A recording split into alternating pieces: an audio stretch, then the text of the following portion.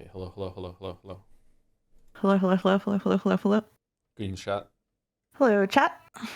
Glorp to you too. Glorpmus. Mary Glorpmas. Sucker Mary Barrels for audio levels. We can do a triangulation Sucker Mary Barrels, can't we? Sure, 1 second. Okay, link is out. Because my link is out, I can now put chat on the screen. All right. Sucker Mary Barrels. Sucker Mary Barrels. Is this Sekimiya? No, that's Sundays. This is Umineko Saturdays, Sekimiya Sundays, Steins Gate never. Steins Gate never. Fata Morgana Mondays. Don't tempt fate. Don't tempt fate. Okay, I turned myself down a little bit. Did Balder say you're too loud? Like 3 people said I'm too loud, so. What score will Joe get in Scrandle? Bold of you to think that we're doing Scrandle. And they can see the tab. Are we doing Scrandle? Just because the They tab can is see there the doesn't tab. mean it's happening. I said I will do everything but time guesser. I'm not doing time guesser. Chat is too mean. Chat is very mean. Am I good at Scrandle? I've gotten perfect Scran 3 days in a row. What? You didn't get a perfect Scran yesterday. Not yesterday. I didn't do it yesterday. I watched you. All right. Hi and Godspeed. Hello, Paquetto. Nice to see you here. Evil and intimidating chat. What is your Scrandle strategy? Do you pick which one you think looks best, or do you get into the mindset of Twitter?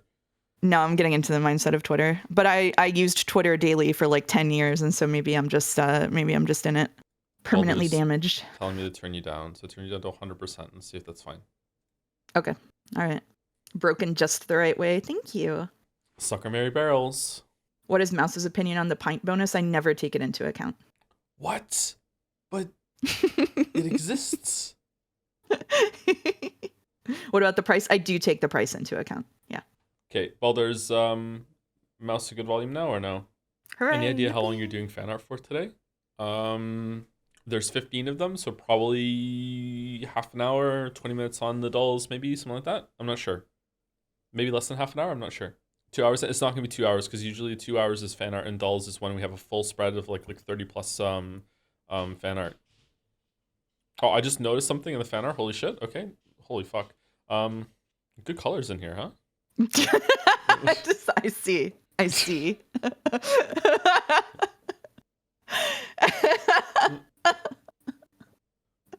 The fact that I knew exactly where to look and figured it out within 5 seconds is such an indictment of you. What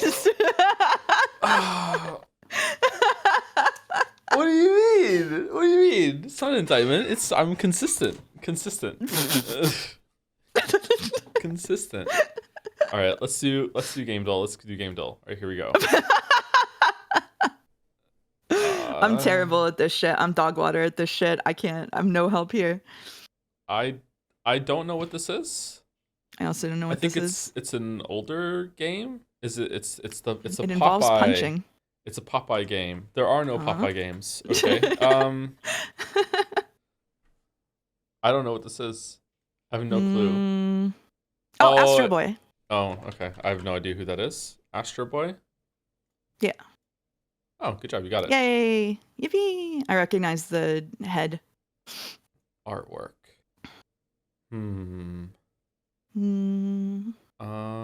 Pyre? Maybe. No. Oh god, I have no idea. Pyre was a pretty good guess there considering this art style. I don't know what this is. I don't know what this is either. Maybe it is. Maybe I don't think this is Bastion, but it's definitely in that area. Oh shit. Mouse? This looks familiar to me, but I don't know what it is. Oh shit. Oh, it's not Ori. Ori? What is that? I don't know. Oh god. Light? Yeah, I have no idea. Omen Sight. I've never heard of this game. I've never heard of this either. Okay. Is it good? Yeah. Looks cool. I don't know. Okay. Time for Bandle. Are you gonna do Bandle? Yeah, I can try Bandle. Oh, but you're really good at music and stuff like that. So it's gonna be okay. I was not that good at Bandle though. I was 12 when this came out. 1997 or 11 or 12. All right, let's see if I can hear it.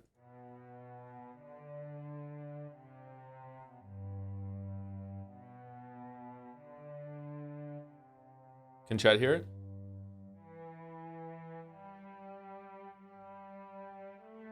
I can hear it. Okay, chat's going away.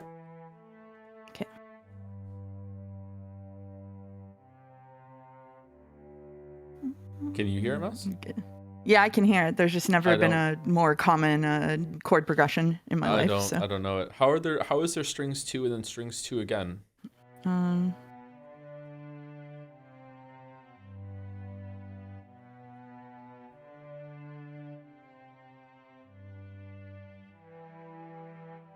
Mm, 1997.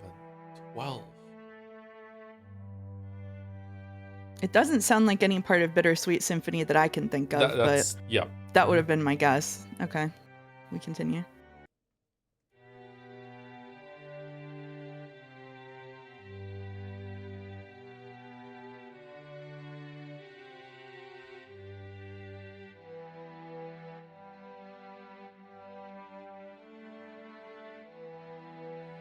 Oh. Is it the Aerosmith Armageddon song? Mm. Oh, that sounds familiar. Yes, it does sound familiar. Oh. Dun, dun, dun, dun, dun, dun, dun, I'm dun. not. Is it? I'm not getting Is it Time of Your Life? Time of Your Life? Green Day? Yeah. Dun, dun, dun, dun, dun, It was. dun. Oh, Yay! wow. Good job. Yay, I did it. Yay! Good job. All right, can I hear it in the guitar? I would have gotten it with guitar. God damn it. Yeah. Oh, I would have gotten it with the guitar. God damn it. Oh. Good John. Good one. Glorp, glorp, glorp.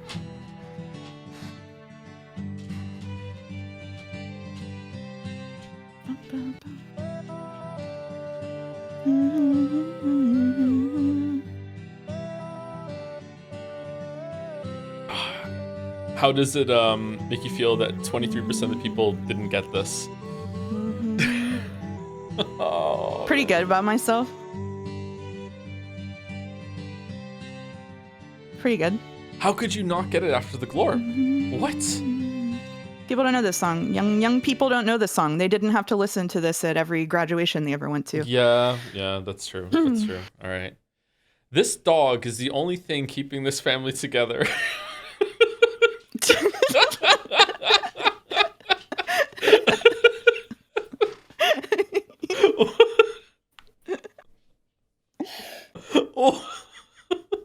I have no idea. I have no idea either. 12 minutes? I don't think there was a dog in 12 minutes. I don't remember a dog in 12 minutes. What was the Heavy Rain? Was there a dog in Heavy Rain? Persona 3? It's not Persona 3. I would remember Persona 3. Zero Time Dilemma, but Chad's saying that. I don't know what this is. No, it's before that. Before that. 2022, before that.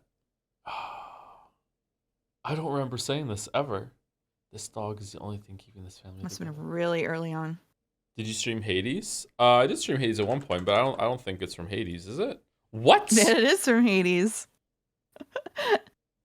Oh, okay, that does make sense. Yeah, with Cerberus, yeah. Cerberus is doing very well. This dog is the only thing keeping this family together. There you go. There it is. Nice mic, man. Thanks. It's the same mic, just different settings. Okay. Time guesser time. Here we go. We're gonna do time guesser. No. Okay, we're going straight to Scrandle. We're going straight to Scrandle. Thank you. All right, here we go. Okay, it's got to be left. It's cheaper. Yeah, it's gotta be it looks left. better. It's got to be left. It's got to be left. Yep. That's surprisingly high for that bun. Oh. Ooh, tough one. Anyone's Tough one. Scran. I'm feeling right. It is a little bit more feeling expensive. left. You're feeling left? Yeah. You have gotten more perfect scrans than me, so I will defer to you as the guest as well. I'm gonna about to lose it for us. But I'm feeling left. No! Oh shit, look no. at the difference. This shouldn't be Oh, allowed. 1.6%. That shouldn't be allowed. Oh man, I'm sorry. Sausage and chips versus Bombay sandwich. Oh, this is tough because people really like just the basic ass sausage. And the right one is really beige.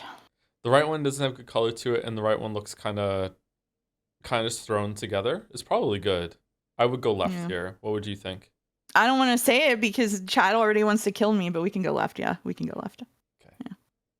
What? Wow. Okay, reverse Scrandle day. Oh god, that looks. Ugh. Oh, why does none of this look good?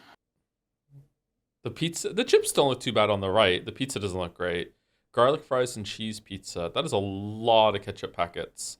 Steak and chips. So many ketchup packets. With chimichurri. Price includes bottled drink 10. She's the opposite of what Mouse says. Okay, yeah, sure. I think left actually looks pretty good. I would eat left. Yeah, I think left looks better than right. But we're doing the opposite of what I say. So This pizza looks gross and it's more expensive. I'm going left. That pizza looks like it's been under a heat lamp for like 4 hours at least. Yep. Fried Ooh. chicken. What's it covered in?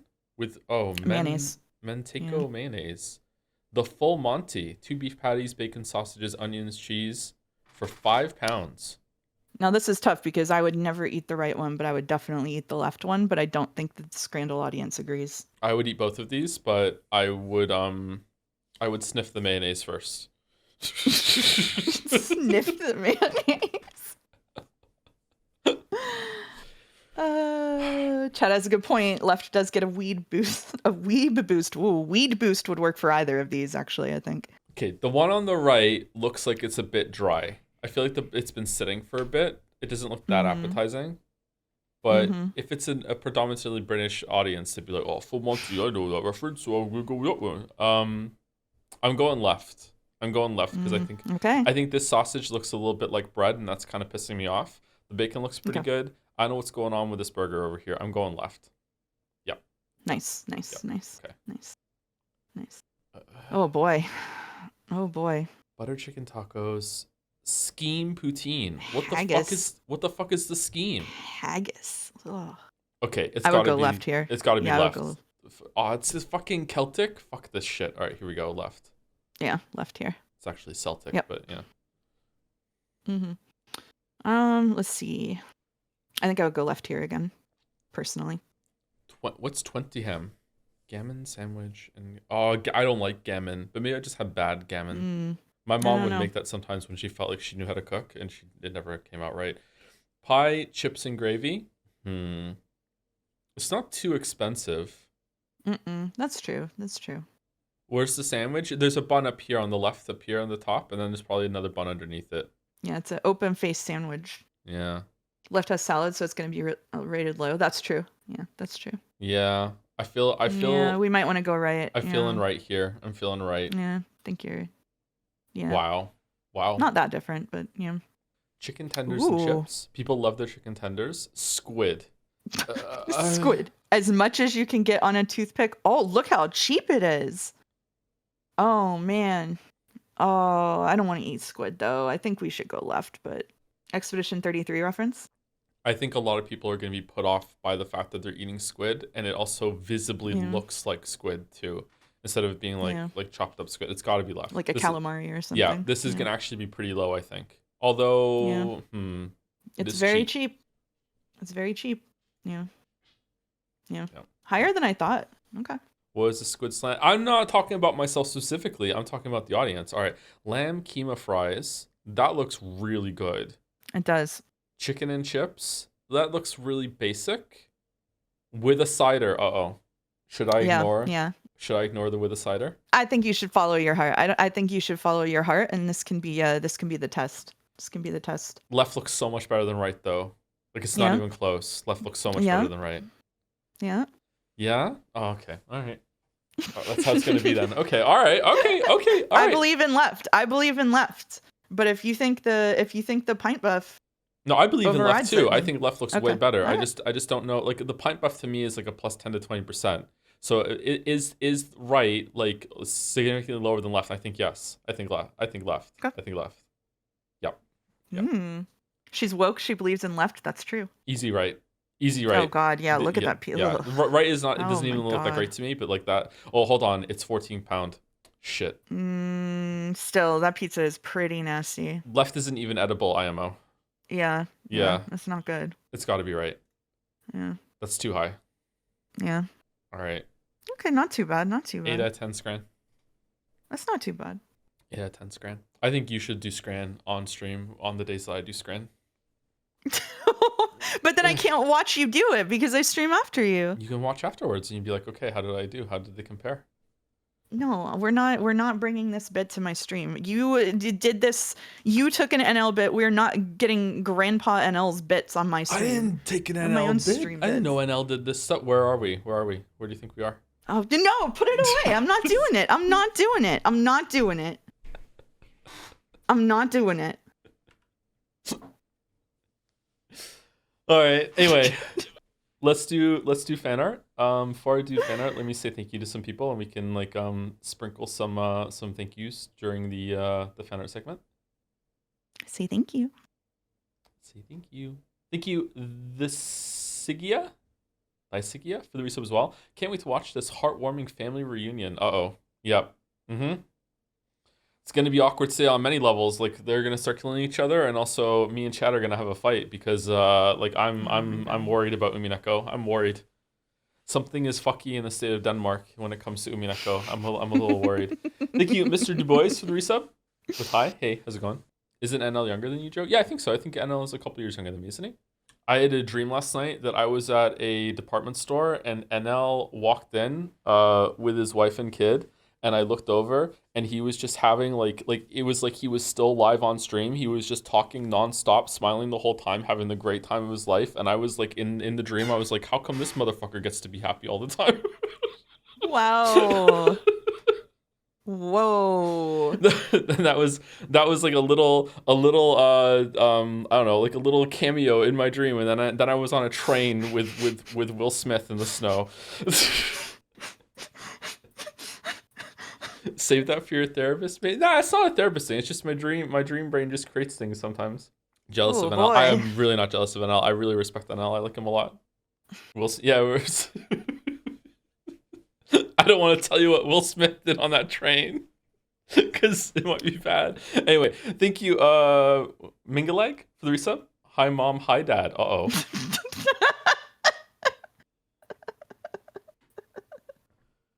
It is a family reunion. All caps. I watched Leo play Among Us again last night, and his strat is whenever anyone says anything during the debates, he just in all caps says, "Go on." So I found the body in electrical. Go on. I think it was Dave. Go on.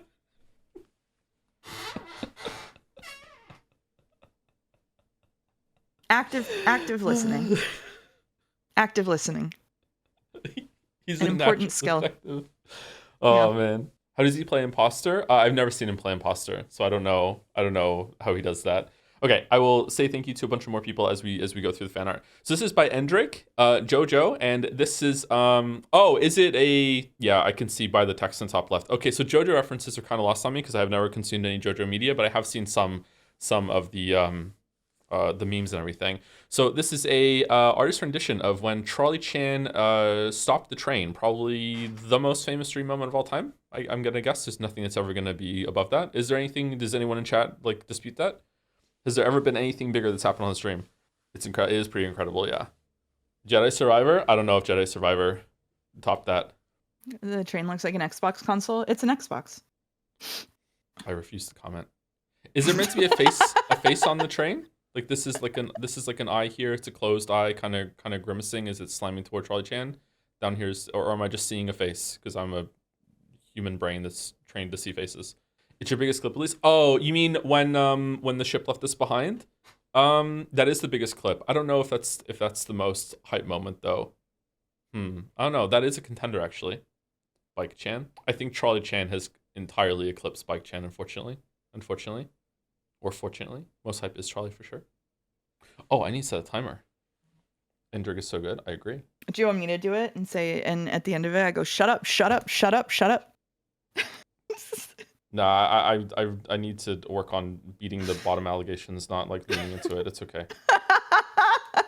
Okay. Okay. We're gonna be unhinged today, apparently. I'm sorry. I didn't. That's okay. It's okay. Anyway, thank you, Endrick. Thank you. Okay, yeah. TC Agam. How some of those Joe stream blueprints runs felt. Damn streamer luck, etc., etc. I wasn't that lucky. This is the last available door this run. Let's hope this is good. Just what is this backpack? John's backpack. FK the coffee. To do, thanks subscribers. Give the artist a marble for the effort. Oh, wow. The bold gambit. Clever. The bold gambit. 3, disregard number 2. 'Tis a joke. All the reverse psychology gambit too. Whoa. Whoa. Jom's hoodie. Oh, is it a Jom's hoodie? I thought is the Jom's I think it's just part? a dragon. Yeah, I thought it was dragon part of the backpack. You were very lucky. Nah, it was all observation and skill. That's it. It had nothing to do with luck at all in this RNG luck-based room drafting roguelike game. Thank you, Azrael Cat, for the resub. Hello, Joe. Hello, Mouse. Doing a spin right now in my office chair. I will go as fast as I can. This is where Umineko episode 5 really begins. Okay, good luck Az. When you were a kid, did you ever stare straight down at the ground and like spin really fast in circles to make yourself dizzy till you fell down? Because I did that. I probably did that a few times. Yeah. We didn't have much to do in rural Pennsylvania for fun. I also one time when I was a kid stared at the sun for a long time after someone told me not to do it because it hurt my eyes and I didn't believe them. Oh, just spite. Yeah, just spite. Yeah, and I turned out fine, absolutely fine. I don't know if you can complain about motion sickness if it's this self-inflicted. I don't think that caused my motion sickness, but maybe. Thank you, Parkir and Honda, as well for the resub. There's a point in time in which you're more weeb than me, Joe, but I just finished Umi last week, and now I'm more weeb than you. Please take it again in a month time. Oh, you're not going to consume any more weeb content until I'm done, so I can catch up? The weeb race? This is another somewhat accurate rendition of me in the fan art now. That's happening. That's weird. Anyway, thank you, TC Agam. By Stickley. What Chan? What? What Chan? The personification of the way Joe says what when something stupid or unhinged is proposed out of nowhere in a story and catch the knockout. Wait, which version? Like when I go what? That one? Yeah, I think so. Okay. That's what that would translate to. Holding her tongue in case of further context. Uh-oh. The perfect Chan for Umineko, episode 5.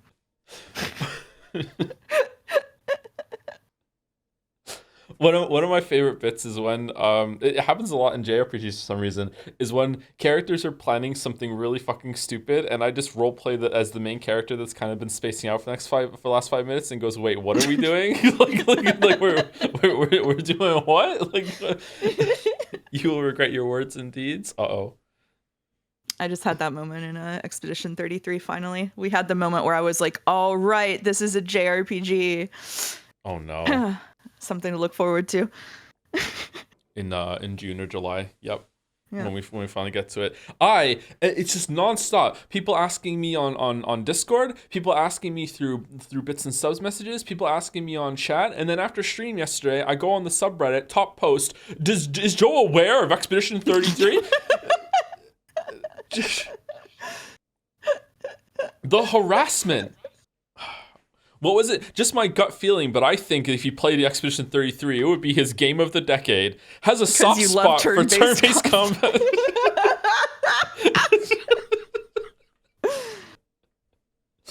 How's that timer doing? I don't know. We're well above it. We're well above it. Thank you, Stickley. Thank you. By Harmva, it's crazy oh my how God. this just poured this all by itself.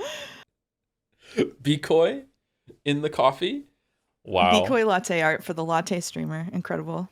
Wow. Harmva does it again. I'm trying to think of a Bikoi pun with latte. Bikoi. I'm not getting one.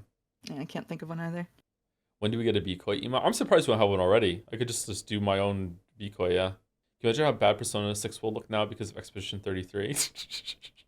That's metaphor, right? They mean metaphor? Wow. Wow, just relentless metaphor's biggest hater. Oh man.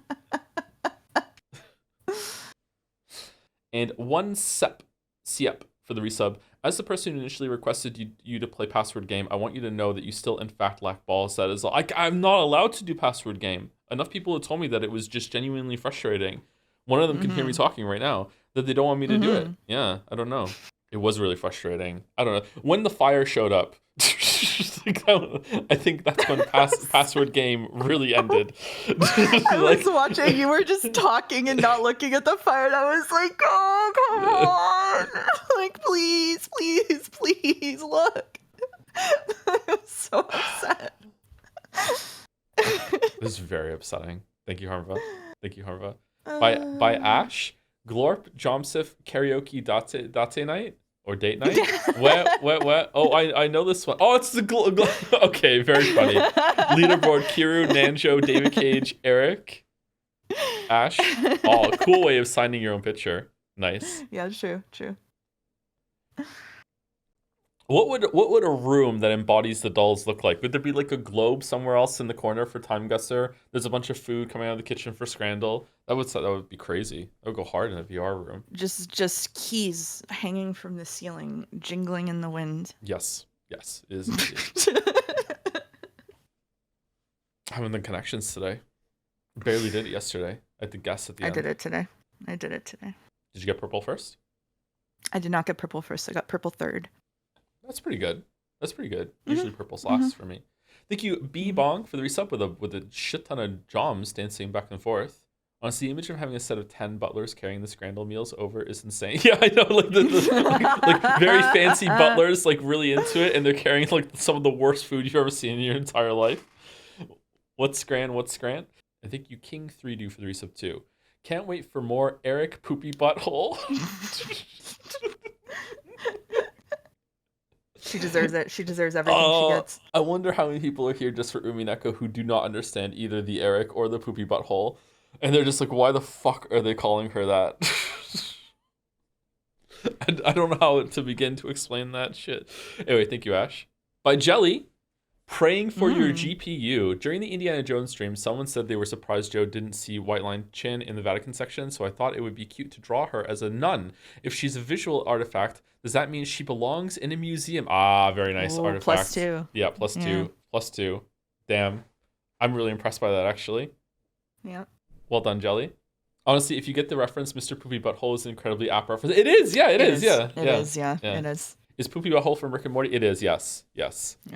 Poopy Butthole is Rick and Morty is playing on the idea of what Poochie is in Simpsons when it comes to Itchy and Scratchy. When a show gets on so long that they just introduce a new character out of nowhere and pretend that character has been there the whole time. And that's what Rick and Morty did. Rick and Morty. I don't know if Rick and Morty sucks now, but that episode was actually genuinely really fucking good. Like I don't know if all those seasons hold up, but that episode is fantastic. It's a really good episode. Kind of bad later. I haven't seen any Rick and Morty since season 3, I think. Sorry, Mouse, go ahead. Yeah, it got bad later. No, you're okay. It's your stream. You're allowed to interrupt me.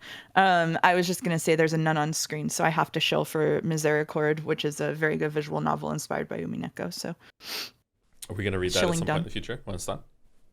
I would like to, but it's up to you. I like to think that she's praying for your GPU so she doesn't have to show up to work.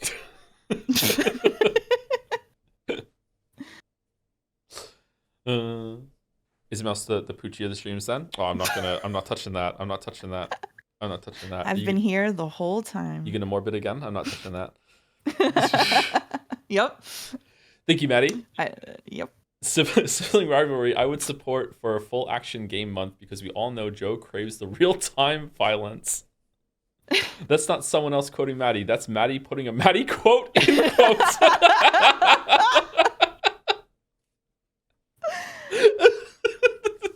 What a chat. Holy shit. Time to kill some demons, Joe. What the hell? This session is not done yet, sis. We just did. I'm sorry. I know some people were upset when we just Bikoi on the shield. Nice. When we just left Baldur's Gate 3 behind, but the demons were calling to me. And I don't regret it. It's been good. Is that a Shadow Heart on the board? Yeah. There's shark down there. Yeah. That's cute. Rulebook of Dungeons and Dragons. I really like doing the Dark Ages. I know it's getting some mixed reception in places on the internet, but I don't know. Maybe most of the people who were really enjoying it are just too busy playing it, maybe. I don't know. Sometimes that happens. Sometimes it doesn't, but sometimes it happens. I think it's pretty good. To modernize Umineko, instead of red text, Battler should ask Grok if something Beatrice says is true or not. Thoughts?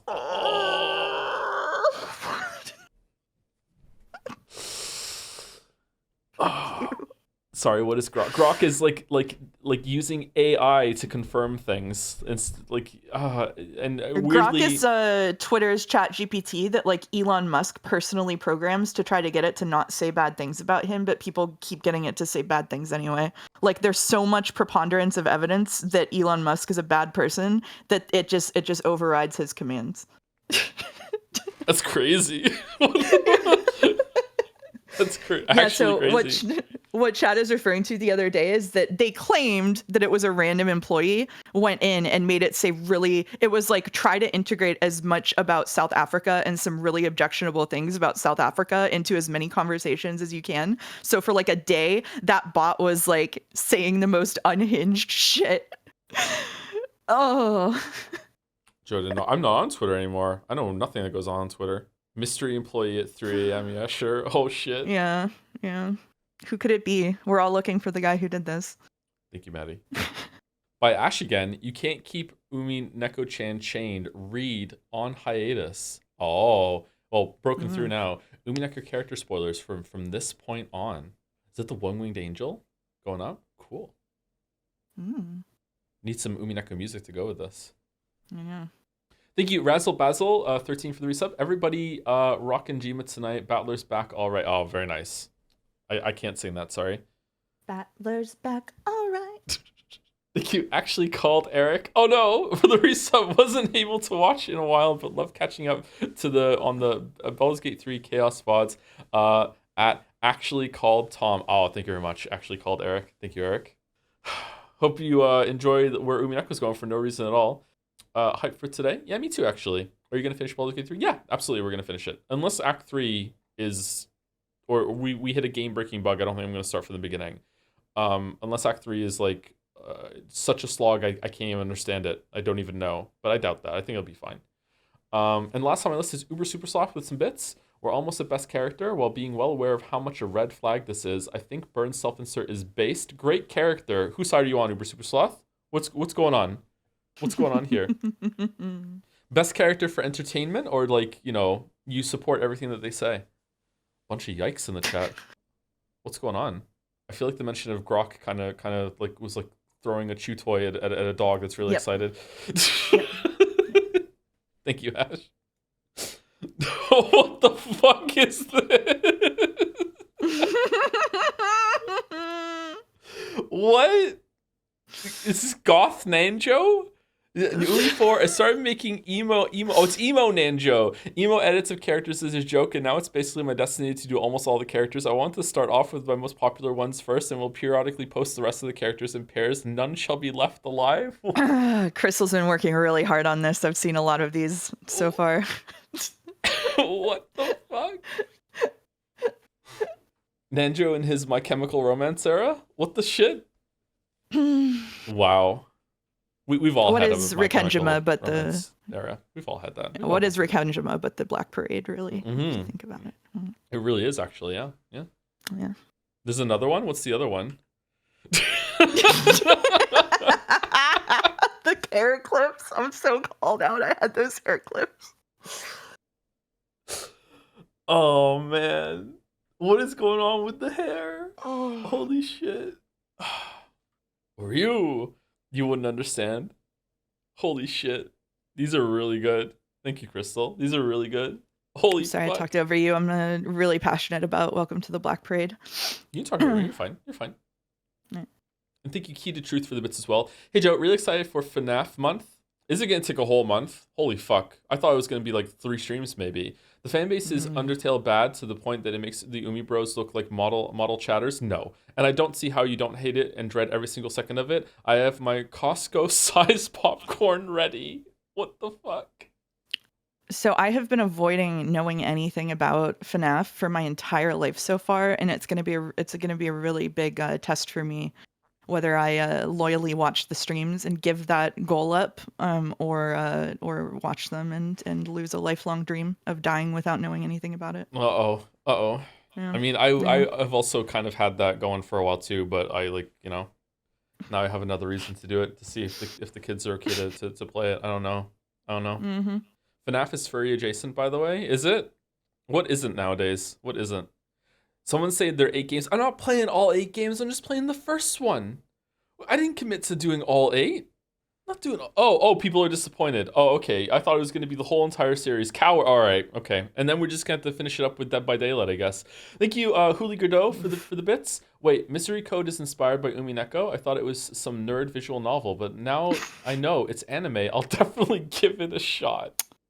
So I talk about this on the podcast interview that I just did, but I actually got into Umineko because of Misericord, because I read it. I was upset it wasn't finished. And I went to the author's Twitter page, and all of their posts were just fan art of Beatrice. And I was like, well, damn, if they like Umineko, it must be good. Base taste. Mm. I'm not allowed to listen to that podcast. Nope. Nope, not allowed. Not allowed. Yep. Too many spoilers.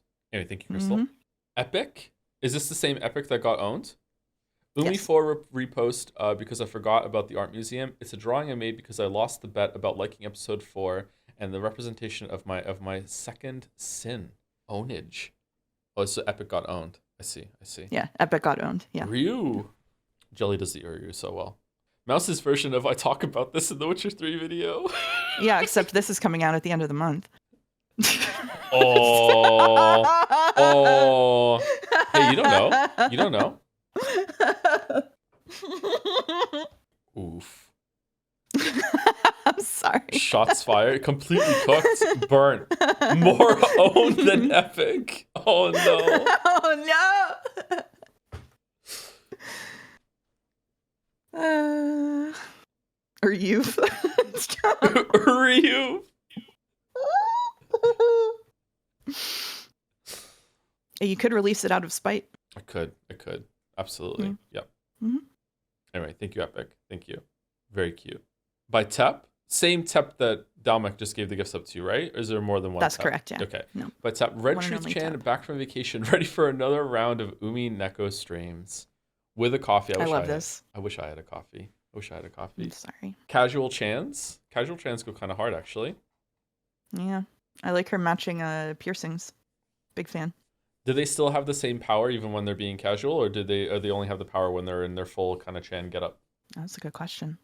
So cute. It's a magical girl thing. It's more powerful. Whoa. So cute. Can a barista make coffee out of uniform? I don't know, Mouse. Yeah, I mean, I do it all the time. There you go. Joe, is that a Nikki reference? No? It's a Higurashi reference, but because people kept spoiling Higurashi, we added the term Higurashi reference to the blocked terms on the channel, so people can't tell you it's a Higurashi reference. Oh, I see. I see. They can no longer call things. I have not read Higurashi yet. So yeah, people can't just spam Higurashi reference and spoil it for everyone anymore. A video popped on my feed the other day that said that there is trouble in Infinity Nikki Paradise. Apparently the last last update is has not been received well.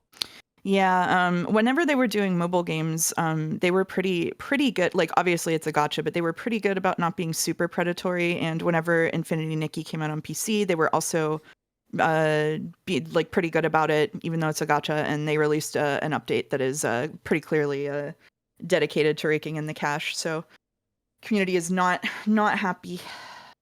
I heard, and spoilers, just in case, spoilers, they kind of retconned the whole story too. Yeah, they did. They took out the whole introductory segment just to funnel you right in. Wow. So you can't play that anymore? I guess not. I wonder what it would do to my account then if I logged in, because I did half of that. I don't know. That's a really good question, actually. Maybe it would just crash. Anyway, thank you, Tap. Maybe. Sam Rambo, we were going to steal the moon when Joe started joking about how Krause is investing in moon colonies. This moment from Despicable Me came to mind, and I thought it was funny, so here it is with Krause instead. I haven't Krause seen was Despicable right. Me. He was just 30 years early. Yeah, exactly. As always. Yeah, he knew. He's come to make an announcement. Has Joe seen the moon tourism video? I have not, no. What's that? Let me open today's Umineko discussion. Okay. What the hell was the last Umineko stream? Like, what are we arguing against anymore? What are we trying to explain? Can we do anything else and make up a story based on solely on read sentences? You know what? At least one other person is saying this, Mark. I don't know. I'm feeling some problems as well. Yep. I don't know. I'm afraid to talk about it, actually. I'm afraid. I'm worried. I don't think you should be afraid. The thing you should be most afraid of is generating spoilers in the chat, I think. Yeah, okay, that's true. That's true. Oh man. Oh no. Gonna have to do a solo podcast to talk about it, and they just never read anything. God damn it. Hey, if you read your DMs, I think they invited you to go on the podcast. But I don't know the whole story yet. Yeah, neither did Jelly. Is it a future thing? Oh yeah, that's true. That's true. Yeah. I forgot the Jelly. Because because Umineko fans can only read the story once and be surprised by it, and then they can read the story again, and then that's Umineko 2, where they can read the story recontextualized. Then they can never get the Umineko drug again, and so the only way for them to get a hit is to get theorizing and discussion from people who are in the middle of it. So they love to interview people who are in the middle of it because it's the only way they can feel something. So. Wow. Yeah. That's why all these people are here. Wow. That's sad. I'm sorry. I'm sorry. It's okay. Thank you. It's okay. All right. Wow. In 2035, we'll get the second half of Caconia, and then we'll be able to feel something again. Wow. Also, thank you to Sam Rambo. Thank you. By Luna Panda. It's pretty easy to accidentally draw Kraus as Trump. Coincidence? Honey, Elon liked my tweet about moon tourism. If I go all in, I can get 5% of return on monocoins. You don't understand. This will triple in price. This is an amazing investment. Nanjo FTs. Oh my god, Nanjo memes as NFTs is so fucking funny. God, please spare my daughter from his genes. Oh no. All my Nanjo's gone. Oh.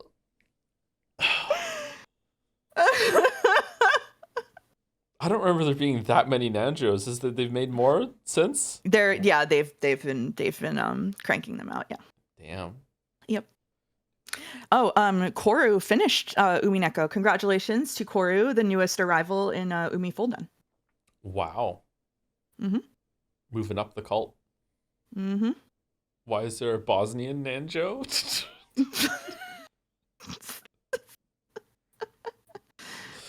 Oh man. Anyway, thank you, Luna Panda. And last Fanart today is by Oko.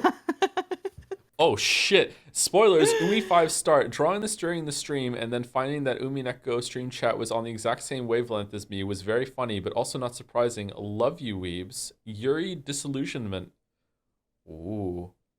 I messaged Oko like 2 weeks ago or something, maybe like 3 weeks ago, and I was like, Oko, the worst part of no Umineko streams is we're not getting Oko Umineko fan art, and I'm dying without it. It's so good. They're just dancing, right? Yeah, they're roommates. Yeah, they're just dancing. Yeah. Yeah. Reload the page on Luna's fan art. On Luna's fan art? 1 second. I guess so. Or just generally? I don't know. Oh. There's an extra one. Oh, okay. There we go. So there's another one after this. Okay. Mm-hmm. We're at 16 now instead of 15. Thank you, Mouse. It's nice to feel welcome. DJ HD.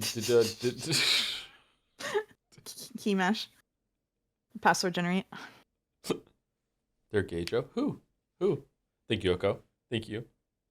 Just Dancing. Just Friends. By Luna.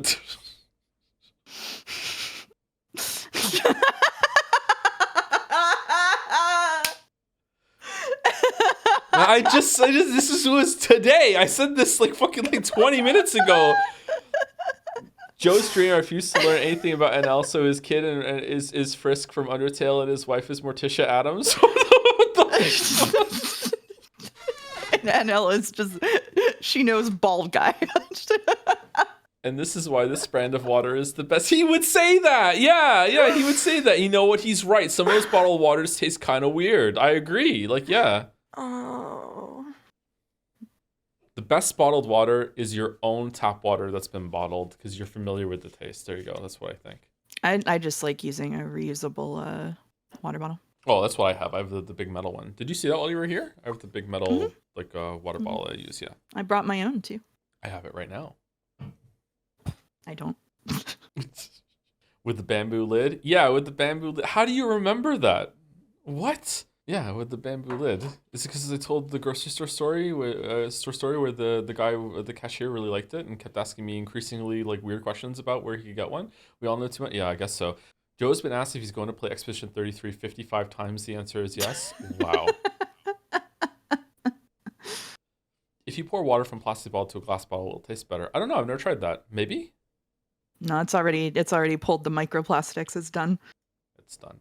It's Anyway. done. And that is it for fan art. Thank you very much, everyone. Time guesser time? No. No. Time for me to make a pre-umineko announcement, I think. Do you want to do it or do you want me to do it? I can do it. Okay. I'm a big kid. So, chat. Knowers in the chat will know exactly what I mean. There is a line that is repeated throughout answer arcs, and it will appear today, that I don't have a problem with. Ryukishi can do it if he wants. I think that it serves a purpose, but I am not comfortable having my voice on record saying it for the rest of time, because that could be used against me. So we're going to leave it on the screen. You're going to see the original, but I'm going to say a replacement word. So that's that. And I would really appreciate it if people did not say it in the chat when it happens. Like let's just leave it alone, okay? Anyway, so how is the sound right now with the waves in the background? I guess maybe we should just get into it and see. Yeah. Was it 3? End of the Golden Witch? Yeah, that's the screen you should be on. Yep. And voice assignments are posted in mod chat. Okay, Erica's seat was the lowest one in rank. Yeah, this seems like where we were. Okay, so I'm gonna turn. It's way too quiet, I know for sure. I'm gonna take it up to -10. Is it still too quiet, or is this a good sound? Too loud? Okay, now it's down to -15. How about now? This is good? Okay, let's do a quick Sucker Mary Barrels. Sucker Mary Barrels. Sucker Mary Barrels. We're good? What does Balder think? Music quiet, mouse loud, jelly is too loud. Turn Gatsby down. I said it to you, you just couldn't hear me. Apparently chat good. I think you need to try the upward compressor off stream. Well, I can't do that right now, I'm on stream. Microwave too small. How do we sound right now, Boulder?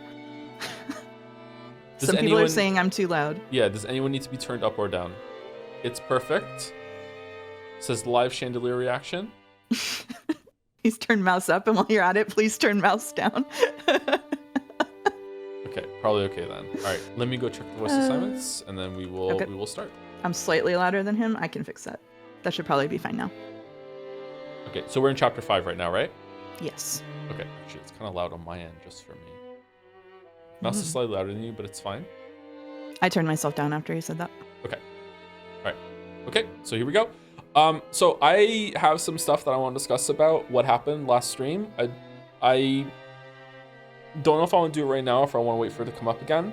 But, what do you think, Mouse? What do you think I should do?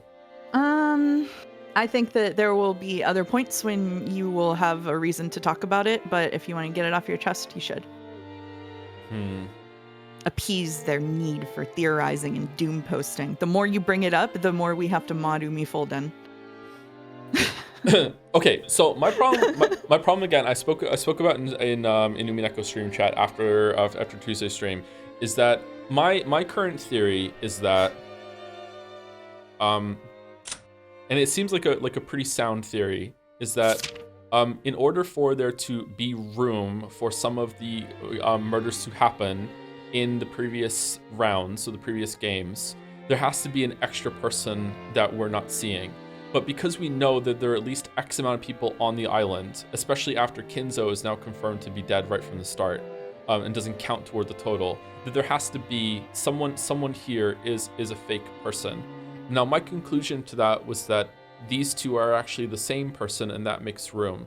However, it doesn't, like, I don't know, maybe watching the stage plays started making me feel kind of like insane when it came to some theories, like maybe like, because especially now that it's been that they've spoken about, like, if everyone is on board with it, like everyone will go, like everyone will see the same thing, like maybe Jessica is dead, and Jessica's been dead the whole time, and the whole family is just pretending that Jessica's alive for the sake of Natsuhi and crowd. Like even Eva's alive, like just something like that. I'm not saying that's like what I think is happening, but it just could be something like that. You know what I mean? Like it's, as long as everyone is on board with it, it could be something like that. Now the reason why I have a problem with that is that in or the problem with this idea is that in the parlor scene last stream, everyone was there. So I feel like I don't fully. There's two problems here. One is that I don't fully understand what the story is trying to tell me in episode 5 when it comes to, like when Bernkastel showed up and just completely just snapped the illusion that Natsuhi was having a conversation by herself. But if someone else there that was a part of the illusion would be able to see it too, it would be fine. Is that like, how does that work when it comes to the goat men attacking? All the people in that scene think there are goat men. Like I don't understand that quite a bit. That doesn't seem right to me. Like when Rosa is like doing Rosa Umineko and putting a shotgun under the goat's mouth, so she's pretending there's goat men. Why would she do that? So like that makes me think that there's another layer to the unreliability that is separate from what they tried to establish in episode 5 earlier on Tuesday. That's one half of it that I'm confused. I don't really know about that. I'm unsure about that. Don't know where that's going. The other half is that it's been a sure thing so far in my mind that whenever Battler is in the scene, that we can take whatever is happening as this is actually objectively happening, unless Battler also has something that he's buying into, some belief, some magic sort of thing that he's into, right? Which I don't think is the case, but it could be. But anyway, I don't think Battler is in on the magic or anything like that, and I don't think Battler would, if these two are the same person, would see them like that. At least I don't think so. But Battler was in that scene, and he was still seeing those two there at the same time. So then my brain goes, all right, so maybe Battler isn't reliable, because of the detective thing. Like immediately it was like, okay, so Battler's going to be the culprit this time. But then my brain goes, okay, well if Battler's not reliable, who is reliable? Because literally everyone was in that room. Like it said in a weird way though I don't like. It said the amount of people in this room right now is equal to the total of the amount of people on the island, which is a really weird lawyer way of saying something, to be honest. I don't like that statement. That feels like the red is lying. But anyway, like whatever. Like we'll get to that when we get to it if it's relevant. But that's a really weird way. So that makes me think that no one is reliable in that room. And if no one is reliable and that's all the characters, then I feel like I can't trust anything to do with episode 5. But I can't remember when I said this to you, Mouse. Was it today or was it yesterday? Now I'm thinking like a way to reconcile this problem that I have with it is that because Mr. Poopy Butthole is here and Mr. Poopy Butthole was not here in any of the other episodes, I wonder, especially because its answers are considered questions, I wonder if like each of the episodes have slightly different rules and setups. Like, and that even was what Battler said. Battler said to Beatrice in the last episode, Kinzo was dead. Kinzo's been dead the entire time. And then he specified Kinzo's been dead in every episode, right? So there can be differences in episodes. So like now my thought is going like maybe this time it's not about reliability. Maybe this time the rules are different and there actually is a different Shannon and canon. Or like if Jessica is dead the whole time and everyone's pretending, Jessica is alive this time. Like maybe this time there is the extra person that doesn't have to be here. Maybe it's like episode 5 is has a different amount of pieces. Like that would reconcile it. But I don't know if that's where the story is going. There's still a lot of story left. Maybe, I don't know. There is a lot of story left. Might be cooking you know a little this is too hard Lambda here. Delta's game board. Yeah, it is like that. And there was a line. Who was it? Was it Bernkastel or was it? No, it was Virgilia. Virgilia said that she's going to do things that Beatrice wouldn't with the pieces, right? So it's Renove said she has no love.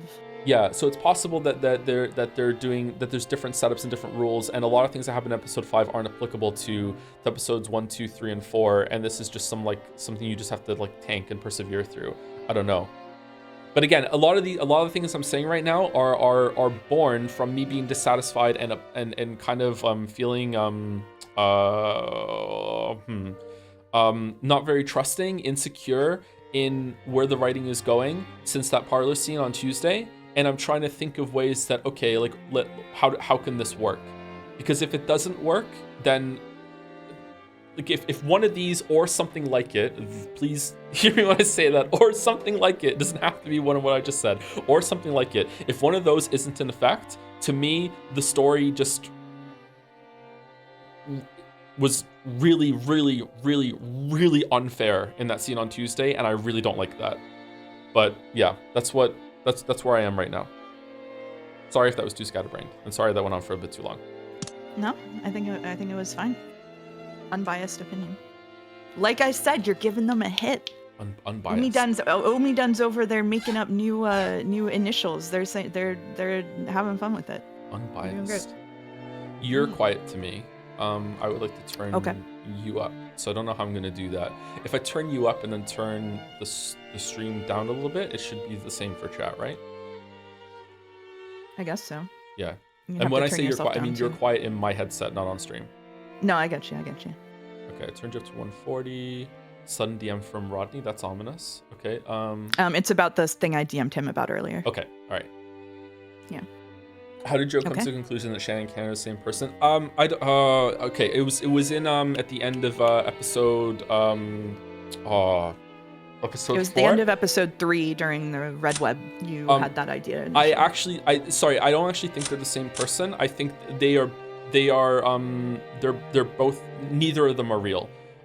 They're furniture of someone else. They're furniture of whatever she said her name was. I can't remember what she said her name was. They're furniture of her. That is Sayo? Sayo. Sayo and Kayo. They're furniture in the same way that we see lots of other characters have furniture in the game. What I'm unclear of is that is this also a furniture construct? I don't know, where the fuck did they land? Right now, furniture of Sayo, Beatrice, Shannon, Cannon, Virgilia, Ronave, Gap, all of the lights, all of the stakes, which also can be like stakes that are embodiments of other people when they want, because Angie and fucking Maria did it too. I think, did Maria have the stakes? I don't know if Maria summoned them herself, but she was aware of them. And I'm pretty sure that at some point Maria has spoken to, has been like sharing that magical thinking with the core of the Shannon Cannon furniture block. I don't know if Lambda Delta and Burncastle are. Oh man, I really don't. I have no idea what these two are. I have no fucking clue what these two are. I'm sorry. I have no fucking idea. They're just here. They're like two characters in a Shakespeare play that are there to contextualize and talk to the audience and be like a part of the audience surrogate while they're there, but also now they're a part of the story and taking control, so I don't know what the fuck they're doing. I have no clue. Lowly Rosencrantz and Guildenstern. Yeah. It's that simple. Yeah, exactly. Yeah. Anyway, let's keep going. Let's keep going. Erika's seat was the lowest one in rank. In other words, Sumari, we're just getting it right off, it was the inferior end of the table. Since Kinzo's seat at the high end of the table was empty, if you spun the whole thing around, it sort of looked like Erika was the host of this dinner. Fucking hell. Well then, everyone. I would like to begin tonight's dinner, if I may. After Goda's announcement, dinner began with the applause that had become almost customary. It was finally the beginning of the dinner orchestra, conducted by Toshiro Goda. It's so loud? Loud Goda. Oh, you can turn down just the voice acting in the settings. No, I can't. Go to the next, hit next. Whoops. It's the lowest it can be. No, it's not. You can go down one more. The game is loud in general. Okay, what if I turn the background and that up, and then down? Just watching chat.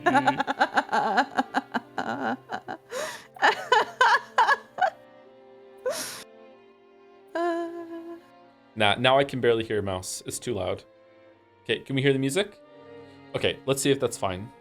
It was finally the beginning of the dinner orchestra conducted by Toshiro Goda. Except for Krause's household, sitting at such a majestic dinner table was no everyday thing for these people by any means. However, they were all used to this event and acted as though it was completely normal. Double tap the portraits to... Oh, okay, never mind. Sorry, I didn't realize I could do that. It's because of a glitch in the game where the first scene starts with music volume too low until a change of scene. If that's true, I didn't know that. This song is really quiet compared to some of the other songs, so...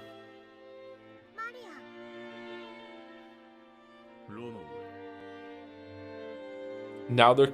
Okay, but if I turn it up, I'm just turning it right back to what it was before.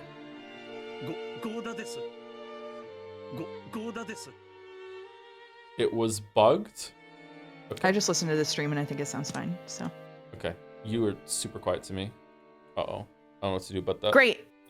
Great vegetables. Anyway, let's keep going. However, they were all used to this event and acted as though it was completely normal. Once again, if anyone was to be surprised, it should have been Erika.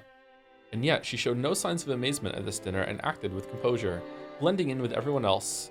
There wasn't even a sliver of the fear one might expect from someone who had wandered here like a lost puppy. What an odd child. She doesn't seem the least bit flustered by the Ushiromiya family's grandest dinner of the year. Kids these days have nerves of steel. Definitely not something I dislike. This Furudo-san used to meals such as this one. She seems to be quite composed. No kidding. She looks really experienced. Heck, I still get confused about which fork I'm supposed to use next. Was it this one or this one? Wow, everyone loves her, everyone. Without showing any confusion over the line of utensils in front of her, Erika gracefully ate her hors d'oeuvres. Hideyoshi had started joking around with her, gripping a fork in each hand. Of course, the president of a company in the food service industry like Hideyoshi obviously knew his table manners. However, thinking that Erika must be nervous over this dinner, he had intentionally spoken with a comic tone of voice. You just have to start on the outside and work your way in. If that's a pain, then just ask for some chopsticks. If you're Japanese, you've gotta love chopsticks. Chopsticks are so great. Just one pair of those and you can deal with any kind of food. I hate her so much. As soon as she began talking about chopsticks, her eyes started glittering. The smile she now showed for the first time was far different from the dignity she displayed before, more like something you'd expect from someone her age. But even you would use a spoon for curry and rice, wouldn't you? Just make it a donburi bowl. Is there anyone who eats beef bowls with a spoon? Of course not. For the Japanese, it's absolutely, positively, totally chopsticks. So, Goda-san, would you mind bringing me some chopsticks? I want to show everyone how a true Japanese person should eat without any shame. By the way, what are we eating next?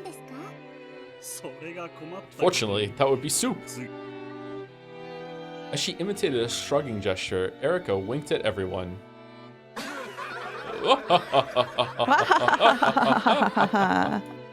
We love Mr. Poopy Butthole. Okay, so episode 5 is just like the beach episode. Okay, all right, I'm for it now. Okay, so like nothing that happens here is going to be of consequence. It's just Lambda Delta fucking with everyone via Burn Castle. All right, of course, no one was laughing at her.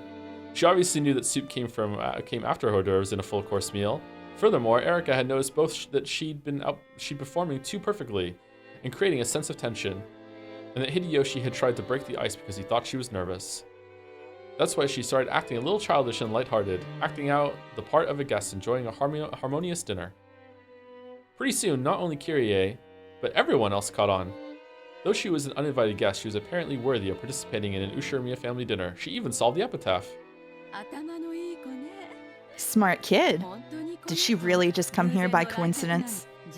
Don't tell me you secretly called your illegitimate child to today's family conference, Nissan. She even has the smarts to brighten the mood, and her manners are simply wonderful. It wouldn't be bad at all to have this girl as a daughter. That's pretty cruel. Where does that leave Jessica-chan? That's mean, Rudolph Nissan. What's wrong, Jessica-chan? Headache? I get the feeling my reputation's taking a dive. Well, if you're a daughter of the head family, you better not let her beat you. Try using those table manners and dignity and Natsuhi's always training you with and fight back. I want to see table manners. Ooh. Hey, jumping around is bad manners. Come on, Jessica-chan. Show us how it's done. Sure, of course. Jessica straightened up so much it looked like someone had poked her back with a pole. She had good posture, but it somehow lacked elegance. She looked, well, kind of like a triangle ruler. What? She sat at attention with her gaze fixed straight ahead, tried to bring her food to her mouth despite this, and failed miserably. Dad, who was sitting next to her, suddenly realized that something was up. Dad? Oh. What's wrong, Jessica-chan? Stomachache? Dad? It's battler narration. Yeah, when has he ever called him Dad? Oh, is this the translation? The different translation? No, 'Cause you have the usually same it's translation. Like the old bastard or whatever. Like I don't remember him calling. Okay. Jessica turned bright red. Sorry, I can't help myself. We laughed our heads off. Jessica protested, but still bright red. Aunt Natsuhi scolded us for being too improper. Well, no matter how much we tried to smooth it over, we are who we are. We couldn't pretend any longer. Still, that laugh really didn't help. It really did help us relax. We were so concerned about the guests getting nervous, we gotten even more nervous ourselves. Our chatter from the center of this long table spread to both ends, and ultimately the dinner went even more smoothly than usual. Thanks to Erica.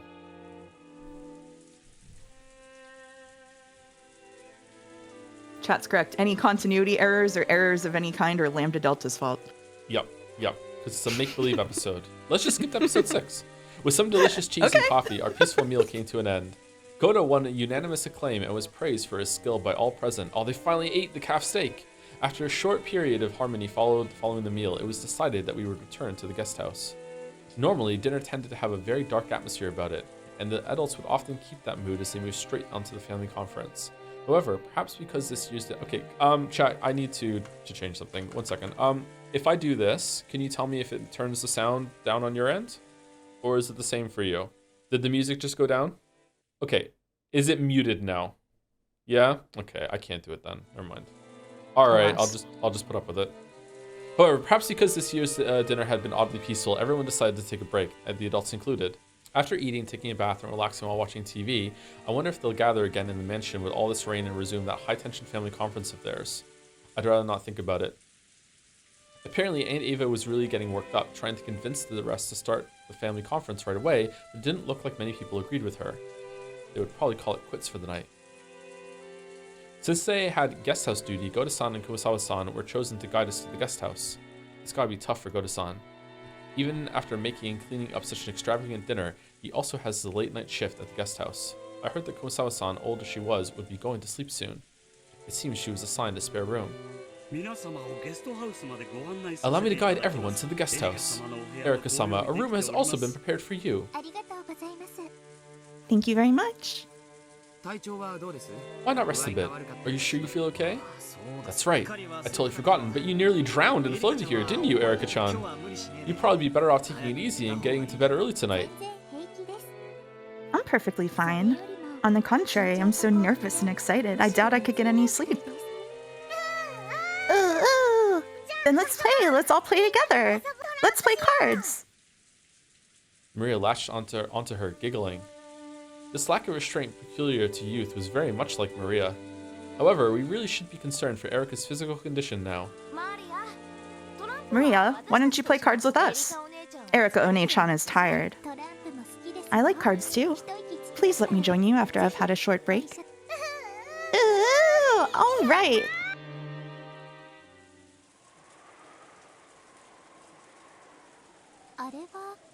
Who is that? The fuck is this Nanjo-u? No, it's Mouse. Mouse is doing it, not Nanjo. As she passed through the lobby of the entrance hall, Erika stopped walking. If she solves the epitaph, when we saw that what she was looking at, the rest of us also stopped. Oh, that is the Golden Witch, Beatrice-sama. The Golden Witch. What are you doing, brats? Go on and head back to the guest house. Dad, Kiryu-san, Aunt Ava, Uncle Hideyoshi, and Aunt Rosa all came over. The entire guest house party had gathered. However, Erika's gaze was captured by the portrait of the witch, and she simply stared at it for a while.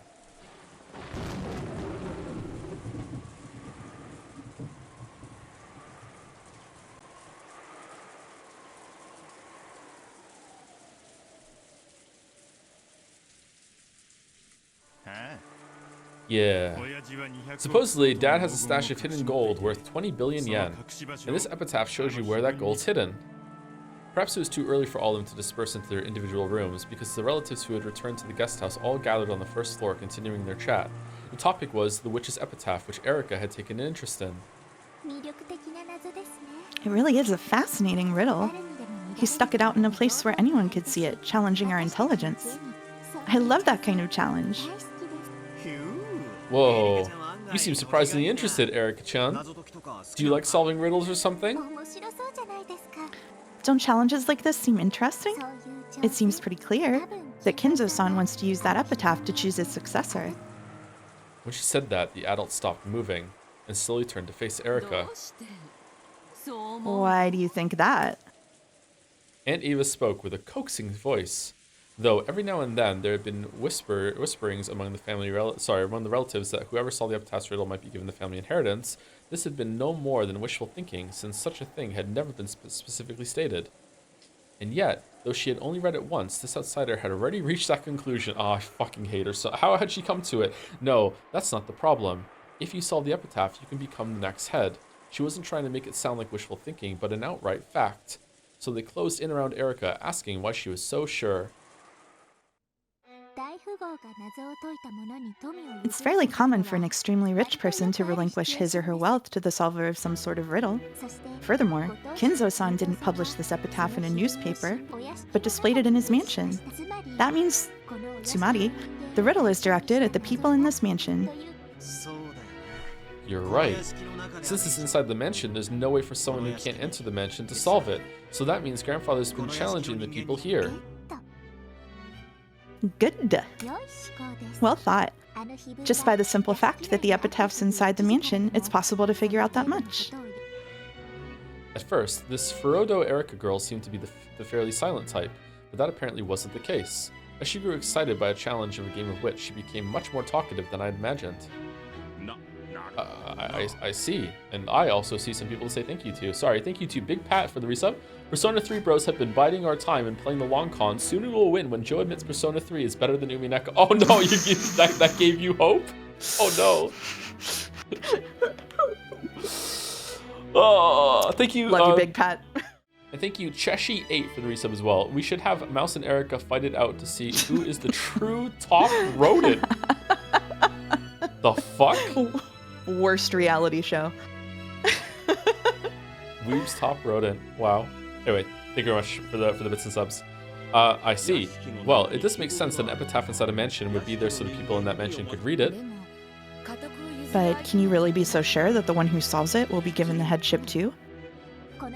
If the treasure gained by solving the riddle were something small, I wouldn't even have considered that. That's right. The hidden gold is worth 20 billion. You might consider that gold itself to be the wealth of the Ushiromiya family. Inheriting something like that would be almost the same as inheriting the Ushiromiya family itself. In other words, Tsumari, this riddle of the gold's hiding place buried within the epitaph is nothing less than a way of selecting the de facto successor of the Ushiromiya family. The idea that the one who solved the epitaph would be chosen as the successor had been passed around by some of the relatives for a while now. However, since it had never been specifically announced, fucking hell, it was nothing more than an optimistic dream. Okay, that's the second time they're saying this now. Thinking this, they decided to abandon all consideration of this point until the details were made clear. Erika had clearly declared that this uncertain point was, in fact, true. If one of the relatives had said it, people would have thought it to be a merely optimistic dream. Merely an optimistic dream. I'm missing my coffee, Mouse. I'm missing my coffee. However, when this was declared by a complete outsider, those words seemed even more credible. Everyone remained silent for a while, slowly considering what those words implied. Tsumari. Simply by the existence of the epitaph in that place, this level of reasoning is possible for Furudo Erika.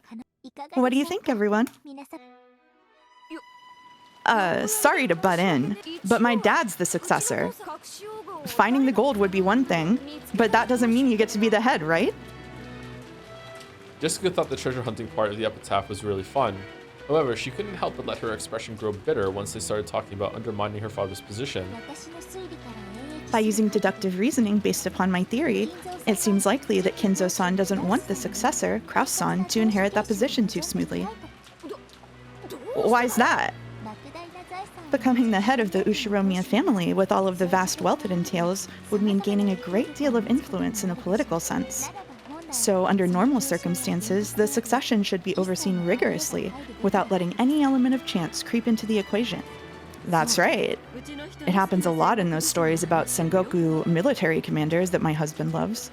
When there are multiple candidates for the successor, it usually results in an internal squabble. That's right.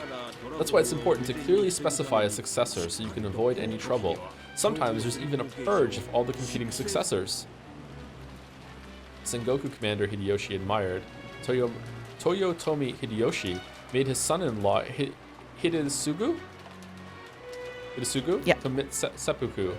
But it was rumored that he might have done this to make Hideyori, who is his real son and born after Hidetsugu, his true heir. In other words, Sumari naming his successor was a way to make it generally known that a single unique person would be acknowledged by everyone, and a way to remove any chance of another person becoming an opposing candidate. Good. That's exactly right. The only purpose for an epitaph like that would be to cast doubt on Kraus-san's position as the successor. In other words, Sumari, if Kinzo-san wanted Kraus-san to become the head smoothly, he'd have no reason to go out of his way and display something so dangerous for all to see. That's right. If you spin the chessboard around, you certainly could say that. It would be odd if he handed over the position of the head normally, but only handed over the 20 billion yen in gold to the person who solves the riddle. Kinzo would pass on the title of family head, but he would only give up the 20 billion yen in gold to the person who solved the epitaph. You really couldn't call this passing on the headship in the truest sense. That's how it is. By this theory, we're able to doubt whether Kinzo-san truly acknowledged Kraus-san as his successor. Simply by the existence of the epitaph in that place, this level of reasoning is possible for Fururo Erika. What do you think, Jessica-san? Oh my god. What the hell? How do you call that reasoning? That's bullshit. It's screwed up. Jessica let her emotions lay bare and glared at Erika. Erika, on the other hand, looked exceedingly calm with an expression that said, well, that's just the truth, right? I see. It looks like table manners aren't the only way this girl is fitting for the Ushiromiya family. It seems she really does match the family, even when it'd be better if she didn't. Sumari, she fucking sucks. She has a lot of red gold. Okay, to take it easy, Jessica. And Erika, let's leave it at that for now. Well, we can put all the successor stuff to the side for now. Anyway, there's no doubt that it's father's big question for us. Wow. It's 20 billion yen. Maria-chan, what do you use it for if you found it? Wow. Oh, the Golden Land isn't just gold, it's a sacred place. Uncle Hideyoshi kept trying to force himself to chuckle and improve the mood. Everyone else tried to play along, but Jessica's mood didn't get any better. So, Erika-chan, would you like to have a go at the Epitaph's riddle? Yes. My little gray cells are itching to get started. I'd like to start solving as soon as possible. I smell a crash out. George and Nikki smoothly turned the conversation around. Just like the time she'd made everyone laugh in the dining hall, Erika looked about with gleeful eyes and jumped at the chance. I like it. Well, since Erika seems so interested, let's all try and solve it together, just like last year. I'll make some coffee. Raise your hand if you want some. Not for you, Maria. You won't be able to sleep. Oh, I want to drink black coffee, unlike Joe. I drink black coffee. It just has some sweetener in it. That's all. Does that still count? Maybe it doesn't count. No, it doesn't count. Hmm. Don't they get you excited, riddles like this? I love them. Erika said that and smiled. Though she must have known that she ticked Jessica off and made the atmosphere sour, she just smiled nonchalantly. Time for some ribbons? Yep, here we go. See, without even waiting for the crime on October 5th, there's a riddle you can solve. I tried to solve it many times myself, but You didn't have a clue, so you gave up and stopped thinking, right? pissed me off, but I don't have a good counter for that. After all, I don't get the epitaph at all. I don't even know what the beloved hometown means, much less the parts about the Sweetfish River and the key. Thinking that a few more hints would show up if I waited, I kept on waiting and just stopped thinking. Have you figured out an answer of your own? Because I'm about to solve it. Well, what? This is where Byrne solved the riddle of the epitaph. I'd expect no less from the Witch of Miracles. If a riddle is solvable, she can solve it without fail, regardless of the difficulty. How many years did it take to solve this one? That's rude. I only fished through a few hundred fragments. You really are terrifying. Oh, okay. So, like, you saying you wait for more information, whereas you just went and go and found more information through, like, passively observing different time. Like, fuck you. Fuck, I hate her. I hate her. I hate her. He's still kind of cool, but he's on the ropes. I don't know what's going on with Battler. You aren't going to cheat by suddenly saying the answer in red or something like that, right? Don't worry. Just like you, I follow the rules as a player.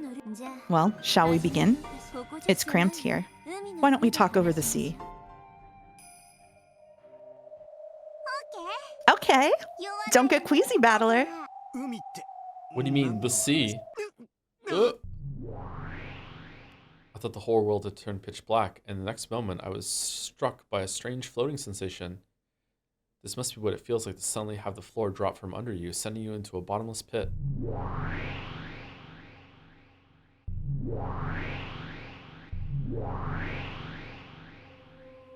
When I looked, I saw that the two witches and I had been thrown into a pitch black universe. In this space, every direction was covered in endless darkness, and it felt like a limitless expanse filled with countless glittering objects. Some people might have likened it to the depths of an ocean, where innumerable sparkling fragments drifted. This isn't the beach, it's the bathtub. I understand that reference. Very nice. Well, don't Google that. Don't Google that. Don't Google that unless you're alone. I'm not kidding. Didn't she tell you not to get queasy? If you want the concept of gravity, just create it yourself, okay? Come on, calm down and look at us. Come on, don't we look like we're just fine? Believe that your feet are on the ground and that you're being controlled by gravity. If you do that, you'll find your equilibrium. Yes, the two witches are standing normally as if their feet were planted on transparent pieces of glass. I'm the only one floating about like someone in a rapidly plummeting elevator. When I saw that they were doing just fine, I started calming down, figuring that there was no need to be scared. Then, just as Lambda Delta said, I gritted my teeth and kept telling myself that there was a place to stand here and that I had to stay calm, and because I believed it, it was true.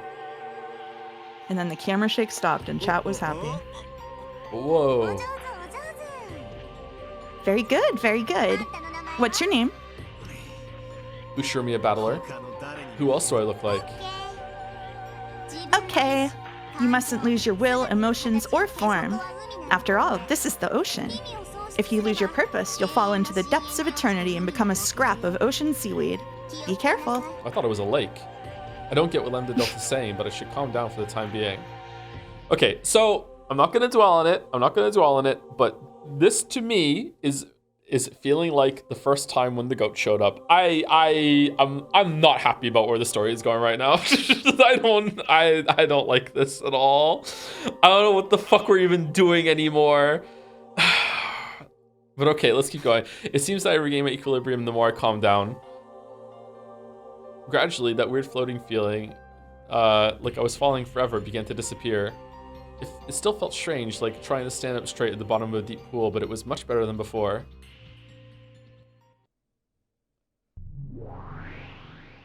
Then let's begin. I'll weave together some fragments for solving the riddle of the epitaph. F-style. Bern Castell opened both of her hands. Then, like a planetarium, all of the fragments throughout this empty space began to spin, leaving tails behind them. The expression planetarium might have been surprisingly fitting, and if we rest here, we got 2 more stars at the beginning of the next day. Multiple fragments were tied together by gold lines, and what looked like constellations zoomed by us rapidly, one after another. It felt almost as though we were dashing through space at an incredible speed. Then, with tails of light drifting behind them, several brightly glowing fragments swirled around Bern Castell. It looked almost like she'd created her own solar system with her as the sun. Yeah, that tracks. That solar system surrounding Bern Castell grew to a radius large enough to swallow us up. And every once in a while, one of those satellite fragments zoomed right past me.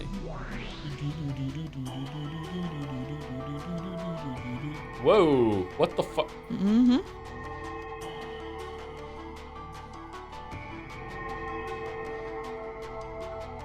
When those fragments passed by me, it felt as though some kind of memory welled up inside me, so I sensed it.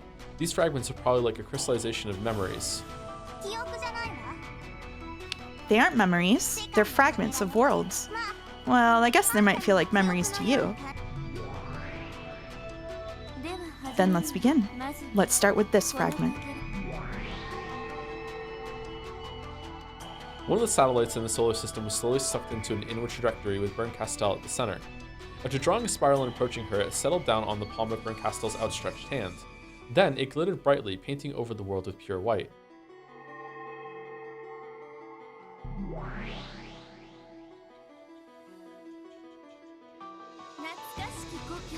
The beloved hometown definitely won't betray our expectations. The only past father held dear happened during his childhood years. I remember that. This is from the third game when Aunt Ava was just about to solve the riddle of the Epitaph and was thinking it over with this witch inside her or whatever. You and Parlor are on the same wavelength on that At least one. we're still the same, yeah. That's right. And from these thoughts, she made her way to the correct answer. In other words, Tsumari. This fragment shows a vital hint for reaching the truth. It means that this theory is not mistaken. So you're saying we should assume this beloved hometown isn't a metaphor or anything like that, but the place grandfather actually spent his youth. That's right. And at the very least, it isn't Otawara. Otawara is definitely where he was born, but I don't think that's the hometown he loved. I imagine all of us siblings have the same place in mind. Right. This probably isn't Otawara. From what I've heard, he had a very fun time as a youth. That's right. Aunt Ava and her siblings said it wasn't Otawara. And not only that, it looks like everyone guessed where grandfather's hometown was. Right. And annoyingly, the actual location isn't spoken of in any of the fragments. How is this supposed to solve it then? If I told you that, there'd be too many hints. If it wasn't a hard riddle, there'd be no point to it. Uh-oh, that's a hint too. So she's Kinzo? Just where is this hometown of grandfather's? We can't even start if we don't know that. You mean you couldn't start, so you stopped thinking? Since it had to be a place where he could have lived, the number of possibilities is limited. Well, this is the toughest part. You were the witch who could certainly solve any riddle that can be solved, weren't you? So you took those limited possibilities, which is pretty much every town, village, and city in the world, and just like went through all of them that had, and then we narrowed it down which ones had rivers and which one didn't, and which one of those rivers were sweetfish rivers, which one wouldn't. And then I just went down down the river until I got to one that matched the key, and I just went through all the possibilities. Why didn't you do that? You just stopped thinking, you idiot. In other words, Sumari everywhere on Earth and considered every every piece of land the grandfather might have lived on.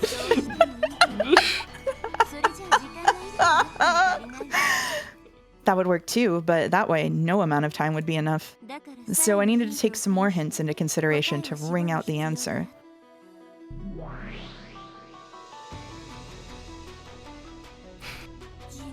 Didn't you say it yourself? You said it didn't have to be a river with water flowing down it. If the word sweetfish is too complicated, why not forget it? Think of a river. A river. Linking it with a family tree wasn't a bad idea. Try thinking about how to link a river with something else along those lines. A sweetfish river running through the hometown. However, this river isn't truly a river. Ava thought of something else, something that could be linked with the river. Sure, but if it isn't a river, then why the sweetfish? Think. A river that runs through the hometown. But it isn't a river with water running down it. Something that can be likened to a river. A street. Behold the Sweetfish River running through the beloved hometown. Ava knew where the hometown was, so she could forget about the Sweetfish hint. However, since we don't know where it is, this could be a hint for us. I worried too much about the Sweetfish River. The Sweetfish part didn't really matter that much at all, did it? That isn't true. It was an excellent hint, wasn't it? Well, of course, maybe there was no need for it to be sweetfish. What are these, sweetfish? If the river isn't a literal river, then of course sweetfish probably doesn't mean the kind of fish that swims. Yeah. And on top of that, Rosa tossed it aside, saying that sweetfish weren't that significant. On the other hand, Ava said it wasn't important for them to be sweetfish, but that it was still an excellent hint. In other words, Sumari, a sweetfish is a key to make you think of something else. If that something is a different word, but a word that sweetfish makes you think of, then Ava's line about how it probably didn't have to be sweetfish makes sense. From these thoughts, Aunt Ava formed some theory, went to the library, looked through some books, and verified that she was right. Which sounds a lot like bullshit to me. In short, Aunt Ava formed some theory about the true nature of the sweet fish river running through her hometown, and then just solved it, Lamayo. Then she opened a certain book to determine whether that theory was correct or not. In other words, Sumari, this theory was something that could be verified through some kind of book. Also, after she figured out what the sweet fish river was, she figured out the rest of the riddle very quickly. Good thinking. The epitaph continues on, saying, as you travel down the river, you will see a village. At that point in time, Ava hadn't yet solved the 3 lines starting with this one. Wait, hold on. Did she just read his thoughts? Yeah. What is this village? What does it mean? Do you find one if you go down the river? Ugh. Right before my eyes, the pieces that I hadn't been able to understand at all began to snap into place all by themselves. I couldn't even remember to close my open mouth. My throat grew completely dry. Is it really okay for this to be the answer? Really? Really? So, if we figure out what the Sweet Fish River running through the hometown is, that leads us directly to understanding the as you travel down the river, you will see a village stuff, and then we get the key to the Golden Land. Correct. And we know that because even Ava didn't know what the village meant until she checked the book. Damn it. Just what is this book?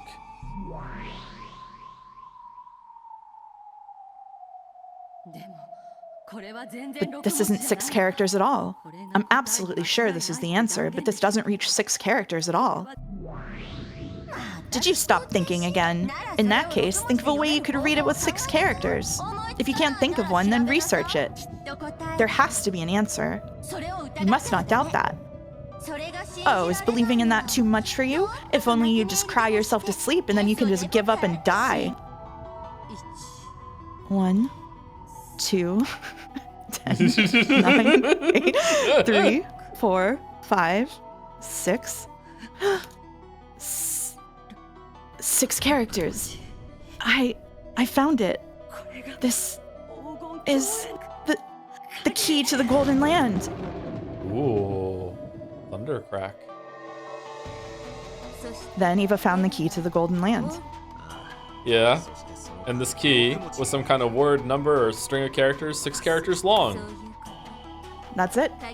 If we know the key's true identity has 6 characters, the meaning of the first Twilight changes drastically. On the first Twilight, offer the 6 chosen by the key as sacrifices. The 6 chosen by the key, 6 characters. In other words, Sumari, it means to sacrifice the 6 characters chosen by the key on the first Twilight. Does it? I'm starting to think that this has nothing to do with the fucking murders. The key indicates a certain group of 6 people. No, we should say it indicates a certain group of 6 things. If this doesn't mean a literal command to offer sacrifices. For example, it could be an anagram. An anagram? Do you mean playing with letters? Yeah, we can do it again? We can do it again? No! Fucker Mary Barrels, no! Okay, yes, Kyrie-san had been thinking that way ever since that moment.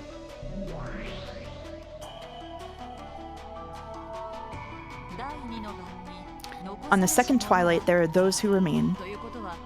Which means that, at the very least, that something has a limited number of characters. You could read it like it's telling you to continue with the remaining characters after the first 6 characters are removed.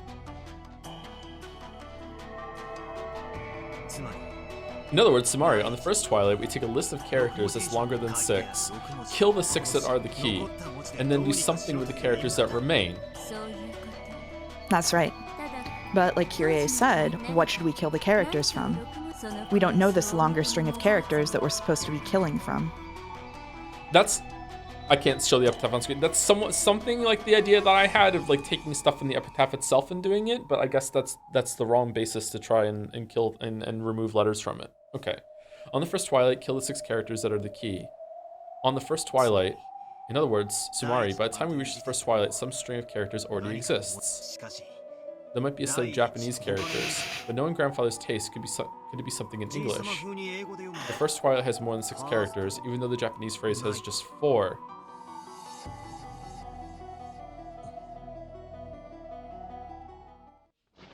Sorry, chat said kill OC and Joseph, you get JPH. Exactly. Good. That idea of yours isn't bad, Battler-san. We can interpret the 6 sacrifices chosen by the key as a string of 6 characters. I think it's a very clever concept. That way, the key doesn't necessarily have to be key-shaped. I've also considered the possibility that it's an anagram. Come to think of it, you did say something like that before. But in that case, where do we take the 6 characters out from? That's right. Since we're taking 6 characters out, it must be at least 6 characters long. We need to read that phrase in some way that gives it more than 6 characters. If we follow father's sensibilities, I guess it probably is English after all. If it looks like we're getting stuck, why don't we move on to the second twilight and look for hints? Those who remain shall tear apart the 2 who are close. We can probably think of those who remain as the remaining characters after the first 6 have been taken out. In that case, what does it mean by 2 characters that are close? I see. I get it, so that's what this is about. For example, let's take the following list of 9 characters, 1, 2, 3, 4, 5, 6, 7, 8, 9. And then, let's say that the 6 characters offered as sacrifices are 1, 3, 6, 7, 8, and 9. In this case, wasn't there like a code written on the door? So no, that was the bank vault, whatever, wasn't it? Or maybe it's linked to this as well. In this case, we erase the aforementioned 6 characters from that string and get x2, x45, xx, xx. Do you want an answer to that? No, it's okay. So 2, 4, and 5 are left. So what? Oh, 4 and 5 are close. Yeah, I get it. So the 2 who are close are... Yep. There's a gap between 2 and 4, but 4 and 5 are right next to each other. There's also a gap in the story. They're the 2 who are close. Good. Well done, Battler-san. We can't tell whether tear apart means to crush 4 and 5, or to put a gap between them, but I think that's a good observation. Then what do you think about the third twilight? Those who remain shall praise my noble name. Since there's a good chance that we're playing with letters, this might be the same thing. The characters that remain shall praise my noble name. That's tough. What could it mean? Does anyone know? I think I do. Of course you do. Huh? What is it? Tell me. Is this also an anagram? Once again, good. Battler-san, you're a pretty flexible thinker. By anagram, you mean playing with letters, right? That means... In other words, Tsumari, maybe you can make some kind of word by changing the order of the remaining letters. Yeah, if so, I might be getting ahead of myself with this theory, but maybe the original list of characters that the first twilight's removed from is 11 characters long. Well done again. I reached the same conclusion. Why is that? Why do you think there are 11 characters? We think killing a single sacrifice means crushing a single character. If we interpret the tear apart of the second twilight to mean adding a gap between 2 characters, then there are 11 characters total. If tear apart means to crush those 2 characters, then we can assume that there are 13 characters. After all, from the 4th twilight to the 8th twilight, the word kill appears 5 times. And then, on the 9th twilight, it's written that none will be left alive. If we ignore the part about the witch reviving for now, I figured that after crushing the first 6, separating the characters that are close, and then crushing 5 more of them, there should be no characters left. So that makes 6 plus 5, or 11 characters. If tearing apart the 2 who are close in the second twilight means to kill both of them, that makes 6 plus 2 plus 5, or 13 characters. So there's a chance the word symbolizing the first twilight has 11 or 13 characters. Wait, it couldn't be that easy, could it? Wonderfully done. That's the exact same theory I thought of. It looks like you were gifted with excellent little gray cells just like me, Battler-san. Hey, quit it. Just doing what comes naturally.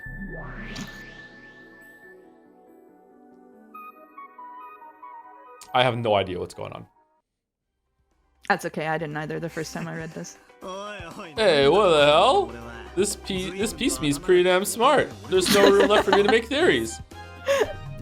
Again, I'm like just in line with him in fucking Space Battler. Sorry about that. You weren't around at this point, so I just controlled your piece for you. Isn't it nice how smart I made you look? What do you... Wait, what?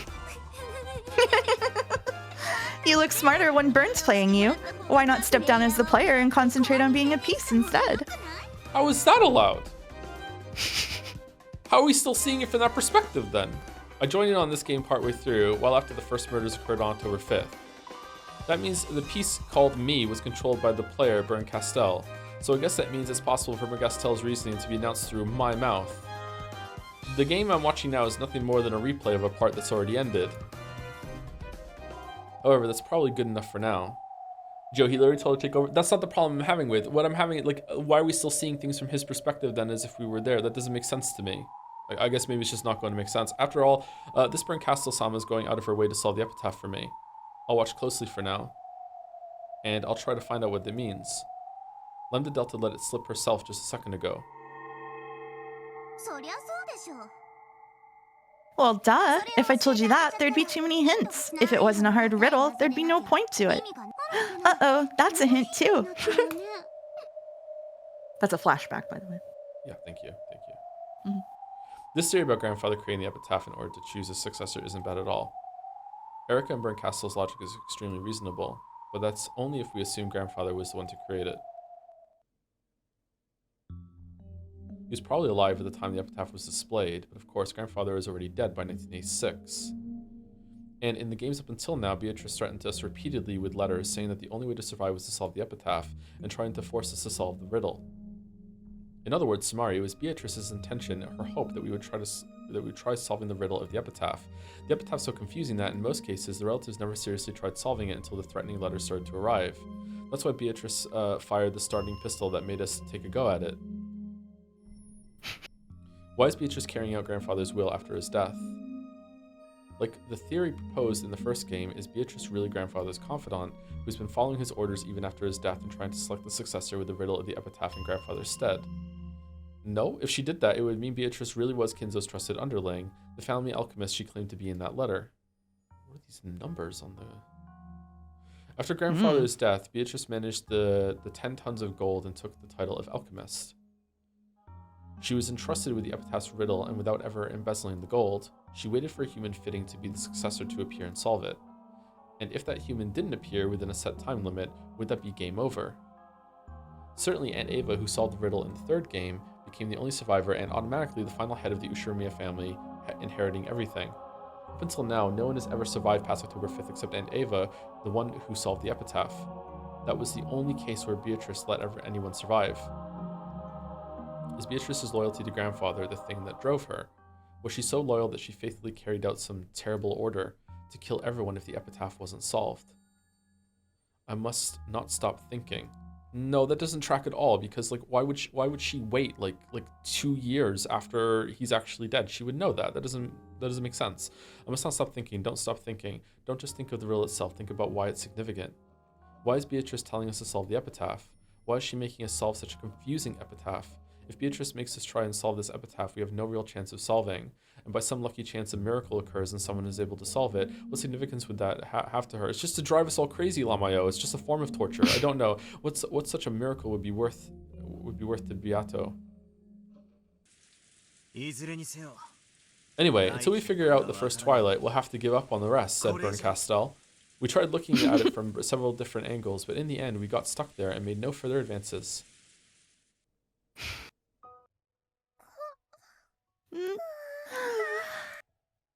Maria let out an extra large yawn. This caused several other people to yawn. We'd been using our heads so much that everyone had gotten a little sleepy. Jessica, who'd been silent and irritated the whole time, quickly stood up. I'm going upstairs with Maria. We'll watch TV or something. Okay, I'll go up too. Hey, why don't we all play cards upstairs? When George proposed this, Maria completely forgot about that big yawn of hers and started jumping around, insisting that she wanted to play cards. According to the clock, it was already 10 at night. It was already about the time you'd normally take a bath and get ready for sleep. Even the adults seemed pretty weary from traveling. We decided to continue this later and went our separate ways. Will you play cards with us too, Erika-chan? I appreciate the sentiment. I overstepped my bounds a little, forgetting that I'm a simple guest. I'd like to take it easy and rest for the night. I almost forgot I was recently in an accident. Seriously, you're in such high spirits, it's hard to believe you almost drowned. That's youth for you. Still, I enjoyed it. I think we've taken a big step in our reasoning thanks to you. If I find the gold, I'll let you have about 1,000,000 yen worth. Wahahaha. Can't you at least offer the poor girl 100 million? Wahahaha. No need to bother. I'm only interested in solving the riddle. Well then, if you'll excuse me, good night. Yeah, night. Oh, you aren't going upstairs, Battler-kun? I'm getting a bit interested. I'll think things through here just a bit longer. If I can just figure out the list of characters that marks the first twilight, I bet the road before me will open up all at once. Everyone went up to the second floor one by one. Only Aunt Rosa remained behind, cleaning up the coffee cups everyone had been drinking out of. Kiryu-san and some others had offered help. You okay? But Rosa had refused and was washing them all alone. Since I'd just been treated to such delicious coffee, I decided to help too. I wasn't just doing it because I felt obligated. I wanted to keep discussing the Epitaph with someone. The first twilight. The first twilight. Aunt Rosa, have you thought of some list of characters or a word? No, I don't have a clue. But instead of the first twilight, it's the 10th twilight that bugs me. The 10th twilight? What about it? Well, at the end here it says you'll receive the Golden Land's 4 treasures once and for the last time, right? Yeah, it does. Why mention that you're reaching the Golden Land just once and then say it's for the last time? It's almost as though he's repeating the same thing twice. I've just been wondering whether he had some reason for putting it like that. You're right. Like you said, there's got to be a more straightforward way of saying that. That line should have been a key part of the riddle, where you wouldn't expect the writer to waste words needlessly. Could it have been done for some special purpose? Still, you and that Erika-chan girl are incredible. Your minds really are flexible. I'm already an old lady and my brain just doesn't work that fast. That theory about the 6 chosen by the key signifying 6 characters to be removed was very impressive. After hearing that, I can't see it as being any other way. But before then, I didn't think it was like that at all. I'm feeling let down by my own dull mind. That's not true. You've got a flexible mind yourself, Aunt Rosa. This last time thing might be really important somewhere down the line. Not at all. My mind's very stiff. Up until now, I always thought that this first twilight was nothing more than a place 1/10 of the way on a road to the Golden Land. Okay, so is it like if you know where the hometown is that's talking about in the riddle, you follow something down to get like a name of like it's not a physical river. My mind keeps going back to physical river. You get a name or something like a landmark, something like that. If it's a family tree, then you'd follow it down to a name of someone. Wasn't he really mad about like when Maria was used? So you take something like.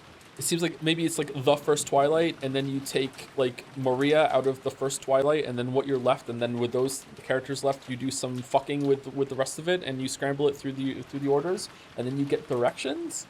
I don't understand what you would do with the directions. I don't understand with that. Is it something that's definitely not it, but is it somewhere along those so I can even just like have cling to some basic fucking understanding of what it is? That sounds basically like what they've described, yeah. That sounds like what they okay. What's that? Sounds interesting. Mind telling me about it?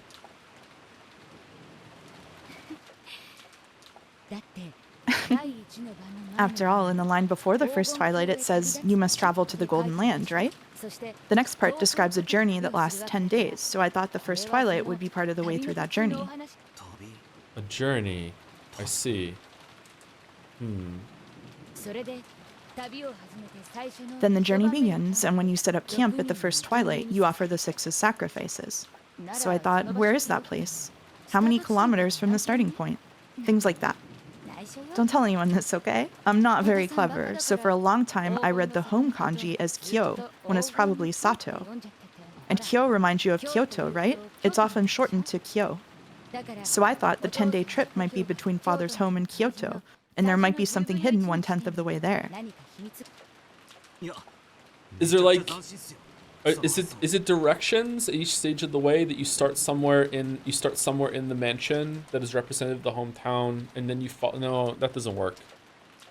But like each twilight would be like a leg of the journey. So you start here, you follow directions. Once you get to directions, and you change the directions from the key, what you do with the crushing or whatever, or removing or separating, and then you would just follow it around until you got somewhere else? Or is it just like I can't imagine that you're taking 11 or 13 characters and then those 13 characters like result in like a six character direction that allows you to just know suddenly somewhere in the mansion or in the estate that that's where the gold is, because there's definitely like a secret passage or a secret door somewhere that Rosa and Ava found.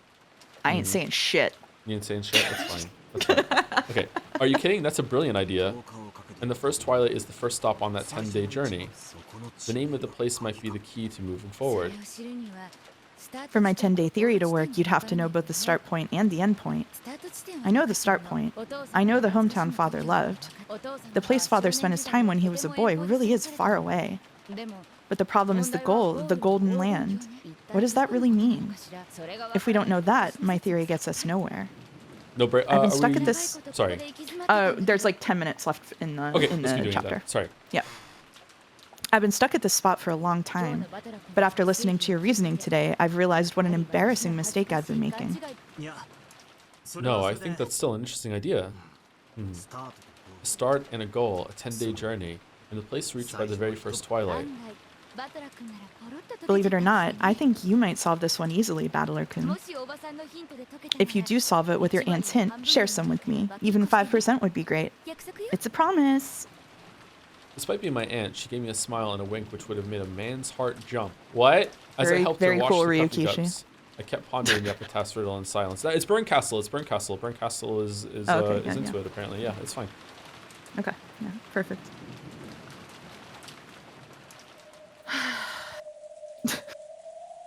After I finished helping Aunt Rosa, I passed through. And by helping Aunt Rosa, I mean I put my backpack down, took up my shot put ball, put it in the vent, kicked it down. I passed through the corridor on my way to the bathroom and saw Erica unlocking the door to a room on my path. I thought your room was on the second floor. Figured you'd gone upstairs and had fallen asleep by now. I was just searching for something. I thought it might be here. Searching for something?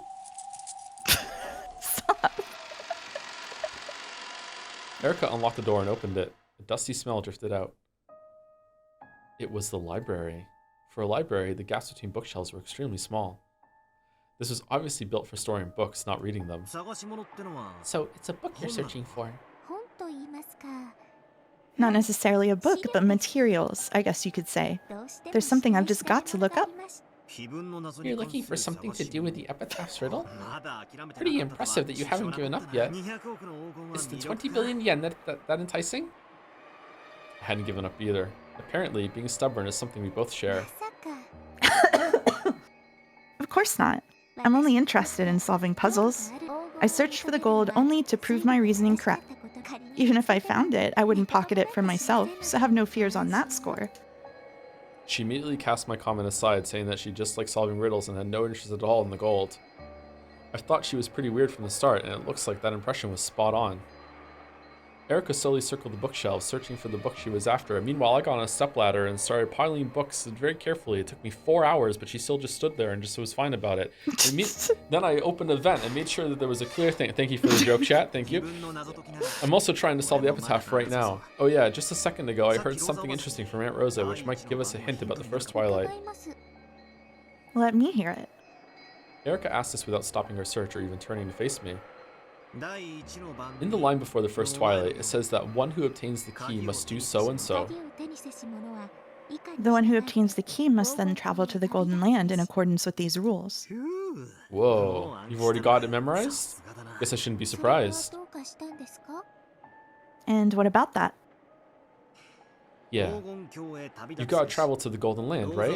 Apparently, this made Aunt Rosa think about the 10th twilight. In other words, Sumari going on a 10-day journey from the beloved homeland to the Golden Land. Actually, I'd already noticed that myself. You start from the place reached on the first day of the 10-day journey. That's where you take the sacrifices from.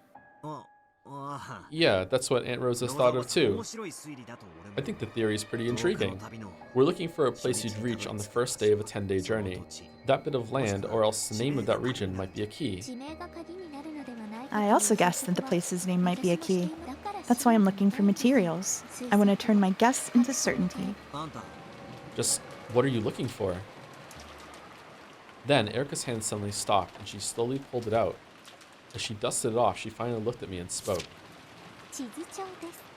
It's an atlas. Battler shrugged. End of chapter. End of chapter.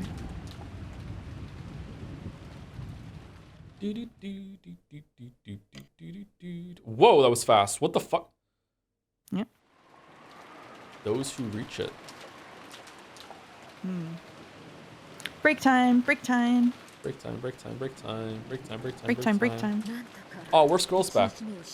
Thank you to Gob PT, related to Chat PT. Thank you very much for the resub. Goat X Goat Peek is back. Uh-oh, shit. Thank you, Goat. The pin post, find Tunisia battler. Thank you, Mr. Silver Strike, for the resub as well. Thank you very much. They found a way to be mean about Time Guesser, even though we didn't fucking do it. Thank you, Mr. Silver Strike. Jesus Christ. Thank you. Luna loves Twinks. What the fuck? Thank you very much for the resub, Luna. I hope you find what you're looking for. Thank you very much. All right. Anyway, we're gonna go on break. We'll be back in about like 5-10 minutes. I might go make a lemon tea or something. I don't know. Go Yeah, I boil the gotta kettle. make a tea, so it'll be a bit. Yeah. Anyway, we're back.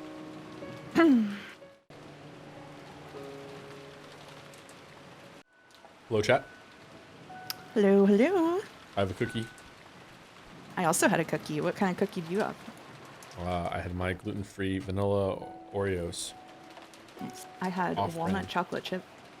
Coffee? No coffee. I have a lemon tea. If you I give can't a do mouse a coffee right cookie, now. she's probably gonna try to get on your stream. All right. We good to continue? I believe so. The rain sound is very relaxing. Okay. I am Natsuhi, apparently. It seems we've managed to make it through the first day.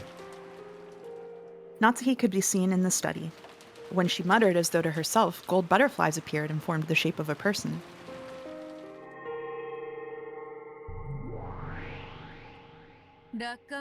We mustn't let our guards down. I can't imagine we'll last through tomorrow if we simply sit around here. So as I suspected, simply saying father's in a bad mood and refuses to come out won't be enough to deceive them completely. Indeed. It seems last year left them quite suspicious. Because of that, the toxin has expanded and is coiling itself around this study, growing ever tighter. I imagine it goes beyond mere suspicions raised last year. That's right. The toxin has grown too thick to be explained away by that alone. Someone must have suspected Kinzo-sama's death since last year, and is strongly intent on exposing that secret at this year's family conference. Does that mean we didn't have them fully deceived even a full year ago? Unfortunately, it's probably best to assume that, given our current situation. The typhoon will remain here tomorrow, and the boat will not come for them until the day after. In short, Sumari, we must endure for another 36 hours at the very least. It may not be visible to your eyes, Natsuhi, but the closed room barrier sealing this room was once very firm. Tonight, however, it has been worn down almost to the point of crumbling, like dry leaves awaiting a windstorm. No, the storm is already here. Natsuhi-sama, I propose that we switch from the closed room barrier to something else. What do you mean by that? Are you suggesting we change our plan? That is correct. Virgilia-sama and I will reconstruct the barrier similar to last year's. In other words, Tsumari, we'll take Kinzo out of the study and have him tightrope walk from shadow to shadow where the toxin can't reach, just like last year. It may be dangerous, but I would like to second her proposal. Is this a joke? Do you truly intend to change the plan this far in? When one realizes that they cannot withstand a siege, they must consider the option of abandoning the castle. Right now, this room is like a castle surrounded by enemy troops with its walls about to crumble. If staying put means certain death, then you will also have the option of riding out for one last stand and an honorable defeat. After all, surrender doesn't seem to be an option in this fight. Protect Father's secret until the very end. If it's discovered, we'll have no chance to talk our way out of it. Man, she's convinced herself that it was Kinzo's idea somehow? My husband's embezzlement will be exposed to light of day, and the Ushimiya family's honor will be destroyed. We must remain firm and prevent that no matter what may happen. Calm down. I understand you. Cross's alchemy will soon yield great results. If we can just make it through this year, we'll manage. So don't get flustered. But we used the strategy precisely because we wouldn't be able to pull it off the same trick as last year, right? Isn't it the height of stupidity to return to a plan you previously abandoned because it was impossible? Just what sort of plan could we hope to make at this point? Ronove and I will prepare one. Leave it to us, for creating illusions is what witches do. All you have to do is give us your permission, Natsuhi-sama.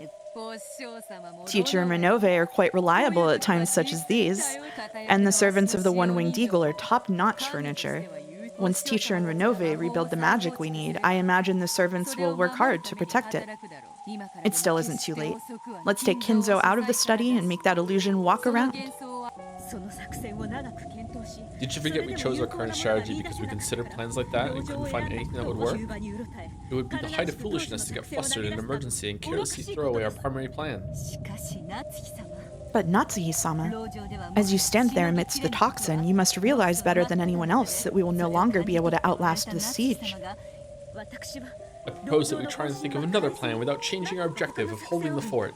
In any event, as long as we can keep this room sealed, no one will be able to deny Father's existence. After all, one cannot determine the contents of a cat box that no number of people could ever hope to open. Can you still hear me? Yes. Okay, sorry, having a computer problem. Well, that may be true, but humans are capable of defying reason. It's possible for them to eat into an airtight cat box and go inside, like black ants closing in on a box of cake. Lady Berncastle's piece also worries me. It was unfortunate that Erika-sama stole the show at tonight's dinner. By doing that, she created an atmosphere in which it was possible to close down the family conference for the night. If you all had returned directly to the family conference as usual, the barrier might have broken tonight. However, it also made the toxin grow even thicker. After it thickens all night, it might manage to penetrate the closed room barrier with ease. Whether we continue to hold down the fort or not, we will not make it through tomorrow unless we prepare a new strategy and a new barrier. Lady Berncastle may have some plan for breaking the closed room barrier. We can't take that piece called Erika lightly. What?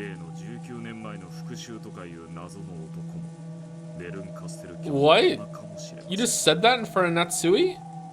Okay, I don't understand the story anymore. I don't understand this. What? How? What was that line?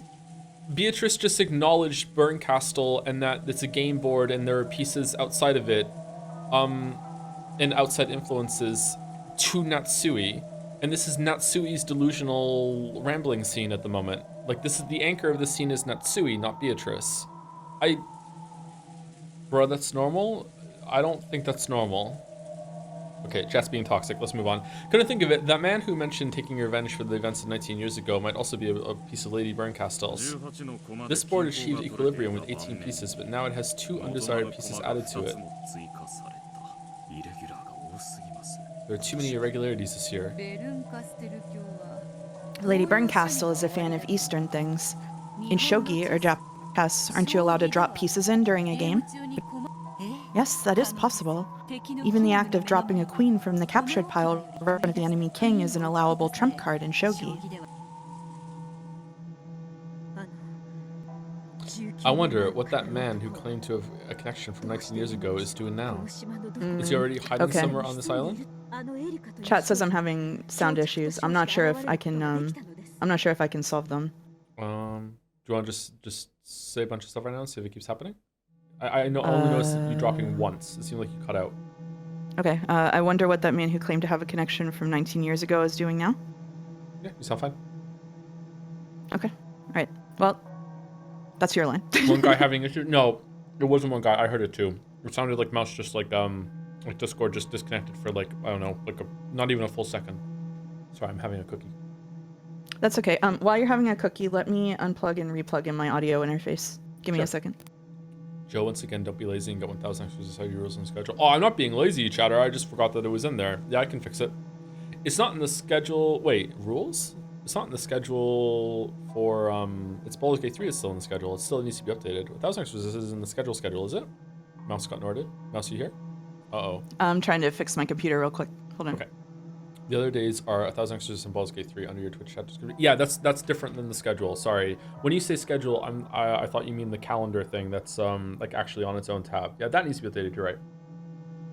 Okay, let me try talking. I'm hear talking. Is it still doing it? Nope, you sound good. Okay. All right. Okay. Let's continue. Hopefully it's okay. My motherboard is dying. What? That's not good. My motherboard is dying. Yeah.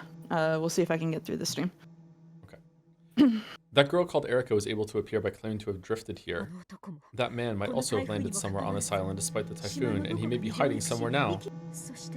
And it's going to be hard to fully see the relatives any longer. Why? Why have so many irregular things happened at the same time? How can you explain this nightmarish miracle of coincidence? How do I know it's the motherboard? Because I've been having other problems before now. I don't want to troubleshoot it with Twitch chat. Thank you for offering. Natsuhi slammed the desk hard, held her head, and cringed at the pain from her overwhelming headache. Lady Berncastle controls miracles. There's no point being surprised at irregularities or miracles when she's around. Well, Shogi is a game in which an enemy piece might suddenly appear in front of a king. For that very reason, you build up a perfect formation that won't allow for such a weakness, artistically constructing a castle around your king. In that case, what the fuck are you talking about? Isn't holding the fort exactly what you should be doing now? Perhaps if we had a fort we could hold, but we cannot hope for such a thing now. It's difficult to corner a king with no wall to his back, and even more difficult to corner one with open spaces in all directions. Think of a mouse. I am. You can catch a mouse that's shut in a cage. However, catching a mouse in a field is like trying to catch a cloud. Natsuhi-sama, please allow us to consider this option. Kinzo-sama will leave his study and wander around the mansion on a whim, avoiding the gazes of the relatives. We will think of a natural-seeming plan for this by morning. Don't you see the danger? If we're willing to consider such a dangerous option, wouldn't it be better to continue acting as though Father's in his room in a bad mood?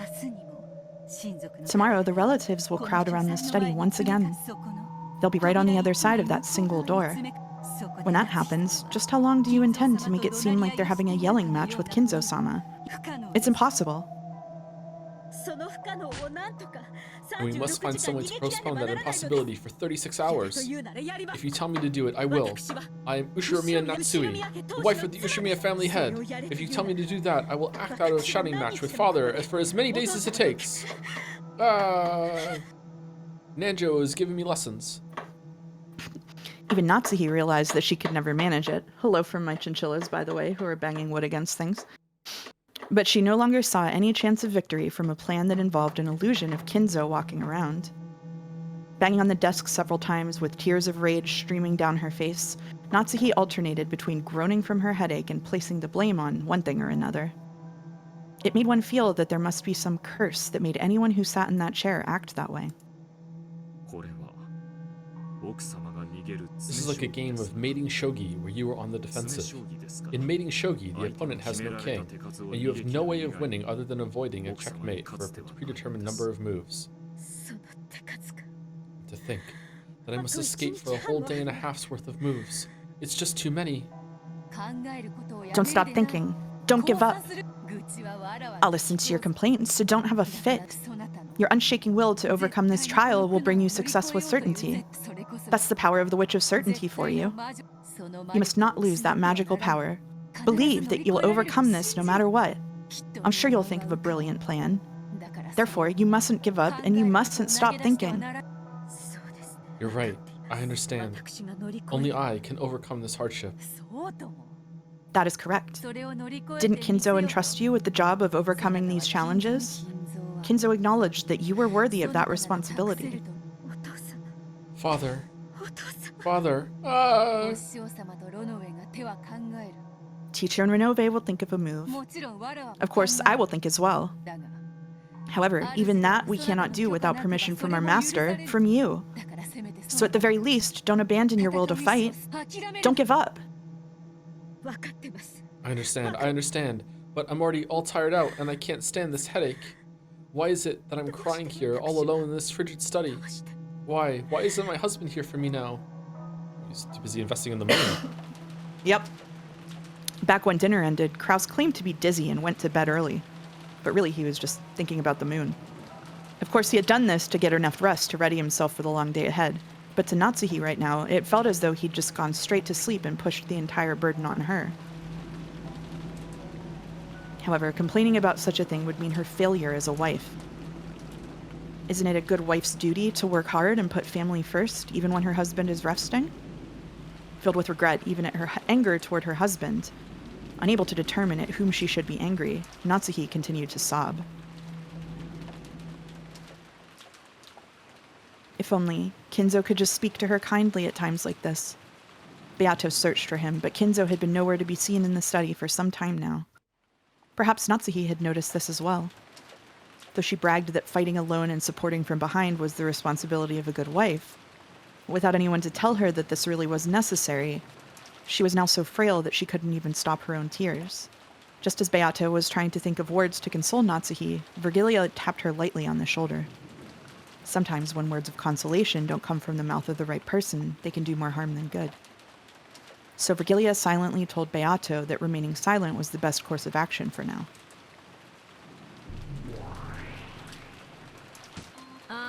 Hi, sorry to interrupt. I know I'm an outsider, but I wonder if you'd let me speak? Gap, please restrain yourself for the time being. No, in this room, there's no distinction between outsiders, guests, and the rest of us. You may speak. Thank you. Renove said it himself a while ago. This is mating shogi with you on the defensive. How do you lose in mating shogi? It's when your king is checkmated, right? That goes without saying, and the opponent has no king. Therefore, all Natsuhi can do is have her king run away constantly. I see. So you're thinking of that move. Has the time already come? What do you mean? Do you mean there's some sort of move remaining to us? It's what you proposed in the very beginning about how to hide Goldsmith's death. I'm trying to say the time's come for us to use that. You mean having him go missing? You mean to make that move right now during the family conference? That's too dangerous. Once they'd successfully resolved all of their problems, they would have to lay Kinzo to rest. And the best way to do that was to make him disappear. One day, Kinzo would go out into the forest and never return. They wouldn't be able to find him no matter how much they searched, so he would be declared missing. You said it yourself a second ago, Riche. You can't catch a mouse that's escaped into a field, and you can't catch a goldsmith who's disappeared into the forest. You plan for us to talk our way out of this like that?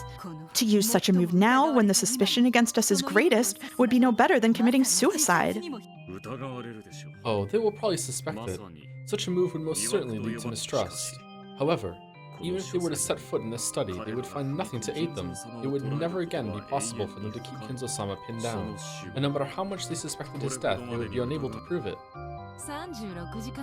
Forget about a mere 36 hours. You'd be able to protect Kinzo's secret forever that way, right? Of course, we'll also have to bear an appropriate risk.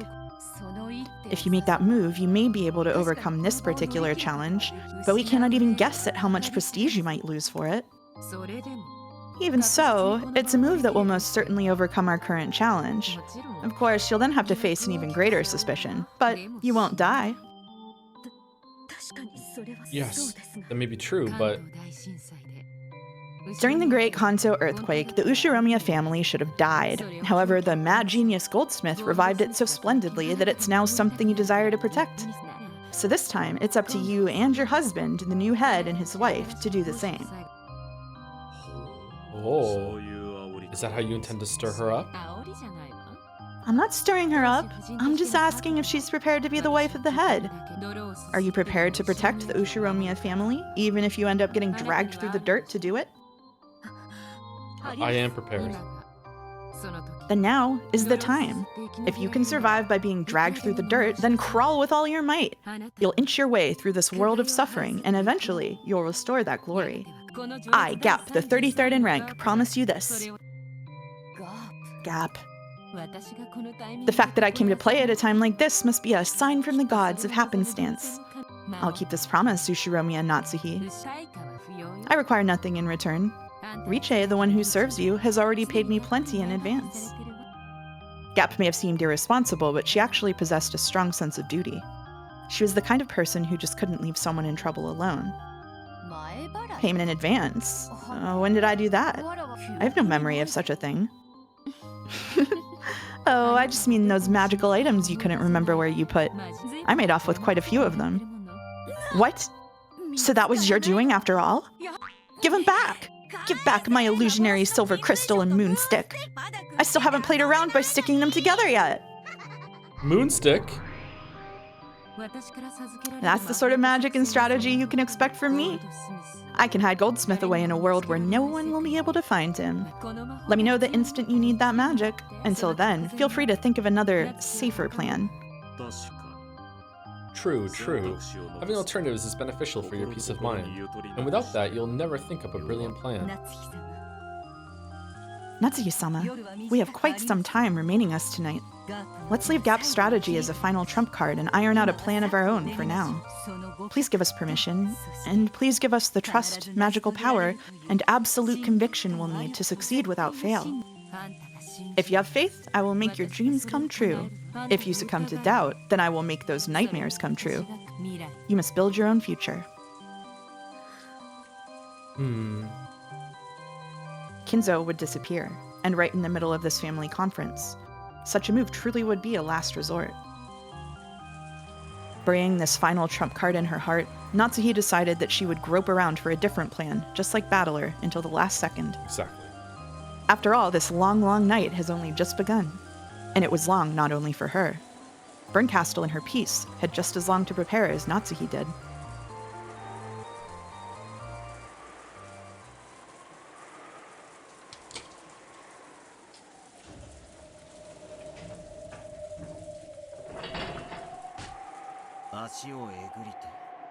Gouge the foot and kill it. And that completes it. I see. So that really was what gouge meant. Once again, my reasoning was correct. You can take over. The feel of it this time was clearly different from the previous times, as though some sort of device had activated. However, as far as a quick glance could tell, there was no dramatic change, such as an entrance or some sort of opening. Apparently, they would need to do just a little more before they could find it. You're incredible. If we really do find the gold, we'll have to split it together. Enjoying the intellectual stimulation is enough for me. The only thing I like is solving riddles. The only reward I need is proof that I was right. She shrugged it off, implying that just seeing the gold would be enough. Then she crouched down, peering fixedly at the lock mechanism. It's definitely no mistake to say this girl really loves solving riddles. For her, treasure hunting is all about the delicious process of exposing secrets, so she has no interest whatsoever in getting the treasure for herself and becoming a billionaire. I see. Pretty cocky of you setting up a device like this. The mistake you all made was letting me on this island in the first place. Simply by the existence of the Epitaph in that place, this level of reasoning is possible for Furudo Erika. What do you think, everyone? As she said this to the now exposed contraption, she grinned. Her She's smile was talking to the... Yeah, who is she talking to? She's talking to the device. Her smile was triumphant, but it was more fully characterized by the small bit of unpleasant disdain contained within. After solving the riddle, she was probably reveling in the pleasure of having won against the one who had proposed it, and she enjoyed her ability to scoff at this person now. She's talking to chat. If we find the gold now, the successor won't be Kraus-san, but you. Well, I wonder. Isn't Kraus-san kind of arrogant? You might even call him a braggart. It'll be pretty amusing to see him lose both the gold and his position as the successor to his nephew in the course of a single night, won't it? Eric was still crouched down as she spoke, her back to Battler as she toyed around with the device. Jessica-san was her name, right? The girl who talked back to me. Yeah. She really was acting big about her father being the successor. When she wakes up tomorrow and learns that you've inherited all the gold, and that her father's no longer the successor, I wonder what kind of expression she'll have on her face. I've got no intention of keeping that 20 billion to myself. Well, if I got even 10%, that'd be as much as I could handle. We can split the rest fairly amongst the family. I'm even less interested in being the successor. I'd be glad to let Uncle Kraus deal with that. Will you really be able to settle things that easily in the end? Well, rather than trying to make guesses about that, I imagine it'll be more fun to guess at the expression Jessica-san wears tomorrow. And what kind of sad excuses she'll try to make. You really do have a nasty personality, she said to herself. Couldn't you reason that out from the time you learned that I liked solving riddles? I'm an intellectual Redditor who enjoys exposing things people try to hide. Get it? The same thing goes for solving the Epitaph's riddle. I'll bet you want to expose the gold grandfather worked so hard to hide.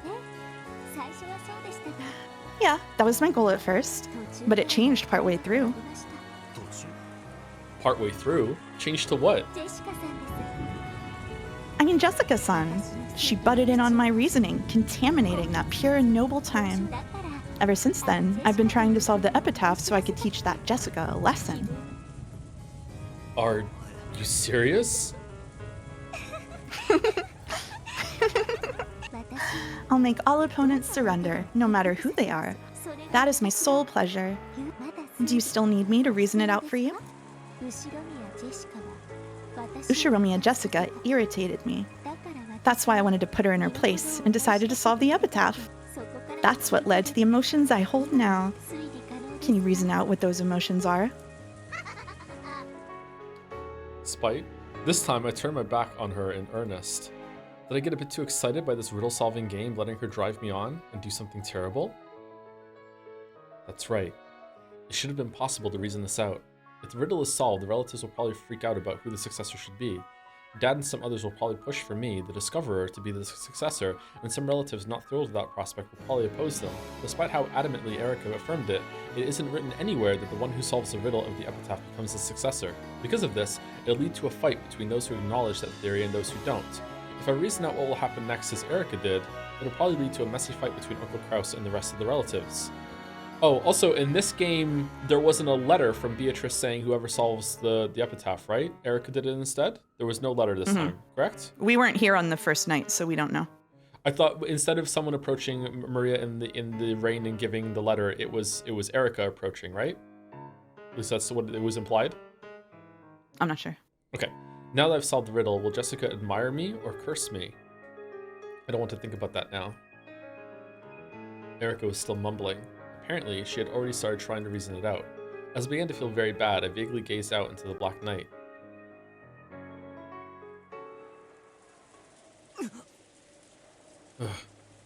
At that time, I looked at the dim outdoor light and saw the silhouette of a person in front of it. I thought I must be seeing things. After all, it was unthinkable that someone could have been standing there this whole time, pounded upon by the rain without even an umbrella. However, the silhouette didn't move an inch, and maybe, no, it couldn't be. It was looking at me, and it was.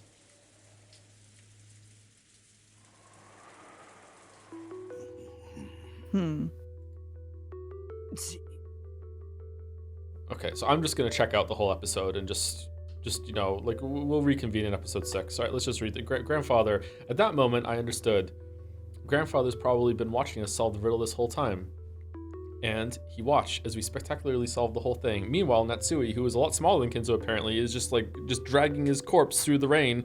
Gotta go hide him somewhere, and just the battler just can't see that. And he watched as we spectacularly solved the whole thing. Without a doubt, there was a faint smile on Grandfather's face. Grandfather, who had never worn anything except moody and frightening expressions, looked at me in the eye and smiled at me for the first time. Almost as though he was saying, "How impudent," or else, "I never thought it would be you." However, this is still the result that Grandfather's epitaph chose, so I'm sure he accepted that result. In the end, he grinned one more time. Of course he— oh, this is just him thinking about his grandfather a little bit. Okay, alright, that's fair. Of course, he didn't use his words. His smile seemed to be wordlessly saying, "Well done." I didn't know how I should respond. I couldn't do anything but stand there in shock, ignoring Erika as she crouched down, mumbling with her back towards me. Then Grandfather stretched a hand out from the folds of his cloak and pointed at something. When I looked in that direction, there was— the thing he was pointing at was probably the signpost to the Golden Land. Go. Go on! I'm sure Grandfather said that one word. I nodded and showed that I understand. After that, watching that, Grandfather nodded back, satisfied. As long as tomorrow Battler doesn't say to the crew, "I saw fucking Kinzo standing in the rain," this is fine. Then, with a spin of his cloak, he disappeared, seeming to melt into the darkness. The expression on his face at the end was a smile that was, for the first time, truly satisfied. Are you listening, Battler-san? Did you hear my reasoning? I found it. That's the signpost to the Golden Land. Huh? It's facing a different direction than it used to. I see. So it means go that way. You've got some pretty good powers of observation. Grandfather told me about it. Huh? Kinzo-san? Where is he? I'm going. Let's have a look at what you're showing us. What is this Golden Land? We started to walk. The entrance to the Golden Land was right there.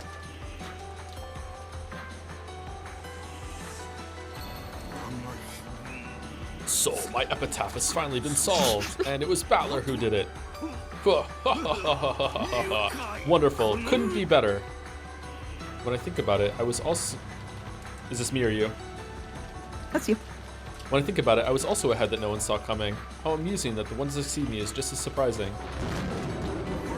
I have no more regrets in life. Beatrice, I am coming to join you, along with a present, the miracle chosen by my epitaph. Battler, of all people. That Battler. At the very, very end of my life, I have seen a true miracle. Itorichi! I've won this bet.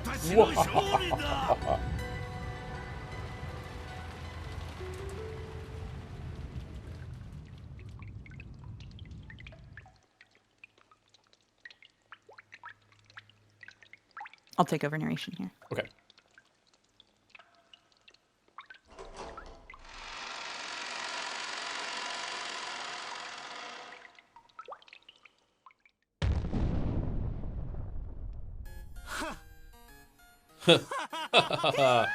Yahoo!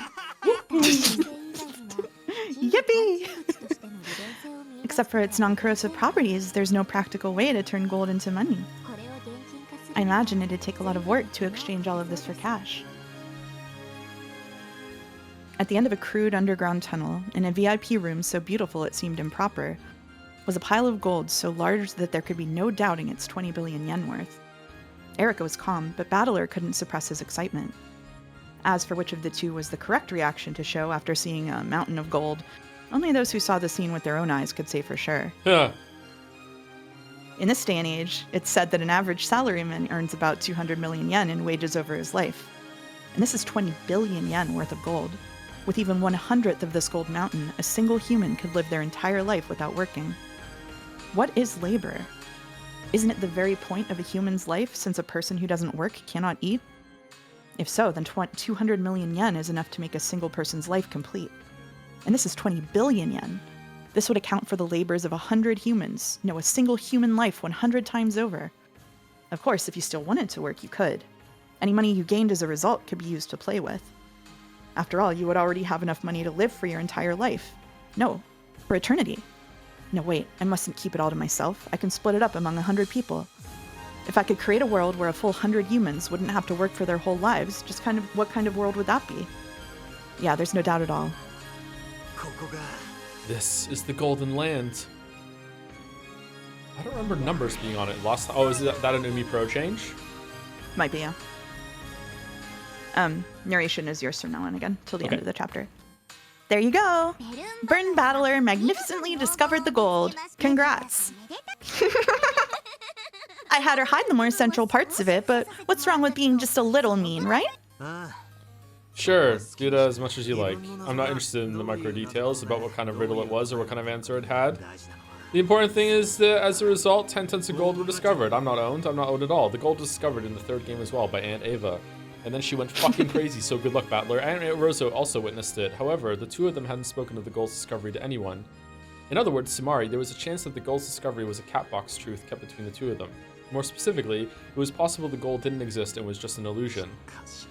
However, I finally found it. The cat box has been opened.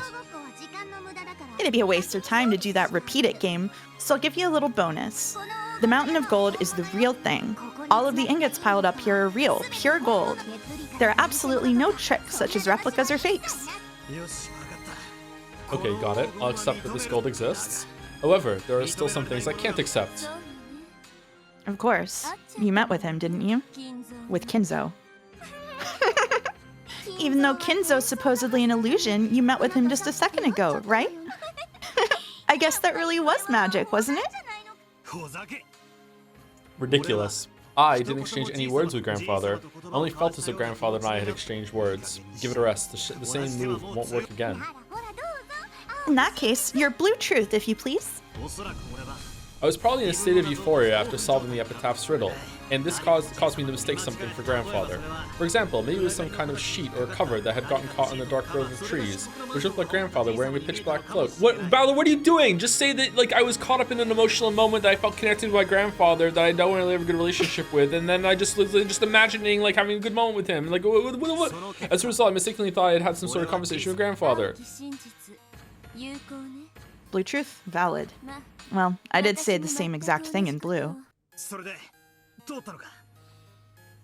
So, did it work? Where's your counter with the red truth? I have none. At least not now, okay?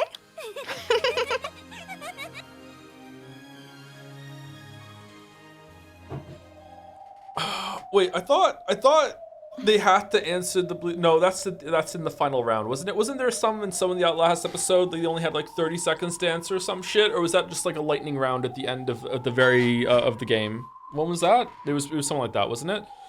The me who'd let out a strange yell in front of the gold mountain was finally starting to regain his cool. Now that we finally found it, there's no covering it up. There's no covering it up. I vaguely considered keeping this discovery a secret. However, Erica wanted to prove that her own reasoning was correct by announcing this to everyone. And then the me just picked up a gold bar and just killed Erica on the spot. She really is an intellectual redditor, just as she says. The puzzle-solving game is what's important to her, and she doesn't intend to take any responsibility for what happens after the riddle is solved. A riddle is sort of like a lock. Locks exist to be locked, and they're only significant when they're locked. Therefore, it ought to be essential to have some goal in mind when exposing such a thing. However, to this girl, the act of exposing is itself her final goal, and she has no intention of taking responsibility for anything that happens later. Maybe the true storm to hit Rikinjima isn't the typhoon, but her. She won't keep this discovery secret. She'll definitely announce it so she can brag about her success. Then she'll call a real storm down upon this island. I won't be able to keep this covered up. In that case, there's nothing to do but announce this fact fairly to all. I can't imagine what'll happen after that. As she grinned, Erica muttered to herself. She must have been anticipating the uproar that the relatives would soon bring about. To her, merely imagining that was far sweeter than 20 billion yen in gold. Simply by the existence of the epitaph in that place, this level of reasoning is possible for Furudo Erika. What do you think, everyone?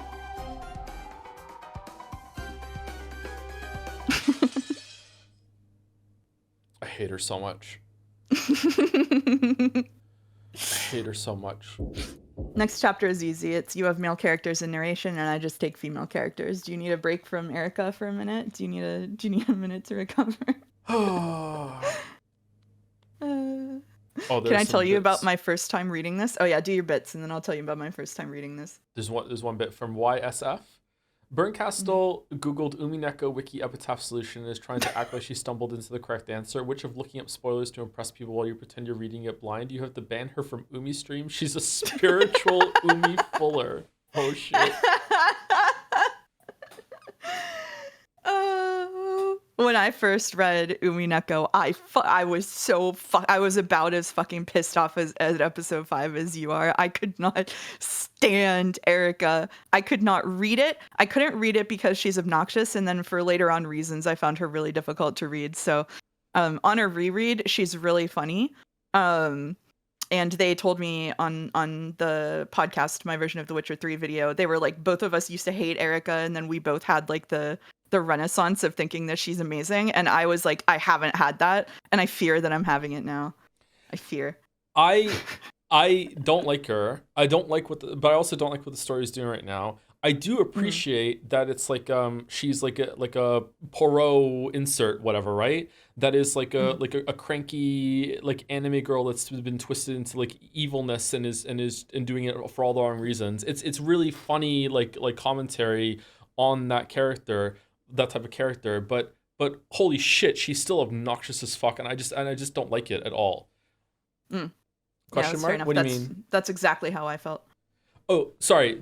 So I thought this would be instantly understood. Okay, so what I mean is like this character is like an inserted detective from like Agatha Christie's stuff or Knives Out. She's basically Daniel Craig's character from Knives Out. It's the detective that just sweeps into the scene and just is really really smart and stuns everyone. Is like I know this, fuck you. But she's doing it for the wrong reasons and she's really obnoxious and evil about it. Whereas those characters usually have some sort of heart of gold or really good like thought in mind, whereas this character is not like that. It's like a twisted version of one of those characters, and on that level I really enjoy it and appreciate it like conceptually, but in practice like fuck she's annoying. Maybe it's just because of how she looks, and like this is for Erica just really annoying, and the fact that this is the mechanism that we're moving the story oh, you know what, that's what it is. I've realized it by talking about what's the problem is. It's I have to take it seriously. It's not a joke. As a joke it's fucking hilarious. If she was just in the background like having commentary and saying these things, it would be fucking funny as hell. But the fact that that this is like the main driving force of the plot for episode 5 so far can just fuck off.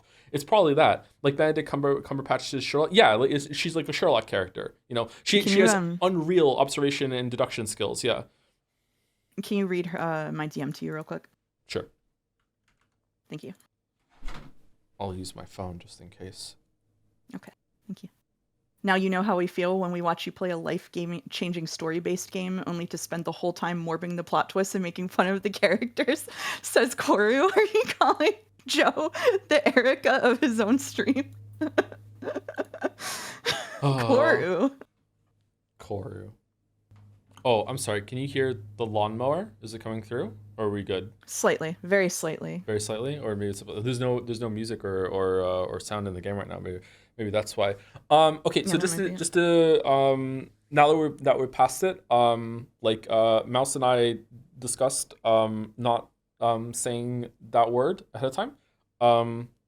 If like it's not like, you know, it's not a great thing to say. It's not the worst thing in the world to say. But like it's just not a good look to have that just like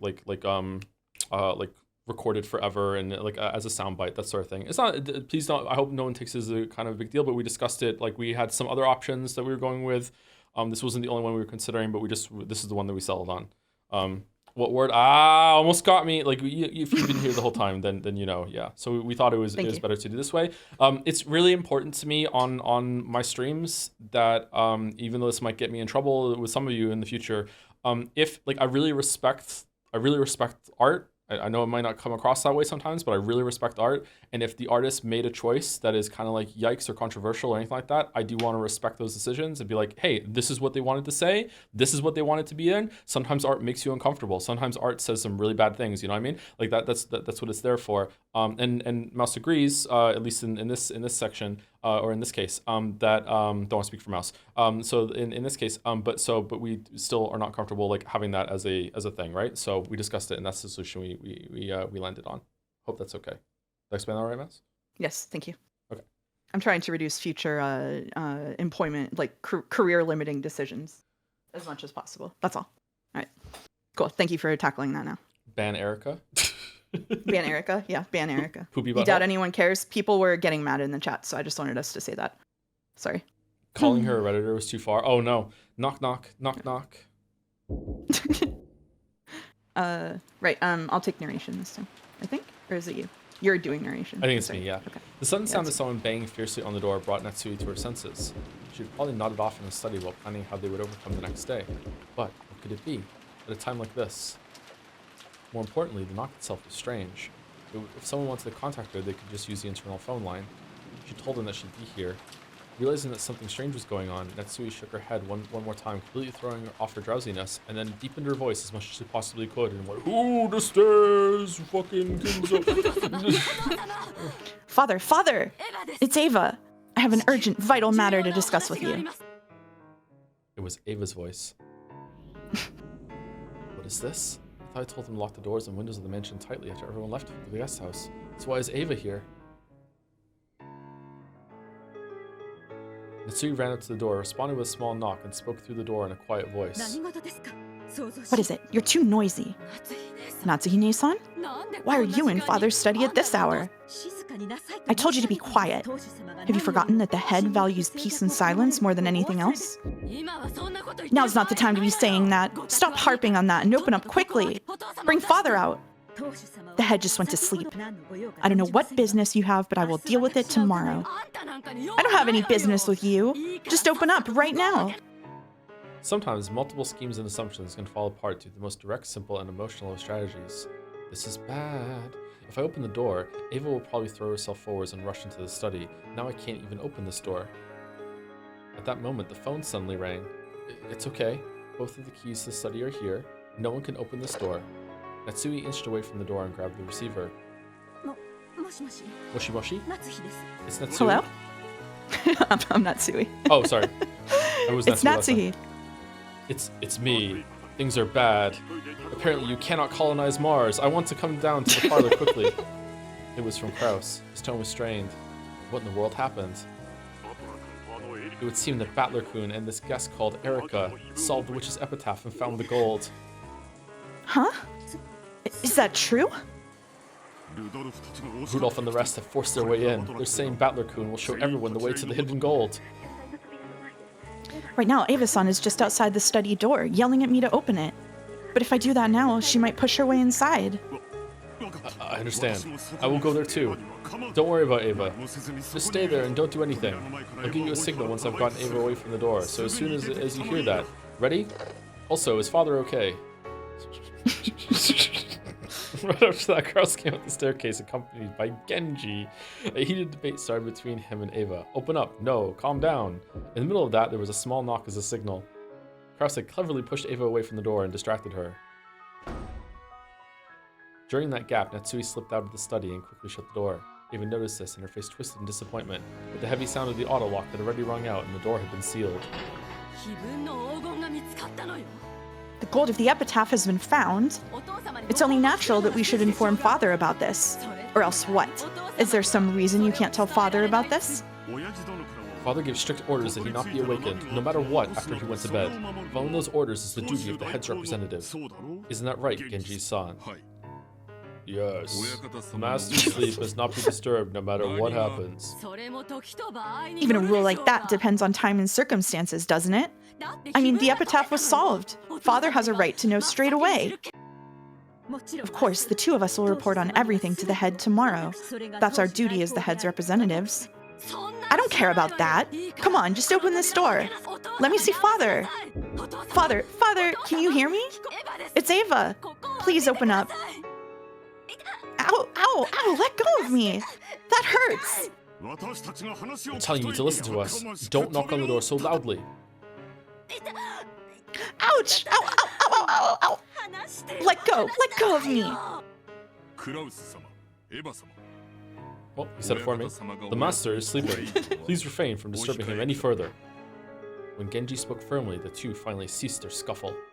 It seemed that Genji, the one who had spoken for Kinzo since they were very young, still possessed an air of dignity strong enough to handle both Kraus and Ava. Ava put her argument aside for the time being. She could hold off worrying about that until she saw the gold with her own eyes. After all, not even Ava had seen it for herself yet. Natsuhi and the others had managed to somehow deal with the momentary crisis. However, the move of the demons that would sneer upon their efforts had already begun. Ooh.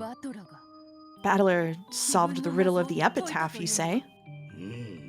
Yes.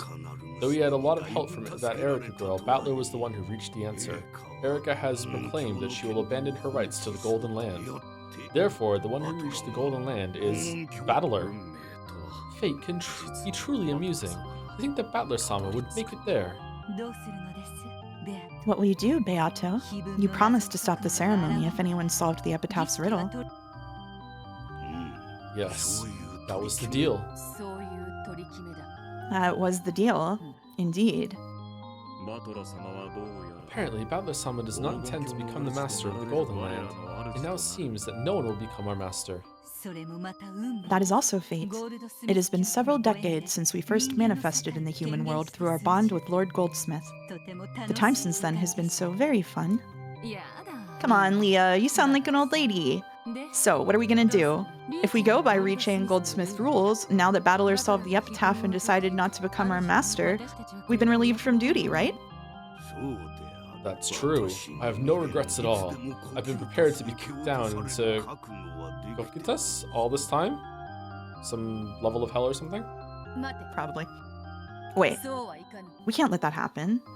You might not have any regrets, but I will keep on serving Natsuhi.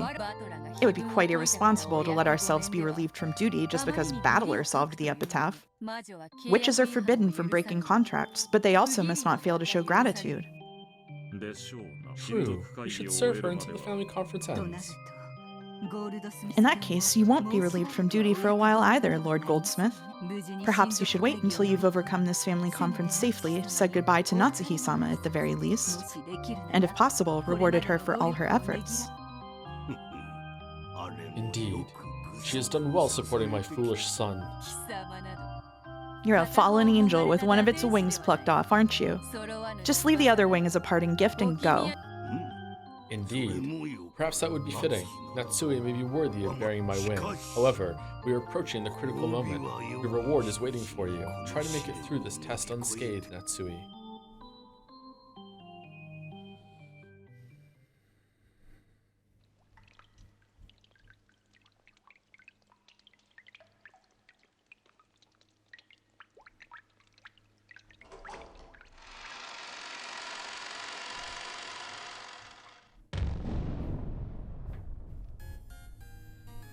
The mountain of gold left everyone speechless.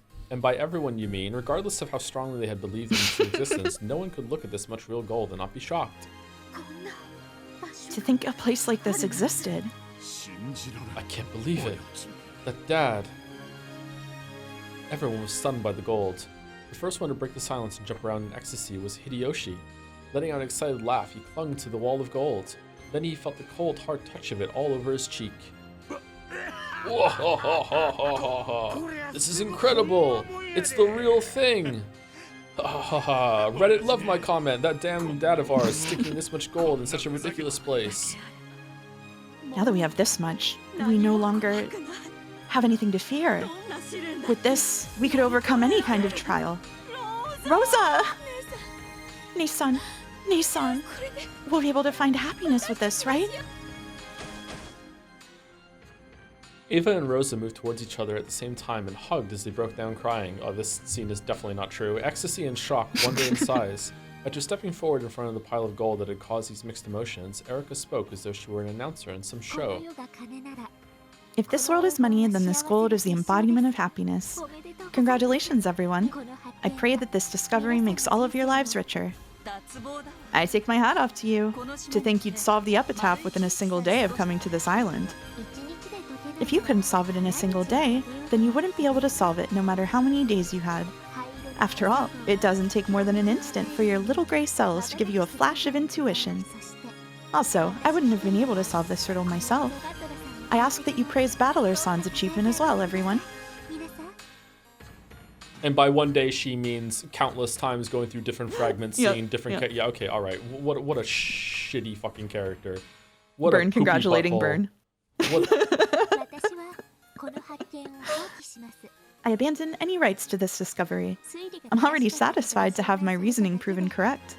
So I'd like to give Battler-san full credit. I may be here, but please, continue your discussion as though I wasn't. Battler-san called all the adults here, making sure that none of the cousins would notice. That could only mean one thing. He must have wanted to begin the true family conference with all of you. Oh, Erica, quit deciding things on your own. My apologies. In that case, I'll step down as the facilitator of these proceedings. So, who will take my place? Shrugging, Erica looked around at everyone. After a short period of silence, Ava made the first move. None of us have forgotten the deal we made together earlier today, right? Yeah. Divided between the four of us with 2.5 billion for each. And then the successor gets another 10 billion. Wait a second. Who decided that the one who discovers the gold becomes the successor? Hold up, you won't be able to get away with that, Natsuhi-san. We've all been arguing based on that premise this whole time, haven't we? You really think you can pretend that never happened now? That's right. Weren't you the one worrying about how if one of the servants solved the riddle, they might consider themselves the successor? But nowhere is it explicitly written that that's the truth, right? You bastard! We were all aware of it, weren't we?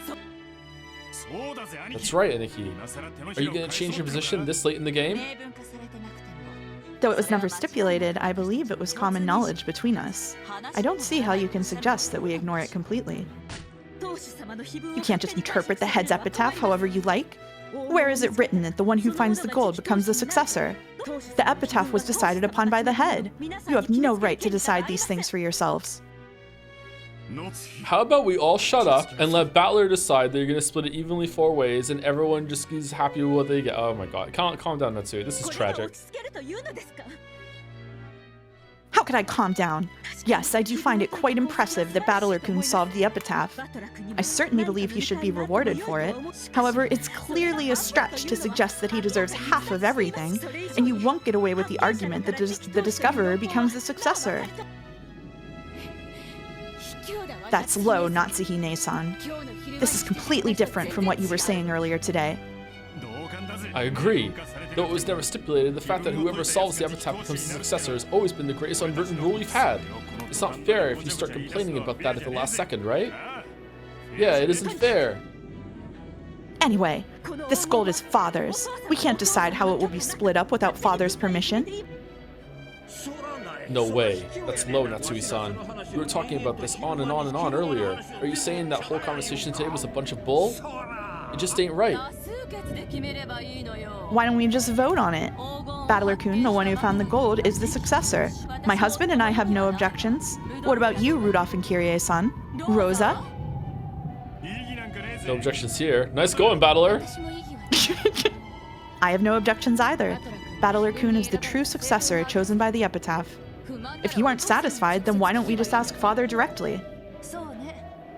That's right. Ho ho! Like you just said, Natsuhi-ne-san, Father is the one who wrote the riddle of the epitaph, and he's also the proper owner of this gold. In that case, shouldn't we talk to Father about this directly? How should Battler-kun, the person who discovered the gold, be treated? I believe Father is the only one capable of making such a decision. But... Didn't I tell you to calm down? Rosa and Kyrie-san are right. Let's ask Father. Your turn is already over, Ni-san, Natsuhi-ne-san. Yeah. Bring Father out to us. We won't get anywhere with just you two. Let's begin the real family conference. Is this like something you can put off just because he's tired? If we take this thing lightly, we'll have a massive problem on our hands. Hey, are you listening? We won't get anywhere with just you. Bring Father out right now! Are family conferences always like this? Yes. How the hell do I know? They're probably always like this on the inside. Looks like they won't be able to get this figured out right now without Kinzo-san. To think he's being called out to settle his children's fight, even though it's been announced that he only has a short while to live. I wonder how he feels right about now. Imagining that, no, reasoning that out will be a treat. The parents ignored Battler and Erica and kept yelling at each other on and on. Even though Battler had more or less imagined that this sort of thing happened behind the scenes, this was the first time he'd seen it. He'd suspected it since 6 years ago, and he'd been able to get a pretty good idea of what this was like by the darkening expressions on his parents' faces when this time of year drew near.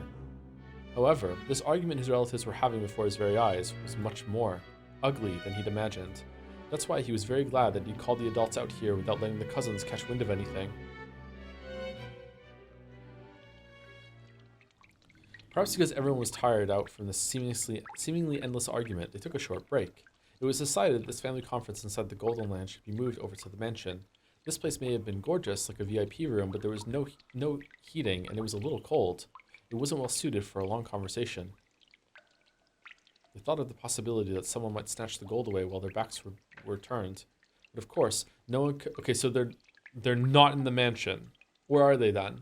Are they in Kurodorian? There's no way they could go over to Kurodorian this quickly. I think they're...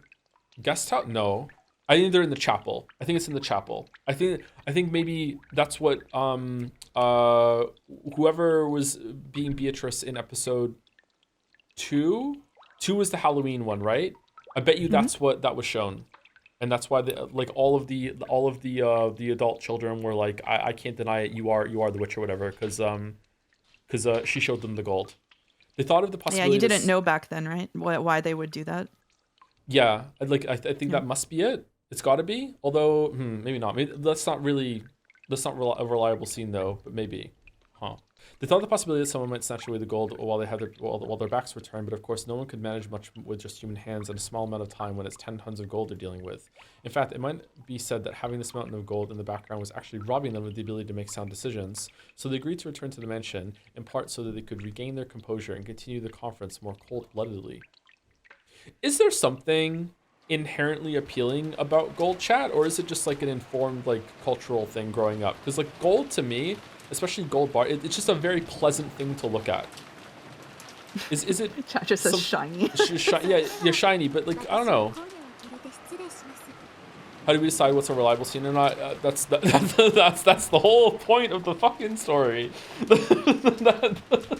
Thank you to Arbitrary Dummy for the resub. You know, Umineko kind of lost me being too normal. Thankfully, the lollies are saving it now. Truly, Ryukishi has done it again. Thank you so much, Arbitrary Dummy. Thank you.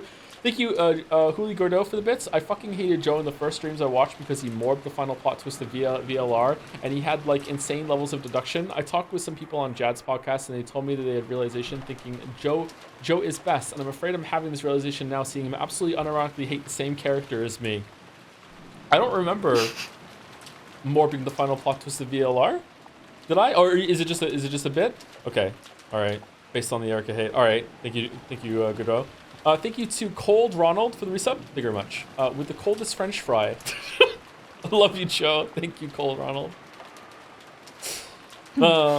Anyway, go ahead now. Sorry. Then if you would excuse me for the night, I imagine I'd just get in the way if I remained any longer. Sure. Sorry. Did we bother you too much? Let us show our gratitude again tomorrow. Sorry for letting you see such an embarrassing side of us. You said that you refused, but allow us to prepare a fitting portion out of gratitude for you as one of the first to discover the gold. Right, Nissan? Yes. We know what you're capable of. I think you can grasp our current circumstances. 20 billion yen in gold isn't something they wanted out in the open. They didn't want an outsider like Erica telling people about it. Of course, Erica had already reasoned out that much. She wore an impressive smile on her face, as though she understood all too well. You don't need to worry about me. Of course, I have no desire to tell anyone else about this. And if I did, no one would believe me without proof. I got to see something interesting tonight. It was quite a spectacle, so I'm more than satisfied. I see. I guess it's not every day you see 10 tons of gold. Seeing the gold was a spectacle. Meanwhile, a suspiciously gold bar-shaped Erica walked back to the guest house to go to sleep. Of course not. Judging by Erica's dark nature, it's obvious what she's so happy about. I thought about telling her to just go away, but even I wanted to get out of this place. I tried to head back to the guest house along with Erica. However, Kirei-san grabbed my shoulder. You can't go, Battler-kun. Please, come with us. Yes. You're now a real successor. You've got to have an audience with Father and have him acknowledge you right away. That's something only the family head may decide. Don't make things up on your own. Battler, I realize it'll be a pain, but stick around with us for a bit longer. Don't say anything. Just stay quiet and keep your head down. Got it? Just do whatever you want. It would have been easy to say that I had no interest in being the successor, but I was sure that would only add more oil to the fire. Even if I had been ordered to keep quiet, staying shut up like a clam was clearly a good idea. In that case, would it really be so bad if they just let me go back to the guest house? Dad put his arm firmly around my shoulder, and I told him it was uncomfortable and to let go. However, he didn't pay attention to a word I said.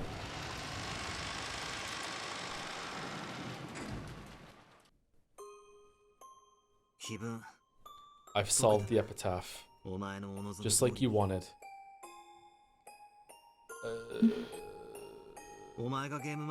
When you were the game master, we'd always get those letters. Try and solve the epitaph. If you don't, I'll kill you all.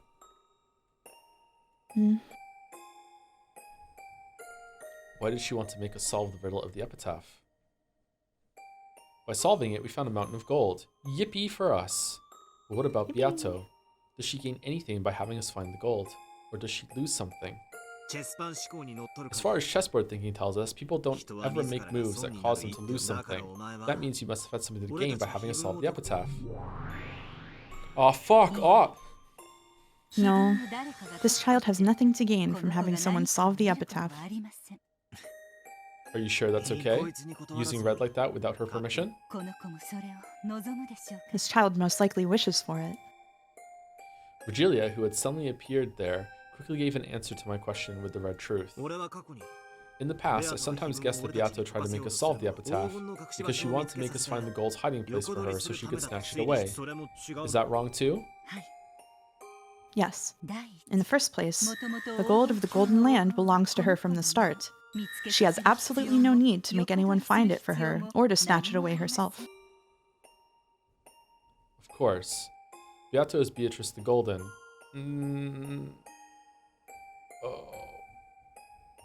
Oh, what does that mean? What does that mean? Does that mean Sayo solved the epitaph? Or did Sayo make the epitaph? Oh, shit. Oh, what does that mean? I don't know what that means. I don't know anymore. Isn't she the master of the Golden Land and the Ushinomiya family alchemist? That totally makes sense. However, that makes me even more confused. I know, even if someone exposed the answer to the epitaph's riddle, Beato has nothing to gain. Then why would she still send that letter? No, to the contrary, her own gold might be stolen away. In that case, I'm understanding this less and less. I understand so the in Epitaph tune. murders. I know, it might be revenge against the Ushinomiya family, or else a ceremony to revive her powers as a witch. After all, she's probably doing it because of some reason or goal of her own. Is it that the Beatrice furniture character became like a huge like entity force life of her own, and this is what she would do because of Kinzo's delusions, sort of thing? Oh, I don't get it. I don't get it. What's the point of her telling her to solve the epitaph? Whether we solve it or not, she has nothing to gain at all. In other words, Sumari, the whole issue of whether the epitaph is solved or not is immaterial in Beato's eyes. Also, this whole episode feels like bunk to me, to be honest. You're right. Whether the epitaph's riddle is solved or not, she has nothing at all to gain from it. Doesn't matter whether it's solved or not. In other words, Sumari, could we say that the epitaph's riddle itself is immaterial to Beato? You're right. The epitaph's riddle doesn't have any meaning for this child. So even if you take it to an extreme and call the epitaph's riddle immaterial, it may not be possible to argue against your claim. Beato, why are you making us solve the epitaph's riddle?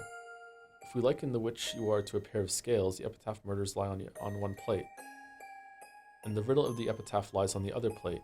After all, she's saying she'll stop the epitaph murders if the epitaph is solved. In other words, Sumari, the epitaph murders and the epitaph's riddle are worth the same to Beato, like two sides on a balanced scale. That means that both the epitaph's riddle and massacring all the relatives are equally significant from Beato's point of view, but Virgilia responded with the red truth. Regardless of whether the epitaph is solved or not, Beato has nothing to gain. If she has nothing to gain, then this epitaph's riddle is meaningless and immaterial to Beato. In that case, how much of the epitaph murders which lie on the other side of the scales and are equal to the epitaph's riddle in value?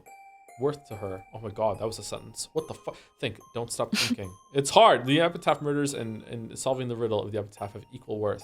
As long as the epitaph murders, which are Beato's goal each time, have the single way that they can be stopped, a way that she decided on herself, both are worth the same thing to her. X equals Y, and whether the epitaph's riddle is solved or not, Beato has nothing to gain. Y equals 0, so in this case, what is X?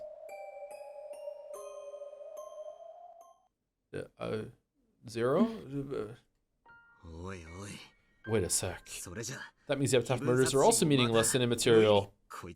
Every time she performs these bizarre serial murders, she's willing to spend an incredible amount of effort to politely send advance notice. And then she kills us one by one in accordance with the epitaph, never getting exposed. So all of that is meaningless to her. I spun the chessboard around and searched through Beato's moves over and over. This is always the first place I stumble. The significance of the epitaph murders. Why did she have to commit serial murders in a way that reproduced the witch's epitaph? If she wanted to kill the whole Ushinomiya family for revenge, it'd be much simpler, safer, and more reliable if she just put poison into their dinner. or else went around killing people one by one in the middle of the night while they were sleeping. However, on the first evening, Beato sent us a letter that sounded like an advance notice, and then carried out a 3-part serial murder with large gaps in between. The 6 people of the first twilight, the 2 people of the second twilight, and the 5 people of the fourth and later twilights. We aren't fools. Once the first murders occur, we barricade ourselves in somewhere to stave off any further murders. Furthermore, we quickly suspect the culprit among us and start analyzing each other's alibis. As the victims increase, the number of suspects decreases automatically, and Beato's chances of success in the serial murder drop closer and closer to 0. All the Epitaph murders are like she's strangling her own neck, making it harder to succeed in the serial murder she's attempting. All for a useless embellishment, all just for show. But there's that line about how like sometimes she gets the goal and the point mixed up. She's raising the difficulty of completing her own objective. That does follow. She really is a strange child. But you do it too. You do the same thing. You make it harder on yourself because you don't want it to be anyone in the family that's doing the murders, but you also can't admit there's another person, and you get wrapped up in the hard mode magic bullshit. If I'm not saying it right, but that was what was happening in the earlier episodes. Did you know? In mystery novels, they call things like these Epitaph murders plotline murders. Do they? I think you can split the possible motives for plotline murders like this into 3 groups. And what are those? Well, first off, maybe following the epitaph gives rise to misconceptions about evidence and alibis, which might benefit the culprit. Pretending to be dead and mixing yourself in with the victims would fit this pattern, as would committing murders that don't actually follow the epitaph, giving yourself an alibi by getting people to incorrectly guess the order of events. I see. So perhaps she only made it look as though she was killing them in a ceremonial fashion following the epitaph, when she was actually guiding their thinking in a manner that benefited her. I do find that intriguing. Yeah, there's been a bunch of ones in the past where it feels like, okay, you can kill them in any order, you can gouge in any order. It doesn't seem like it matches very often. However, in our games, the dead are truly down for the count thanks to the red. While she might have confused people in the world of the game board, she can't confuse us up here like that. In other words, Samari, the most obvious possible goal for her isn't the real one. In that case, what are the other 2 possible reasons for carrying out plotline murders? Another one is coincidence. The crime just happens to resemble the epitaph without anyone in particular trying to make it do so, and the witnesses mistakenly think it's a plotline murder. Humans try to find cause and effect in everything they see. If we think we know what something is, then that's how it looks to us. You would love that, right? So much. I see. That's intriguing too. But would that really work? In this child's games, advance notice of the crime is always given before the murders of the first Twilight. Also, I believe you've repeatedly found letters and circumstantial evidence that clearly show the culprit is carrying out epitaph murders. Yeah, that's right. It isn't coincidence. From the very beginning, Beato's been advancing with the goal of making us look like a series of epitaph murders. We weren't mistaken about that. These are clear plotline murders, so this motive or lack of motive doesn't work either. In that case, there's only one motive left, right? The last one is because they want to show someone something. More specifically, fear. By following the epitaph, she gives the others clear notice in advance that the murders will continue. The survivors are in constant fear of the murders, which they're certain will continue.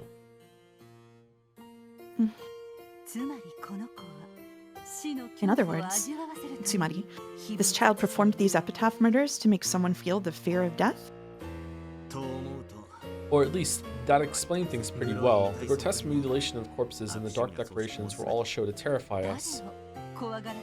To terrify whom? Huh? Well, like I said, us.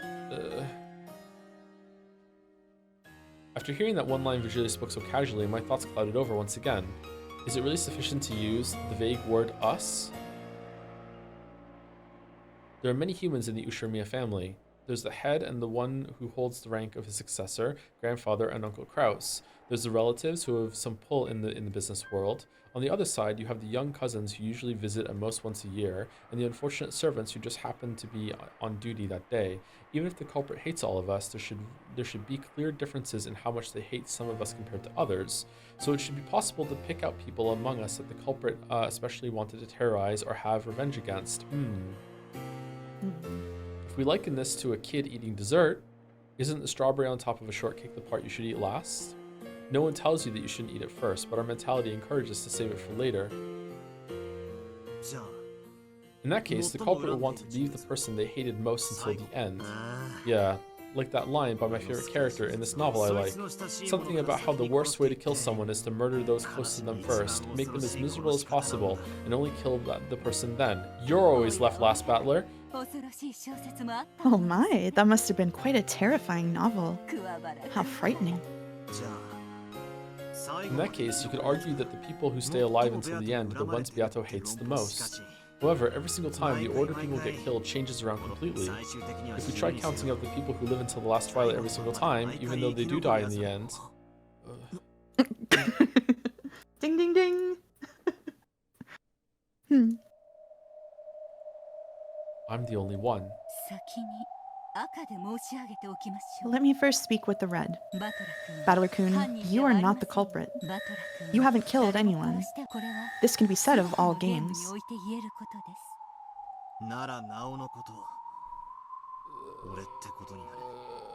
Then that just makes it even more likely that it's me. It means the sole reason she had for bringing about the Epitaph murders was to show them to me. Every time Beato brags that she'll choose whom to kill next with a roulette. However, I'm the only one she never kills. Though she does kill me in the end, she leaves me be until the very last moment. In all of these supposedly random games, there's only this one unchanging constant. She wants revenge against me?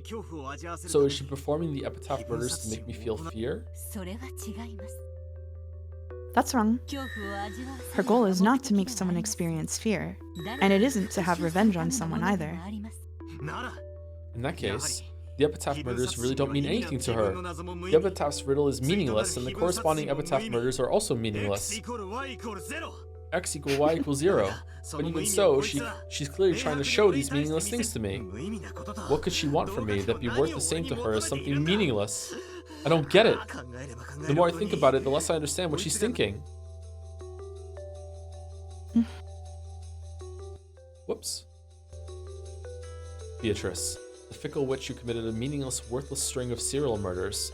Even the Epitaph's riddle, which that witch used as a trigger that could suspend the serial murders, is meaningless, immaterial. And yet, she's thrusting this meaningless, immaterial thing in front of my face. What is it that you want from me? Or else, what is it that you're giving me? My idea that Beato has clearly been taking revenge on me has already been denied by Virgilia's Red Truth. Both X and Y, both the Epitaph murders and the Epitaph's riddle hold no meaning for Beatrice. X equals Y equals 0. However, since she's thrusting those things in front of me, they must have some meaning. She showed us the scales representing, if you don't solve the Epitaph, I'll carry out the Epitaph murders. In other words, Sumari, neither the Epitaph murders nor the Epitaph's riddle have any significance by themselves. However, it becomes meaningful when she puts both halves on the scales and puts them on display before us. No, before me. Why is this music making me think of Sekimeya? Good question. In other words, Sumari, it should be like this. X equals 0, Y equals 0, X plus Y greater than 0. On a scale with meaningless, weightless things on both sides. However, it has weight itself, and it gives the rest meaning. It's almost like playing, like kids playing rock, paper, scissors. Rock, paper, scissors is an extremely familiar method of randomly determining a winner and a loser. You sometimes wager some sort of reward on the outcome. But kids often do rock, paper, scissors just to play, without betting anything in particular. Unless you bet something, you have nothing to gain or lose except happiness and frustration. In other words, Sumari, the two sides of the scale, both winning and losing, are immaterial. However, the very act of seeing which way it will tip is the reason kids play rock, paper, scissors. After all, the kids are enjoying the communication that surrounds the game, and they aren't purely interested in the value of winning or losing. They aren't overly concerned about who wins and who loses. That would mean it doesn't matter to Beato whether the Epitaph murders succeed or not. It almost feels like she's just enjoying the process. Sorry, I wasn't laughing at you there. I was laughing that Ryukishi repeated that almost word for word in an interview about an unrelated. Oh, did he? I subject. couldn't hear you laughing. Sorry. Okay. In the past, I cursed her, deciding that she was a heartless witch who kept murdering people for no reason. But right now, I can't imagine that's true. Thank you. In that case, I'll give you one more line of red. Beato never committed murder for the sake of pleasure.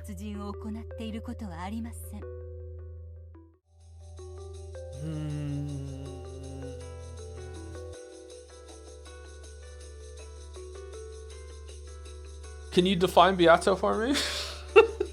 Could we just Define like a witch? could we Define just a cut the witch? red just here? Beato never committed murder, period.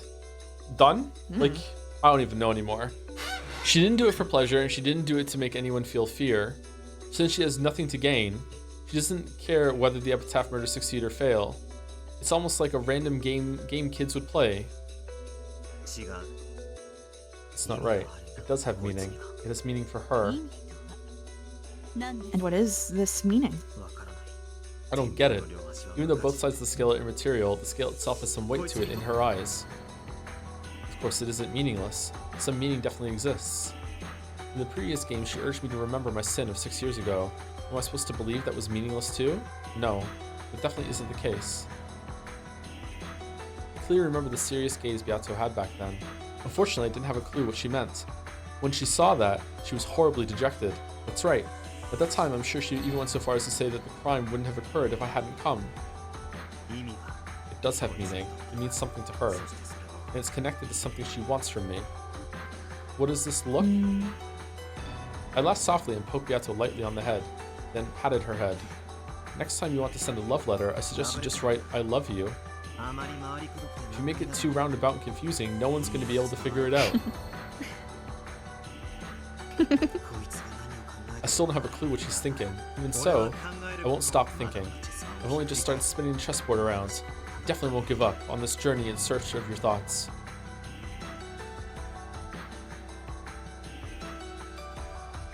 Smash? Smash. If you want to take an early break here, we could do 2 more chapters and it'll go a little bit over an hour. How's that sound? Is that the ones that we had on schedule? Yeah, excluding the extra one.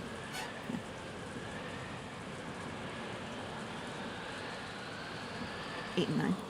Yep, we'd probably take it now because we're like 15 minutes away. I'll do it now. Yep. So like 5-minute break, short break this time? Sure, sounds good to me. Okay. Oh, thank you to Kever Klarung as well. This level of reasoning is possible for a weeb like myself. What do you think, chat? Thank you, Kever, for Klarung. That's hard to say. Anyway, we're back in about 5 minutes. 1, 2, Hello. 3. Hi.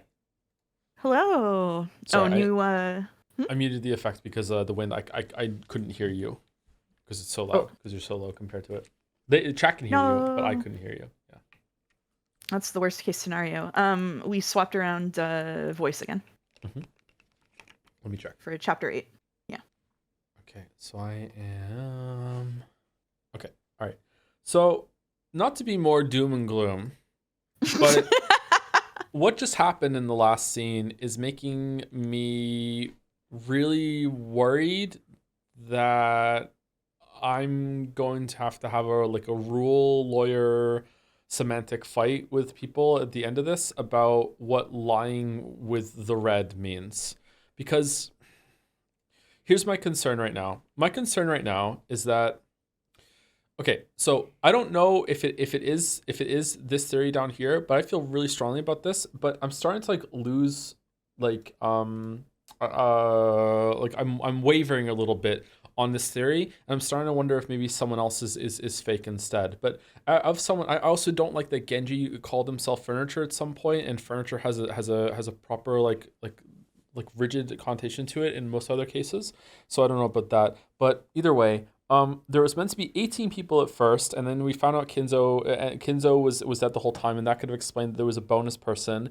And now we found out, and then she dropped the amount of people on the island down by 1, so it's still no room for a bonus person. But if there is someone of these people is fake, or I think 2 of them are fake and there's a real person that is using these 2 as furniture, then that would drop it down again, and there could be room for another person. But now I'm starting I don't know if the details are getting mixed up in my head, but I'm starting to wonder why was that necessary? So hold on, let me backtrack a little bit. So the reason why it was necessary explicitly at one point was because everyone was accounted for when Nanjo died at the end of episode 3, right? Or was it Jessica? It was one of those two.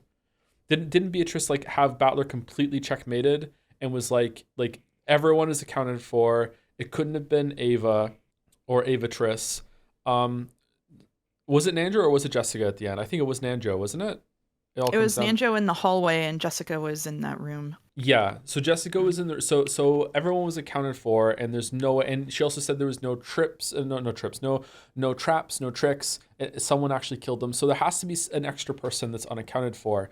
My worry right now, because it's already kind of like if there is someone that's fake, my worry right now is that at some point, because everyone has been killed at some point except for Battler. Maybe Battler's fake. Fucking hell. Like it said it wasn't the culprit though. That was just in red. Since everyone has been killed at some point, like I don't like that even counts as a murder. Like that doesn't. If someone is fake, how can they be murdered? So like, and now it gets back to like, okay, so if Canon killed Jessica, if Canon, Shannon, and Beatrice, sorry, hold on. If Canon, Shannon, Beatrice, Virgilia, Renove, Gap, etc., if they're all furniture of Sayo, if Canon killed someone, does that mean all of them killed someone, or does that mean that just Canon killed someone? And you could say in red, Beato hasn't killed anyone. Could you even say in red, Sayo hasn't killed anyone? I don't know. I don't know what the stipulation of that's going to be. But like there was a part where like at some point, I'm pretty sure at some point in the story, one of these has been killed and we found the body and it's just someone playing dead. And then when they get up and walk away and they do something else and they adopt another persona, but they never adopt that persona again. In their head, Canon, let's say Canon was killed and we found Canon's body. Canon really is dead forever, and they're dead to whatever the central consciousness is that is controlling all the furniture. But the physical body gets up, walks away, and does something else. I don't know. That feels really scummy to me to even count that as a death at that point, or even a homicide. Like, how does that work? If like could she make her own furniture fight? I don't know anymore. I have a feeling that I'm not gonna like this. But I do wonder, like, if that counts. Like, if does that count as Beato killing somebody? Anyway, I'm sorry if that was nonsense, or rambling. But that and a lot of other things I've said right now are making me like really unstable with the story right now and unsure. And I'm not really enjoying episode 5 as much as the others. But I don't know. I'll probably speak with Mouse about it after the stream today, if you're okay with that, Mouse. And maybe I do need like a refresher course of the questions arc. Maybe that's where it's coming from. I don't know. I just I'm a little. Sure. I'm unsure at the moment of what's going on. Okay. Between Joe and Tommy is the furniture. Joe is the furniture. Joe is the furniture. All right, let's put the sound back on. So I'm taking omniscient narration here, and you can take battler narration when it comes up. It's in the second half. It was on 2s, right? Or was it on 3s? It was on 2s. We can change it if we need to. This is omniscient. Okay, go for it. Battler did nothing but gaze blankly out the window. The fighting between the relatives went on without end. We do not have sound effect for some reason. You muted it? I turned it back on. For some reason. What do you mean? I turned it back on. I know, they're being mean. Yeah. Maybe we need to do hold on. Let me try this. Yeah, you could do a cheeky save and reload. Yeah. Maybe no music here. There is music here. So it's probably just bugged. Did you click M? Nope. Let's like wait until it gets to the next scene transition then, and we'll see. Maybe like it'll kick in. Anyway, go ahead. At first, the relatives had crowded around the study. Oh. Sorry, I'm ahead of you. There we go. It's back now. Okay, cool. At first, the relatives crowded around the study is what you said. Okay, all right. Yep. However, no matter how much they knocked, the master of the study did not answer even once. Ava and several others said that they should open the door with the second key, the one Genji held. However, in a flash of brilliance, Natsuhi said that Kinzo had been in a particularly bad mood and had taken back the key he'd previously given Genji, which meant that now he had both keys himself. She claimed that this was the reason they couldn't open the door.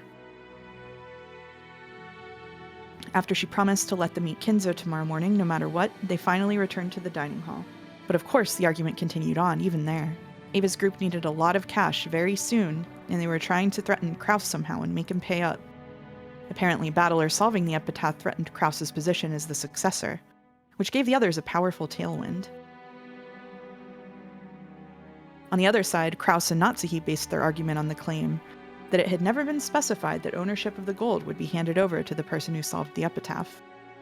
It hadn't been hidden gold, but simply Kinzo's stockpile, and it was still Kinzo's property, which meant it would naturally be distributed after Kinzo's death with the rest of the inheritance. Once they made that claim, Ava's group once again started demanding to be allowed to see Kinzo. It had probably been obvious to them from the very beginning. The sibling fight could only be settled by Kinzo. This was obviously a confrontation between Ava's group, which wanted cash fast, and Kraus, who was hiding his lack of funds but still didn't need money right away. As he listened vaguely to this exchange, Battler marveled at how, despite their usual affluent airs, they were surprisingly deep in debt. Didn't you say the same thing a short while ago? Enough, let's take a break. We're all repeating the same things over and over again. According to the clock, it was almost 24 o'clock. It was certainly a perfect time for a break. The atmosphere relaxed just a bit. This is the first time in the story, actually, that the situation has gotten to a point where I kind of get why people start killing each other. I don't know why. Like, it's just like the way that they're like going back and like being like, no, I didn't mean that. No, that's not part of the deal. Like, no, the gold's right. Like, I don't know. It's just like, I still don't think they should do it, but I kind of understand the tension level that they're at for some reason. I don't know why it's hitting me this time. I agree. It'll be good for both sides to take a breather. Hey, why don't we start keeping a record when we start up again? I'm tired of fighting over what was or wasn't said. Seriously, we really can't do without a record of proceedings, not when Nissan can so easily deny something he said before the words stop reverberating off the walls. A mere written record would be a pain, and it'd be an easy target for forgery. Good point. Aniki, want to fire this up? A tape set, is it? I see. This way we can give a record without bothering to write it down, and forgery will be impossible. It's fair for both sides. Make sure you don't mess anything up. Those are Father's precious music tapes. The dignified tape set had a sense of weight to it that matched this majestic dining hall perfectly. On pleasant Sunday mornings, it would sometimes be used to play famous tapes or records. However, right now, it was the most neutral and impartial conference record keeper around. Rudolph fished randomly around the cassette rack, searching for a blank tape. And every time he found some tape with sophisticated music on it, he'd complain about how pompous it was. Pardon me, you called? We're taking a break. Sorry, but could you make us something to drink? And maybe some biscuits would be nice too. Certainly. I will see to it right away. Also, sorry, but do you have any cold medicine? I've been feeling a bit feverish. Then don't overstrain yourself. Get some sleep. If you really feel like it, why not get some sleep, Rosa? Of course, I wouldn't step out of such an important conference because of a simple cold. Really? Allow me to take a rest as well. Natsuhi, why don't we take a short rest too? Yes, dear. Sensing that he meant to have a strategy meeting, Natsuhi stood up. Even if that hadn't been the case, she was so desperate to get out of the room even for a moment that she'd have taken any excuse. Kraus and Natsuhi left the dining hall, and the tension in the room finally relaxed.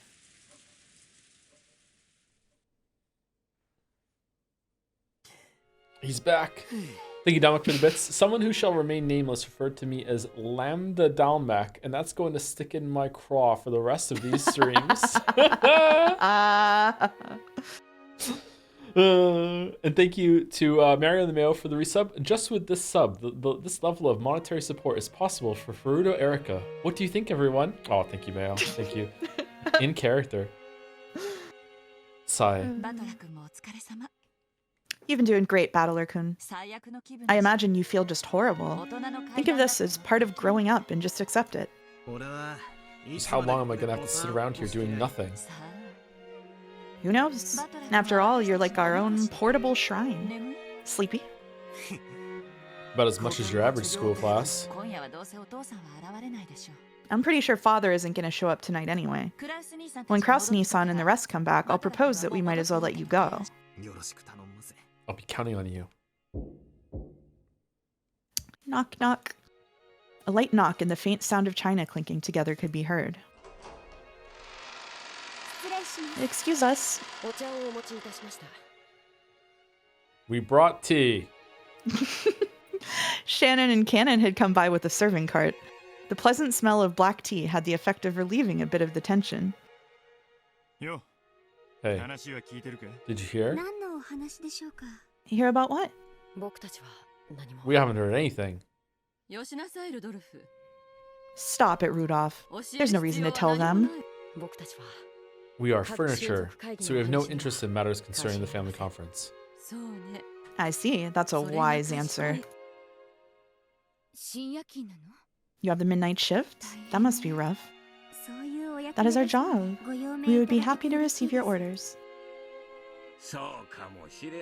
Makes sense to me. At least that'd be better than sitting around awake doing nothing. When I was still down on the bottom rungs, I once worked as a warehouse keeper. Even though you're just staying awake, it's still pretty tough. Right after the war, you had robbers all over the place. Plus, you couldn't rely on the police back then, and it was a pretty dangerous time. Alright, Hideyoshi, right to bed. Hideyoshi was particularly proud of how he'd started with nothing and built up assets by illegally diverting goods from the American army. Once the subject came up, Hideyoshi tended to get pretty talkative. Loves breaking the law. The relatives who knew this were greatly relieved to see that a perfect sacrifice had come up. If you got found out, you were in for it big time. Those Americandy people are scary. Their strength's in another league because of all that beef they eat. Whey protein's better though. If you got caught, it ended with them shooting you or death by hanging. Get it? Death by hanging? Oh yeah, and then I figured it out. It's all about the meat. Japanese people gotta eat more meat. And that's when I got the revelation that I need to start up a business to win over people's stomachs. Almost as good as Kraus. I see. That must have been quite a difficult task. Stop it, dear. No matter how much you tell people born after the war, they'll never understand how we suffered back then. Oops, looks like my bad habits jumped out again. Sorry. Wahahaha. You two should have some tea as well. Every now and then, I think it might be helpful for you to use your own tongues to learn more about the tea you're always brewing. No, we'll be fine. There's no need to be concerned for our sakes. Hang out with us for a bit. Being surrounded by adults makes me feel like I'm gonna suffocate. Hear that? That's an order from Battler-sama, the successor. Sit over there and have some tea with us. Then you can talk about recent events, your hobbies, TV shows you're watching, and whatever it is that's popular with the kids these days. Why would they all? I don't understand the rules anymore. Oh my god. Oh no. Why would? Oh. I guess I'm wrong. I must be wrong. I'm wrong. I guess I must be wrong. So who's the? Who doesn't count as a person?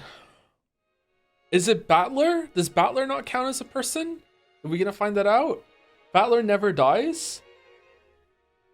I'm sorry, this is tedious. Here, that's an order for Battler-sama, the successor. Sit over there and have some tea with us, and you can talk about recent events, your hobbies, TV shows you're watching, and whatever it is that's popular with the kids these days. There's a lot we could learn. That's a brilliant idea. Come on, you two sit down too. And why don't you become sacrifices for us now that we crave something to talk about? Maybe Lambda Delta and Bernie using different. Yeah, I said that at the beginning, didn't I? Yeah, I need to remember that. Yeah, that's probably what it is. Okay, yeah. It's got to be this time that the rules are so different that they're actually. Yeah, okay, all right. It's got to be that. Waha. That's right. I thought it'd be nice to talk to some young kids, but that'd be pretty hard when I'm too old to go to a cabaret club. How long are you planning on standing around there? Rudolph told you to sit. Sit down. I give you permission as well. After getting Ava's permission, Shannon and Cannon looked at each other and finally obeyed, nervously. For a while, the two were pounded by questions and became the relatives' playthings. Then, a reserved knocking sound could be heard. All of the servants tended to knock in a similar manner, so no one found it strange. However, Shannon and Cannon turned around with surprised looks on their faces. The servants here today included the two of them, Genji, Kumasawa, and Goda. Goda had the midnight shift at the guest house. Kumasawa had gone to bed in a spare room in the guest house. The two of them were right here, so Genji was the only person left. But they knew very well that Genji wouldn't knock like that. Who is it? It's not locked, just come in. Rudolph didn't recognize the knock either. When he asked, "Who is it?" it became apparent that no one knew whose knock it was. After that, the same knock knock repeated just once more. Could it be that someone had their hands full and was asking that the door be opened for them? As a slightly odd feeling began to encompass the room, the sound of the large clock in the hall could be heard. It was a sign that October 4th had ended and October 5th had begun.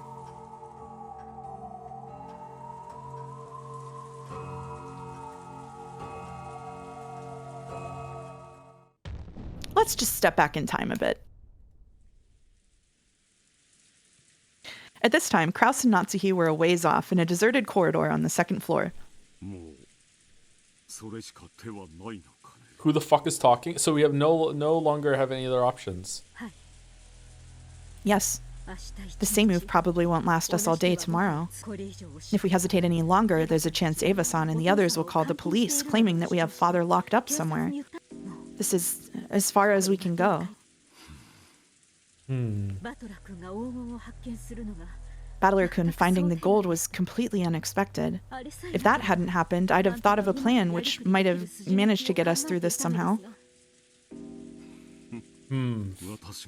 This always happens when I bet on something. Something unexpected always happens, and something that should have been an absolute certainty goes wrong. Let's arrange for Father's room to be empty starting tomorrow morning. Let's plan it out with Genji and have him say he saw Father heading out into the forest early in the morning. I doubt Eva and the others will simply accept such disappearance. I'm fully aware of that. However, we have no other options. If we do such a thing... Look at the rain falling in the window in the background, very small, that's cool. If we do such a thing, Eva and the others will doubtless make a fuss that our actions were suspicious. They aren't worried about appearances as long as they can squeeze some money out of us. It might end up in some odd magazine and cause serious damage to the confidence placed in me. Damage is something we can live with, right? If by any chance Father's secret is discovered, we'll face a lot worse than mere damage. There's nothing wrong with persisting until the last possible second tomorrow. If we're able to make it through safely, we won't have to lose anything. There's no need to get impatient and use that trump card. Well, that's what I said to all the imaginary people in my head when I was in the study, and we all concluded that we needed to do this, so just get with the program, Kraus. This is what we're doing. You want to wait until after they start clambering about how we've locked Father up and then say he's gone missing? That way would invite much more suspicion.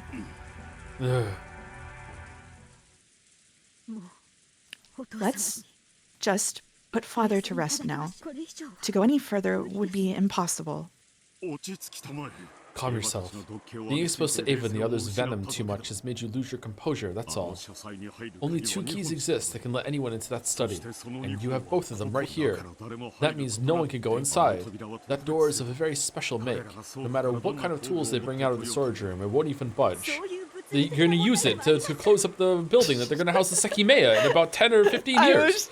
Just gonna make a Sekimeya joke. No way. No way. Oh, it isn't a physical problem like that. Please don't be hasty and calm down. In any event, you can pretend to have gotten a fever and stay in bed. In the meantime, I will overcome all of this for you. I can't leave everything to you. I'll fight until the end too.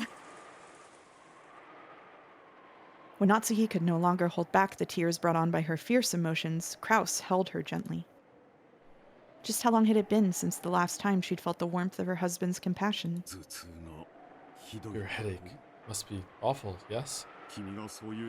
It's always that way when you wrinkle your forehead like that. Dear. She had come to think that her husband could never guess the way she felt. But at times like this... Let's wait for the very last moment before using our disappearance trump card. It's like a last resort treasured sword. It's best when it remains in its sheath. The important thing is that you're ready to pull it out at any time, right? I understand that. Would you let me handle that trump card? Of course, at the final moment, I will take all of the responsibility. I won't get you and Jessica involved. What do you mean by that? When the Ushiramiya family is destroyed, it is enough that I alone am crushed in that rubble. When the typhoon passes, let's make sure we're ready to file for divorce. I will sign the Damn. papers and let you hold on to them. I've secretly left some of my assets in your name. Mostly the moon investments. They're a sure thing.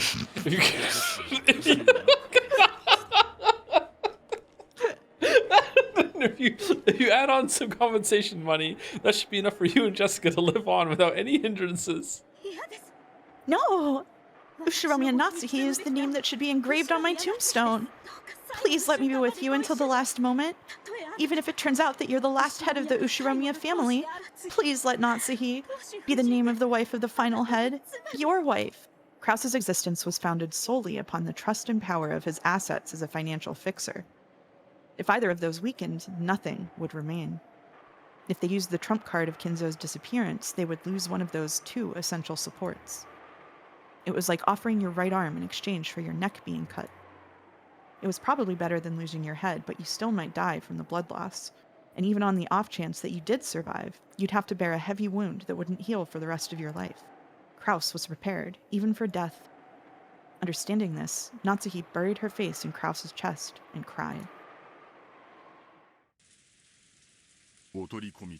My apologies for interrupting. The sudden appearance of Genji's voice made Natsuhi jump back and hurriedly wipe the tears from her eyes. Krause stood in front of Natsuhi, shielding her. Ah, Genji-san, please don't sneak up on us. Do you have some business? Yes. My apologies, but I have something to report to Madam.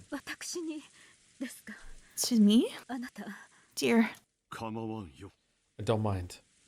Krause left Natsuhi's side, went to a window a short ways off, and gazed at the windy and rainy rose garden. Natsuhi went with Genji to a place a short distance away.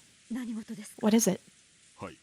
Well, the truth is, another phone call has come for you, Madam.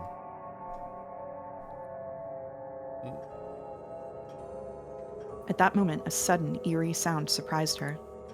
It was the large clock in the hall announcing 24 o'clock. You don't mean that man again?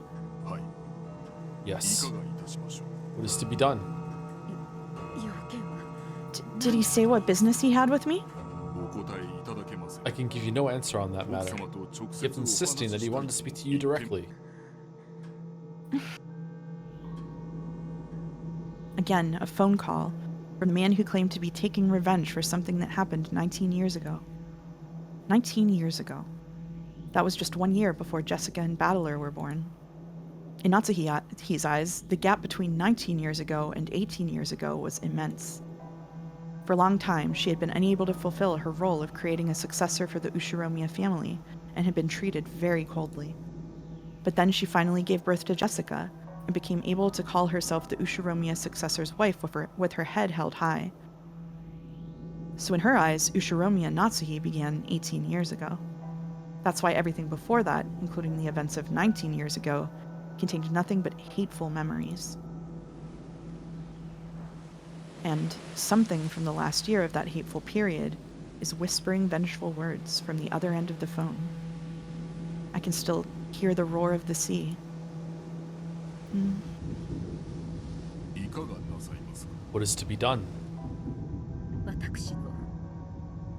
Transfer it to my room. Don't let my husband know. As you wish. From the very beginning, Genji had guessed that she wouldn't want Krause hearing about this phone call. That's why he had told Natsuhi covertly. Natsuhi ordered that he transfer the call, told Krause that she would turn in for the night, and left at a quick pace. Okay, so sorry, I wasn't paying attention in the scene with the dinner. So when Genji came in and was summoned to get drinks and biscuits for them by Rosa, Krause and Natsuhi left with him. I think this is happening before all of that. But it just hit midnight, and it hit midnight right when someone was knocking on the door, right? I mean, I guess so. Yeah. So because they left a little earlier, says I kind of spaced out on that. I didn't realize that they left with Genji around the same time that the Genji left. Okay, all right. So they stepped out. Okay. And also, this is before the island loses their phone line, I'm guessing, because otherwise, how can there be a phone call? Unless it's from the interior line, which means it's someone that's already on the island, which really narrows it down, actually, but okay. She returned to her room and locked the door. There was nothing peculiar about that. In Ushiromiya family, hallways are like public roads. There's no special meaning in locking the door when you enter your own room. This is what she told herself. Then, as though it had been waiting for her, the telephone rang. Genji had probably transferred the call. She took a deep breath, readied herself, and picked up the receiver. Hello?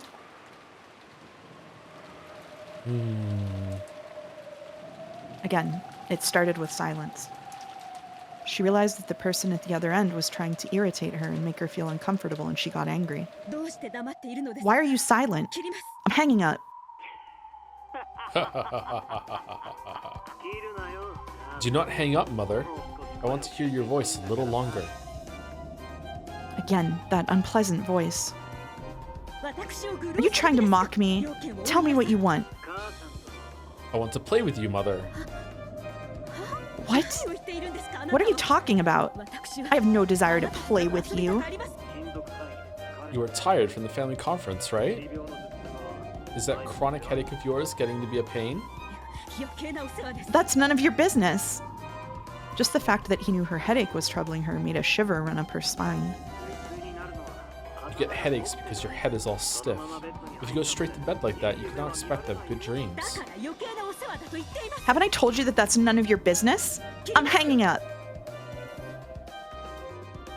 Natsuhi forcefully yelled that she was hanging up, but in actuality, she couldn't. After all, being at the receiving end of a phone call was much better than the alternative. If she hung up violently, this person might then call someone else.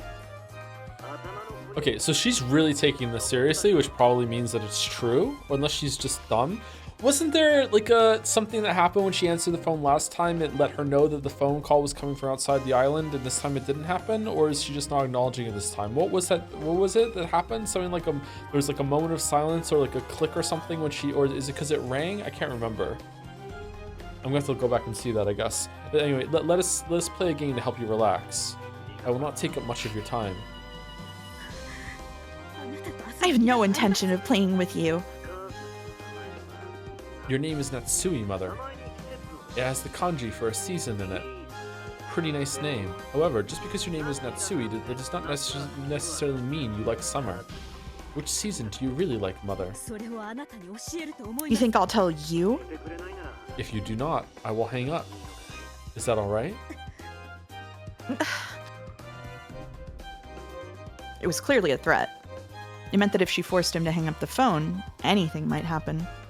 Humiliated that she was forced to give in to a threat made by a man whose name she didn't even know, she gave him the answer he wanted. It's autumn. Why? Because it's an easy season to pass the time in. There's no other reason in particular. Are you satisfied now? Yeah, I am satisfied. So, it looks like your favorite season really is the same as mine. I like autumn too. Liar. You just made that up. Surely this man would have done the same thing no matter which season I said I liked. What is he after? What's so fun about making me uncomfortable like this? It's not nice to call someone a liar. I'm not making it up. I already knew you liked autumn, Mother. There is even proof. Proof? Yeah. Is there a clock in your room, Mother? A clock? Yeah, there is, but what's your point? In Natsuhi's room, there was a beautiful antique clock with an intricate design. Kraus had bought it for her as a birthday present long ago. It's 12:07 right now. I'm tired, so please get this farce over with quickly. Try lifting the clock up. Why?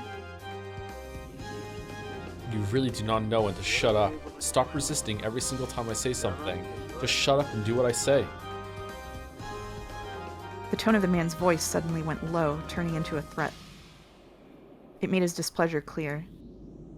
At first, this man seemed to have a calm way of speaking, but on the inside, that wasn't the case at all. If she enraged this man even a little more, he would surely show his true nature right away. Are you really that eager to make me hang up? Things are best when I talk on the phone with you. I could tell your husband and daughter about what happened 19 years ago anytime I want to. I don't know what you're talking about, but please don't get my husband and daughter involved. I'm listening to everything you say. Then just do what you are told. Once again, the man threatened her in a low voice, as though warning her not to interrupt again. My head was filled with the pain from my headache, the sound of my beating heart, and the roar of the sea. I can't disobey him anymore. As the man had ordered, I lifted up the antique clock. Huh? There lay what appeared to be a single playing card. Is it the warranty for the clock? Thinking this, she took it and turned it over.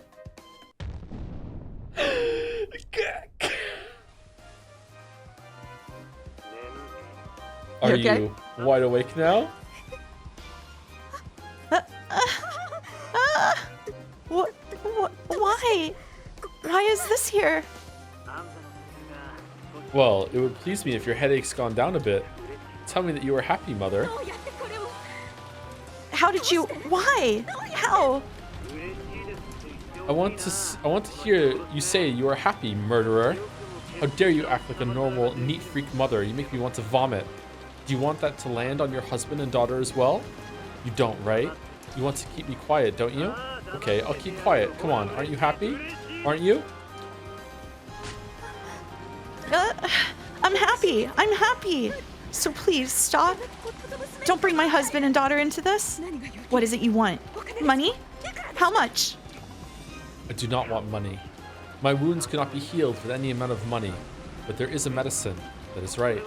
It is like a kind of ointment, thick, syrupy, and dribbling, and that is my hatred, my resentment towards you. Slathering myself with that is the only way to hold back the pain. Natsuhi had never had anything so hateful said to her in her entire life, so she suspected many times that she must be having some sort of bad dream. However, this definitely wasn't a dream. You couldn't possibly be on this island right now, are you? I am.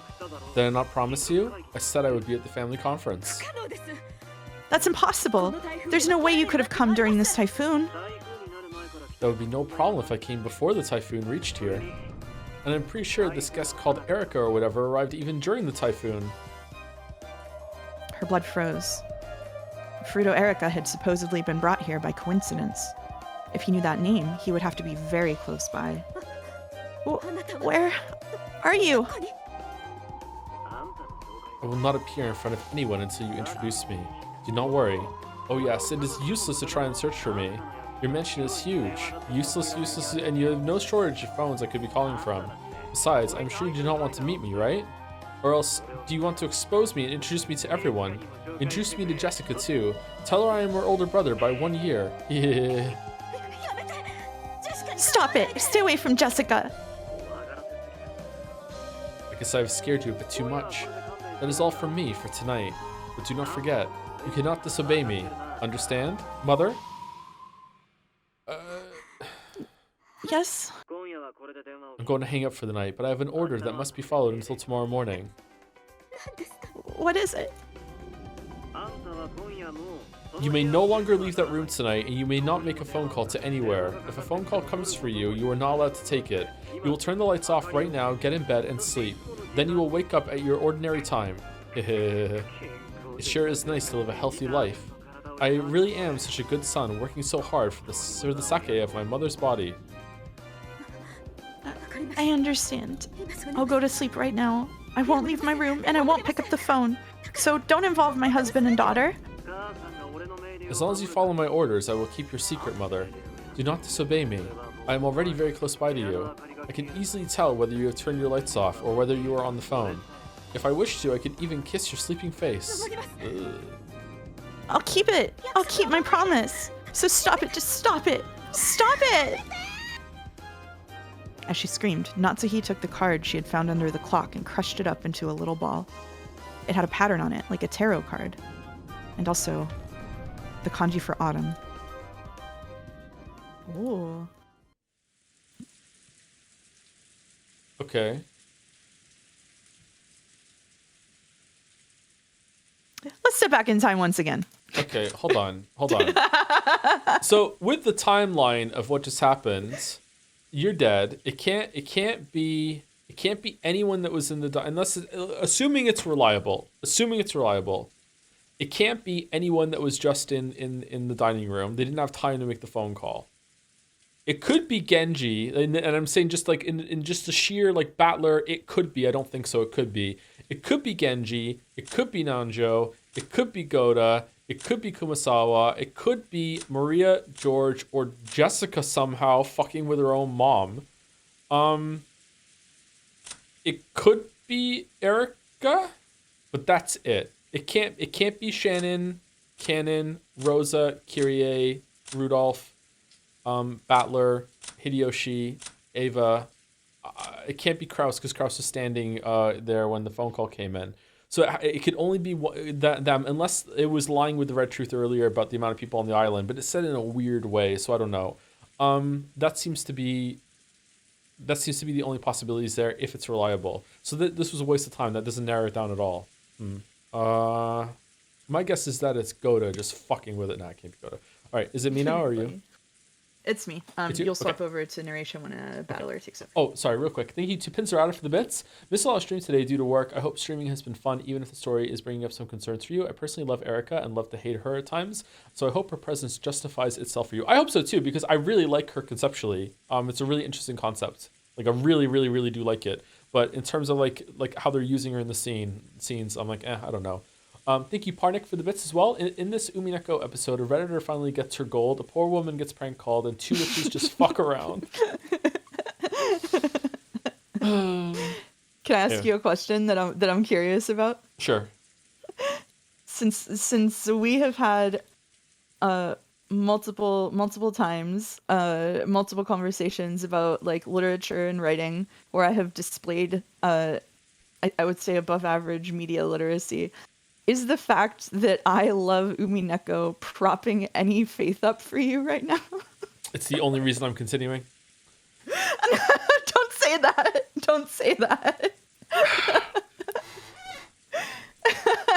I'm just curious. It's the only reason I'm continuing. It's the only reason I'm still here. That's it. No, you're lying. You're lying. It helps. Yeah, it helps. Yeah. Okay. I was just curious. I was okay. Without mouse, it would not exist. Oh, okay. If your answer was no, it would be fine. I was just curious if that factored in. Okay. Let's go back in time once again. Right now, it is the exact moment that the large clock in the hall announced 24 o'clock. Wondering who the person who knocked twice was, the relatives in the dining hall stared at the door. Rudolph told them to come in. But there was no answer. It's Poopy Butthole, right? Until the end of that long tone marking the arrival of 24 o'clock, which had come from the large clock in the hall shortly after the knock. They were unable to move in the slightest. Maybe their hands are full and they can't open it. Maybe. It's a bit creepy that they won't say their name. Should I open it? Do so. Cannon nodded back, then slowly opened the door.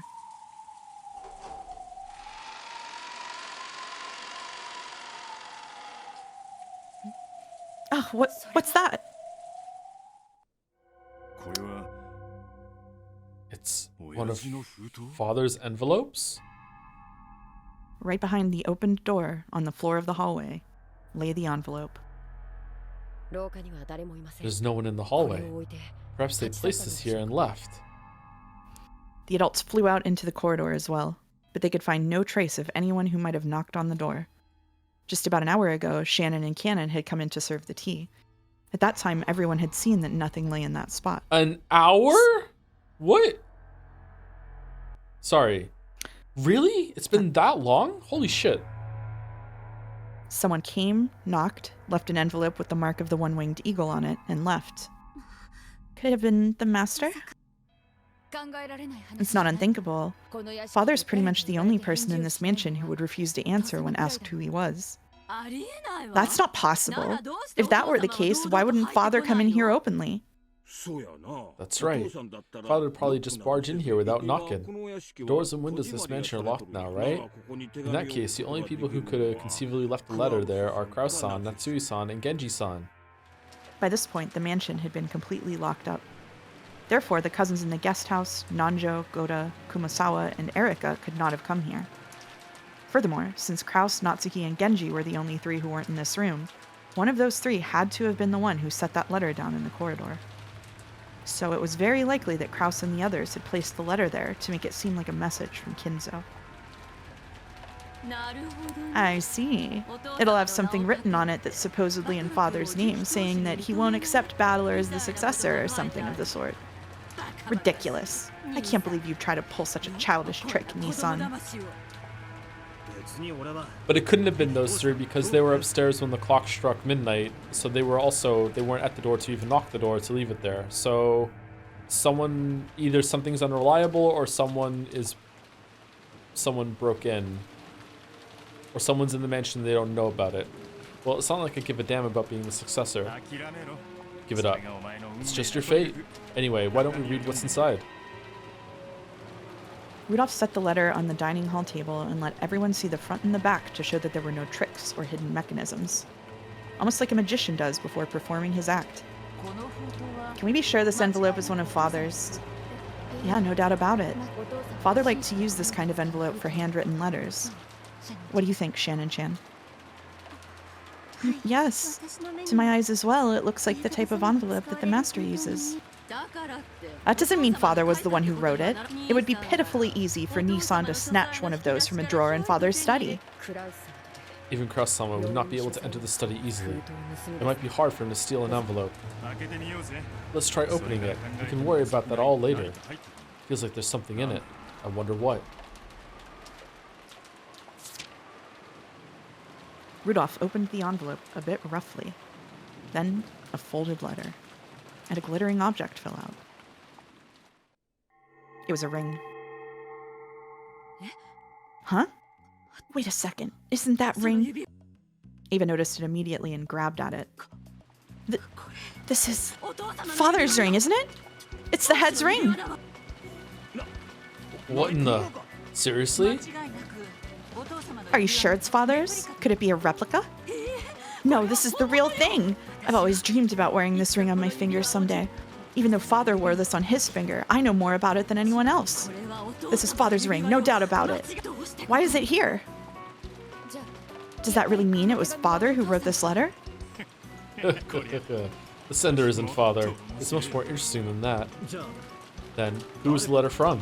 The Ushirimiya family alchemist.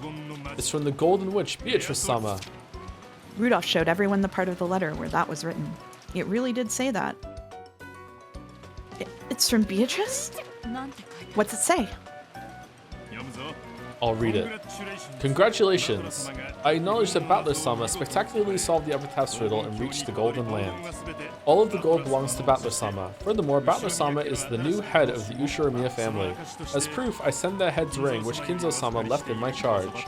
Battler-sama, I beg that you take the ring, become the new master of the gold, and guide the Ushirimiya family. I sincerely pray that you flourish as the new head. Ha ha ha ha! What the hell? I see, Dad just won't come out of his study, so Beatrice, the Witch of the Forest, has acknowledged Battler directly.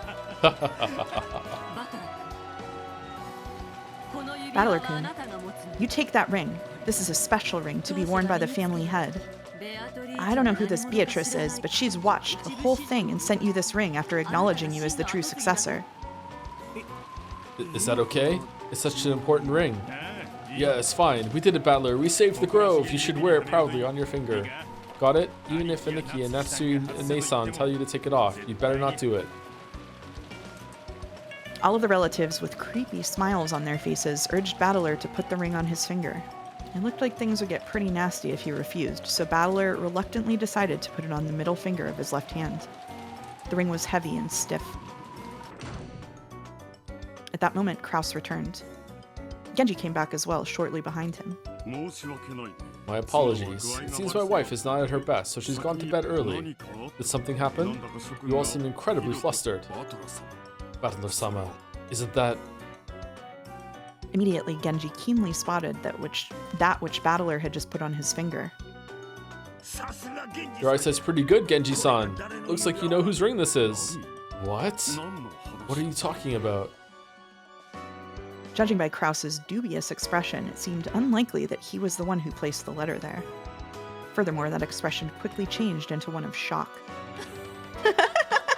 That's right, it's the Ushiromiya family head's ring. The family conference took up this new topic, and the storm came once again. This is you when it comes up. It's me? It's you. Is this the next chapter? No. No, really? Okay. The rain was still pouring down as hard as ever. This weather was supposed to continue all day tomorrow as well, which made me feel a bit depressed. Oh wait, given the time, I should say today, not tomorrow. But that doesn't really matter now. I'm sleepy.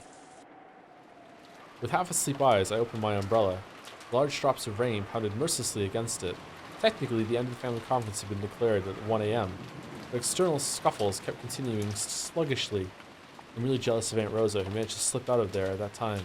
She cleverly got away by saying that she'd check on Maria, who might have been staying up too late. Dad caught me, ruining my chance to escape, and it made me stick around until now, 3 a.m. So what have they decided on after all this time? Nothing at all. They just kept on arguing about who said what, like elementary school kids. I'm sure they're tired too. That's probably why they keep dragging on with the same pointless questions.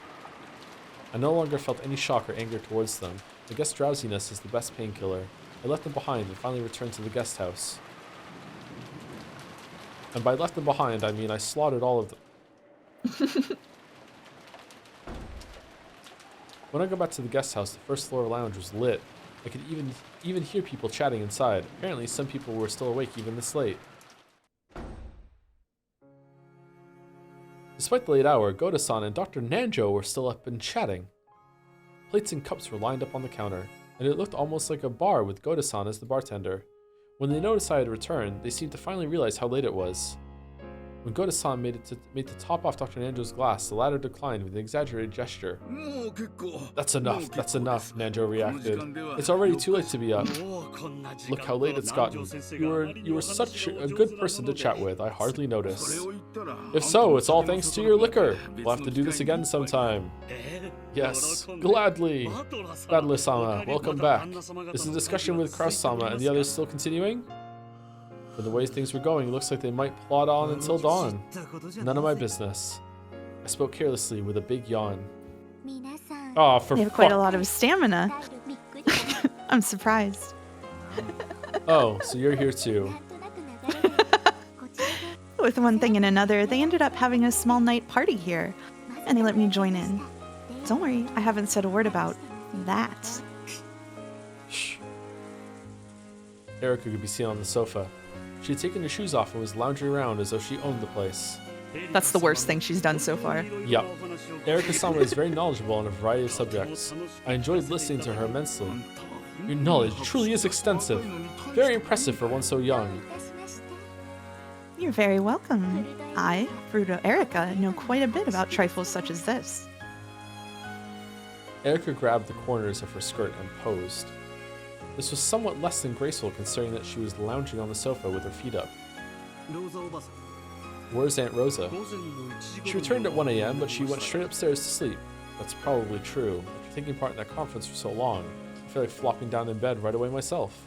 I've had it. I'm tired enough that I might flop over right here. Well then, let's call it a night. Don't you have to get up early tomorrow morning to make breakfast, Goda-san? Preparations for breakfast have already been made. I would be most pleased if you look forward to it. In Goda-san's eyes, the family conference is an open stage on which to display his culinary skills. Maybe this invigorates him so much that he doesn't even get sleepy. Erica stood up, laughing at how youthful Goda was. This became a sign that it was time to disperse. I will clean up here. Please, go and sleep, everyone. Leaving the cleanup to Goda-san, I went to the bathroom and then climbed the stairs to the second floor.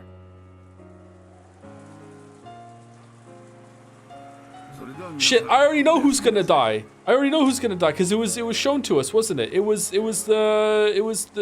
these three, Genji, fucking the guest house people. Was it Rosa? Shit. Who was the other one? Fuck. Good night, everyone. These old bones. Hideyoshi was killed. These old bones have stayed up a little too late. Good night, Dr. Nanjo. Good night, Battler-san. Yeah. Good night. Then, in the second floor hallway, we split up. Dr. Nanjo went to his own room. Erika went to her room. And I returned to the cousin room. I couldn't hear any sounds of playing coming from our room. Would they have fallen asleep already? No surprise at this time of night. If they were still playing, they would have been staying up way too late. When I opened the door quietly, as expected, the room was already pitch black except for a small nightlight.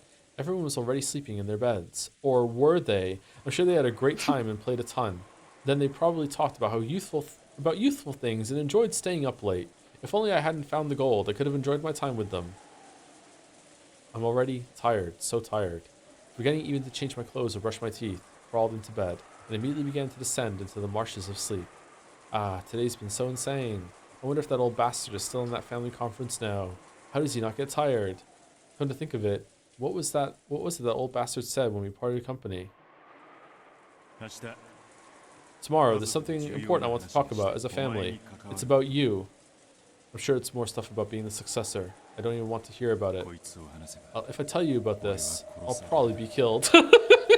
I'll kill you whenever you want, you old bastard. And then, what was it he said next? It's about your birth. My birth? Ah, I see, okay. Probably just something about the noble Ushiromiya lineage. Not interested. Just let me sleep. What do you see? Just say it.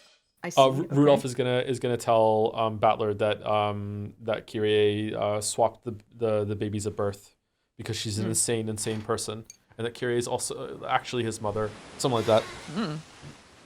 I see. And the reason why I'll probably be killed is because Kyrie would be really, really upset about it. The sound of crashing away. Is this me or you? Sorry, this is the new chapter, right? Oh yeah, let me look. So this is chapter 9. This is the last one we'll do. You can have narration. And Okay. There's some other stuff in there for you to know. Okay. Male characters, her, narration. Okay. I'll try and remember. The sound of crashing waves. The sound of the tide surging. The noise of the sea breeze. Whenever my headache torments me, these are the sounds that fill my head. Unable to bear a successor, I was in a very difficult position with regards to the Ushiromiya family. Whenever I heard of a drug or incense that could make you achieve pregnancy, I tried it, but nothing had any effect. Until I was blessed with Jessica 18 years ago, I was ashamed to even call myself a wife. Children are created by the efforts of two people and the whims of heaven. It's not fair to place all the blame on yourself. Still don't know what caused my inability to become pregnant. I even went to see noted physicians. I underwent humiliating examinations, but I always just told they didn't understand the reason. Even though quite some time had passed since your marriage, you still couldn't bear a child. I see. It's only natural that Ava, who secretly aspired to become the successor, would start getting ideas. Ava tried to convince father that I was a failure as the successor's wife. It was a time when Kinzo was also very disappointed by my husband's repeated business failures. On the other hand, Tsumari? Ava's husband, Hideyoshi's business was growing well, completely the opposite of my husband's. He was the only person who could bring father good news. So perhaps father couldn't be blamed to decide to lend an ear to Ava's words, or even accept them completely. It was all my fault because I couldn't bear a child. You are sinless. Aren't babies of this country carried here by storks? If anyone is to be judged, blame the stork. Thank you. However, even though I was still in good health then, the head was already well past his prime, and it's not hard to imagine that he wanted to see his grandchildren's faces as soon as possible. Who cares? If he wanted a grandchild, he could have just done what he wanted with that appalling amount of money he had. This is Kinzo, the man who always bragged about how money could create anything. If he wanted a grandchild, why couldn't he just manage something with that money he was so proud of? Yes, that's right. The head gave up on me when I couldn't bear a child, and did just that. The head gave to many charities, thinking it the duty of anyone in the possession of so much money. What? One among these, an orphanage known as the Fukuin House, Gospel? Gospel Fukuna? had been... Oh, so does Fuukin stand for gospel? Gospel house? Yeah, Had it's a been- translation. Okay, Yeah. had been given especially large donations, possibly because he had old ties with that place. Ah, the Fukuin house. Furniture came from that place quite often. To provide on-the-job training in preparation for life as a working adult, the head employed Fuukin house children with exceptional grades as servants. All of the servants in the mansion with "on" in their names, such as Shannon, Cannon, Lunan, Manon, and Leon, came from there. There were quite a lot of them, weren't there? Though most just quit after a few years. That's probably because a few years of wages from working here would earn them more than enough to live on their own. Experience as a servant for the Ushimiya family would be a wonderful thing to add to their resume. I'm sure it was the head's ambition that they would gain this for themselves and then spread their wings in society. I see. So an adopted child.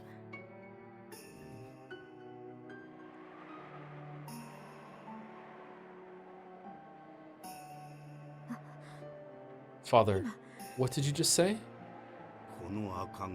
Accept this baby as my grandchild. Oh, there.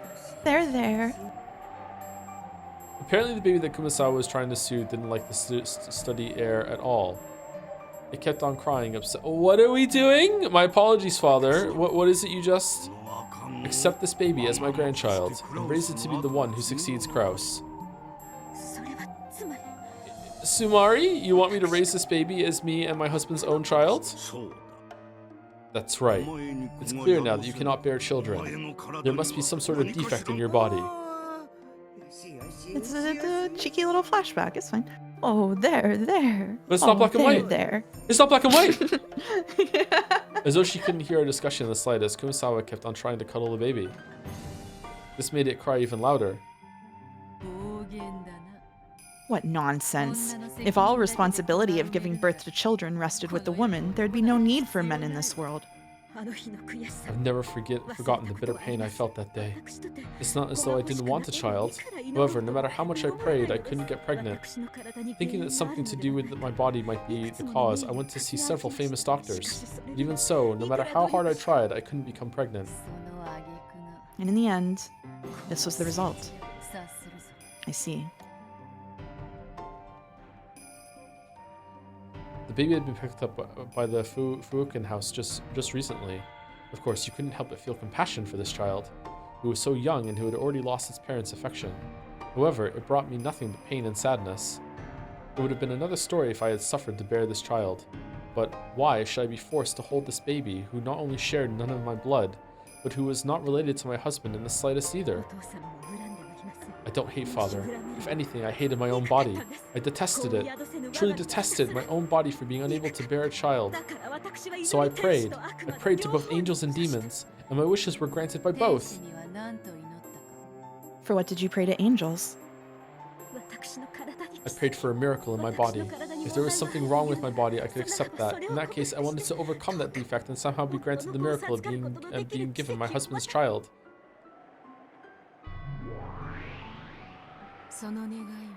That wish was granted. The next year, you gave birth to Jessica. And for what did you pray to demons? I couldn't stand it. I couldn't stand it. I hated my body. So I hated this baby, because it made my failure so apparent. What did you wish for? For the first time, I prayed and made wishes to demons. I wished that this baby would just disappear. Of course, that wish was also granted by demons. On that day, I left the baby with an older servant and went to think about the future in the rose garden.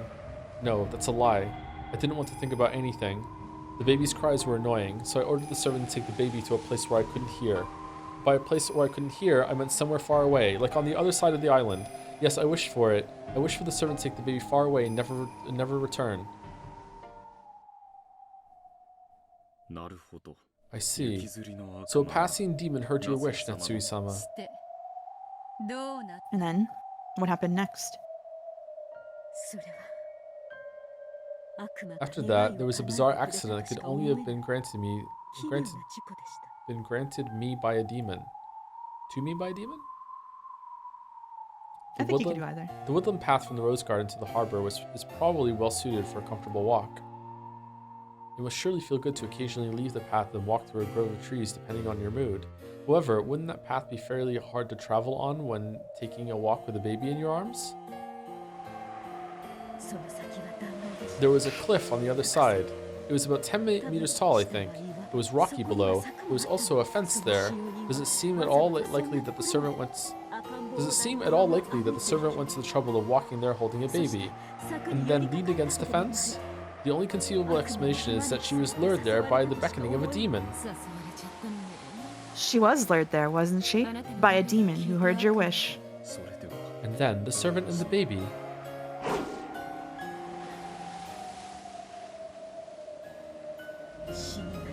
They died. They fell from the cliff down to the rocks below. No, they died because I wished it. That means this is... It isn't your fault. There's no need to think about it any further. It happened because I wished it. Nope, that's wrong. Even if you wish for something, whether it comes true or not is decided by the whims of gods, demons, and witches. You are sinless. Humans are sinless. You can even say that I killed them. No, I did kill them. I saw your mourning and felt pity, so I lured the servant with the baby to the cliff and guided them down it. Wasn't it just an unfortunate accident? If you can't accept it as an accident, blame it on us. That's why demons exist. Okay, sorry, hold on. So, 19 years ago, it's 1986, right? Mm-hmm. It's 1986. So this is... 1967. 67? Mm-hmm. When did Rosa find Kuradorian as a kid and the Beatrice fell off the cliff? Was that 1969? Or was it... Oh, it would have been... What year was that? It would have been earlier than that. It was when Rosa was like a baby. It was 20 years ago? So it was 1 year prior? Let's see. Rosa's a lot younger than Natsuhi, right? Oh, that's true, yeah. I think it was the 60s, right? I think it's around the same time. Oh, yep, it was 1967. I just looked up the red statements. Yep. It was 1967, and right now in this time it is also 1967, right? So it's the same year. Mm-hmm. That is very coincidental. Okay. Is it an unreliable version of the same event? Maybe in some. No, that's stupid. Huh? Is it the same damn cliff? It's the same art. It's probably not the same cliff. Okay. All right. Sorry. Just want to get the timeline going. My mind went there after I saw the cliff. Also, where Angie was, probably not the same cliff though. Anyway. That's right. We're here for your sake. It's not like you killed them. We killed them. So you are sinless. So please don't blame yourself, Natsuhi. Is that true? Am I truly sinless? Yeah, you are. Young one who claims revenge for the events of 19 years ago. If you're gonna curse someone, curse me. However, witches have a patent on curses. Let me take on this fight you're trying to pick with Natsuhi. I am the Ushiromiya family alchemist, Beatrice the Golden. If anyone picks a fight with the master I serve, I will fight in my master's stead. Revenge for 19 years ago, you say? I'll make you learn that's not even a blink of an eye for a witch who's lived 1,000 years. So, you hate Natsuhi for wishing your death 19 years ago? Let me make you remember just who it was that lured you off that cliff.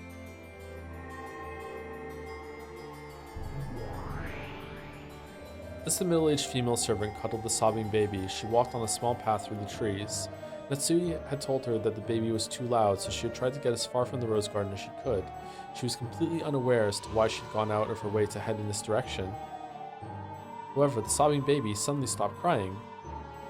Something was reflected in its eyes, but the servant couldn't tell what. However, thinking that the baby had stopped because it had taken an interest in something, she headed in the direction of the baby's gaze.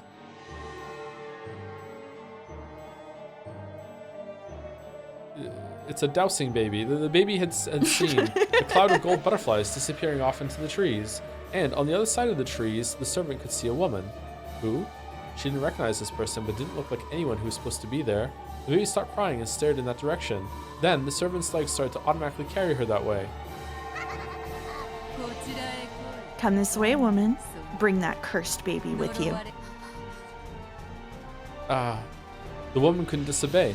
She was completely overwhelmed by Beato's gold, glowing eyes.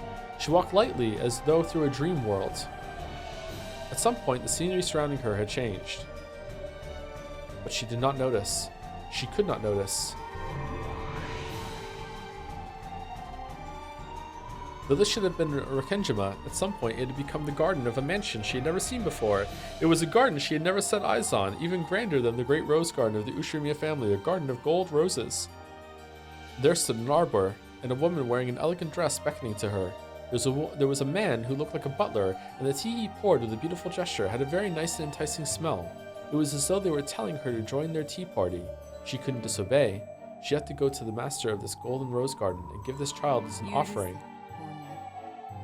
Forgive me, woman. Curse your bad luck for being entranced by a witch. And surrounded by these gold roses, which you would never be able to enjoy in this world, sleep. Gap. Yeah, understood.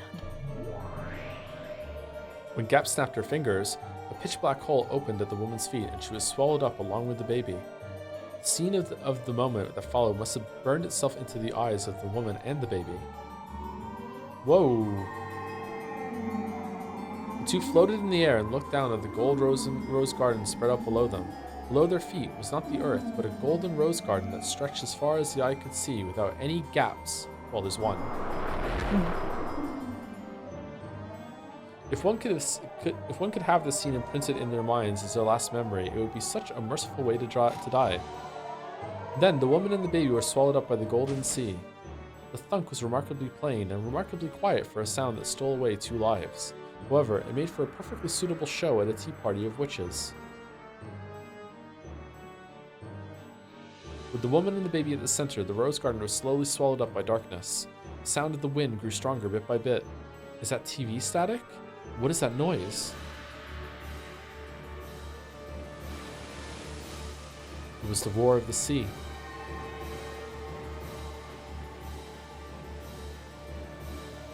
The two had fallen into the thicket of golden roses from the great height and died, were gradually wrapped up in the roar of the sea, wrapped up in the scenery of the beach below the cliff. I guarantee it. You were completely sinless. I'll accept this revenge from 19 years ago. Tackles back. When I spotted the two of them on the rocks below, I went pale. Just like I spotted some people say thank you to. Thank you, Rodney, for the bits. I love Erica. She's my favorite Redditor next to Sai from Sekimeya. Shout out to Poketo. I know she's his favorite too. Thanks, Rodney. That was my first full-on cackle in a long time. I know. It was good to hear it again. Then I dashed back to the mansion, and there was a huge uproar. They took them to a hospital on a boat as soon as possible, but from that height, it was a miracle that they'd even avoided an instant death. Both the servant and the baby died. In less than 3 days from the time father had entrusted me with the baby, I had killed it. My husband had been on a business trip. Rosa-san, who still lived on the island at the time, had been traveling with her friends. Father and I were the only ones on Rakinjima, and before anyone except father and I really knew anything, a baby had appeared out of nowhere and then disappeared again. That's right, it was a dream and a nightmare. And we also just pretended the baby hadn't died in a long protracted weekend at babies, which is the inspiration for Weekend at Kinzo's all these years. I was sure that father would blame me. However, he seemed somehow strange.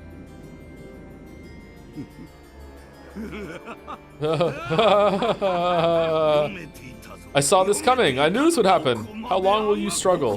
How long will it be before you're mine? I have no interest in an empty cage. Throw it away. Okay, so was that the second attempt at making like another Beatrice, as awful as that is to say, after like Rosa led the other one to the cliff? What the fuck, Kinzo? When father learned of the accidental death, he kept on laughing and laughing as though there could be no greater pleasure, enough that just listening to it gave me a creepy feeling. Perhaps something had come loose in his mind. From that day onwards, father shut himself up inside the world of the occult even more than he had ever had before. When my husband came back, he was surprised to see that father was even more bizarre than he had been before. However, he had already accepted that this would happen sooner or later. Of course, my husband had heard about the baby. However, he told me that it was surely just some whim of father's and to forget it. Just forget about it, man. So I forgot No it. big deal. It was an unfortunate... Okay, so did the baby actually survive? And if the baby actually did survive, did the servant survive too? And if they did survive, is that where the phone calls are coming from? Or is Natsuhi like racked with guilt all these years later still, and the stress and pressure of pretending that Kinzo was still alive, like, is driving her crazy, and she's like hearing phone calls? But then why would Genji be in on it? But is it reliable? Is the whole episode reliable? I don't know. Yeah, oh well. It was an unfortunate accident. No, there wasn't an accident at all. I forgot everything, even that the baby had existed in the first place. After all, it was a twisted nightmare that lasted not even 3 days. That's right, it was all a nightmare. I don't want to remember. The cliff, the broken fence, the roar of the sea, and the cry of the baby. And the seagulls. So this baby is the baby from 19 years ago? Of course not. I killed that baby. It no longer exists in this world. However, there is no red truth in the human world. Nothing can be trusted there. So true, Renove? So true? That's right. Beato definitely killed that baby. However, you might find out that it's alive in the world of humans. Whether it's really alive or not, right? Do you mean to say that it actually survived? After falling to the rocks from that height? I don't know. But calm down. No matter how much this person hates you, it was an accident, and that's the truth. If he does hate you, his hatred is completely unjustified. He? But if I didn't lay a finger on him, inside my heart, Calm down. No matter who the man from 19 years ago hates or what he yells at you, there's no way the sin he's after actually occurred. So calm down. Why don't I welcome the man from 19 years ago as my guest? Just when the riddle was solved and I thought my job was finished, I've got to entertain this final guest of mine. This begins to grow more interesting. Not only are you protecting Lord Goldsmith's secret, but you also have a 19th guest, as well as a man from 19 years ago. True. Since we claim that Kinzo is alive, Erika is the 19th person.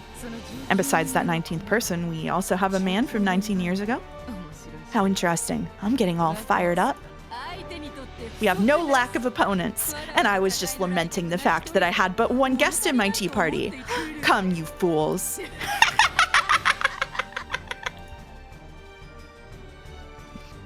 Furudo Erika is Lady Berncastel's piece. In that case, whose piece is the man from 19 years ago? Nanjo's. The voice faintly seeping from the other end of the line was Natsuhi's. I understand. I'll go to sleep right now. I won't leave my room, and I won't pick up the phone. So don't involve my husband and daughter. Even this begging scream, which would shake the heart of any listener, could be listened to with a cold ruthlessness through the end of the receiver.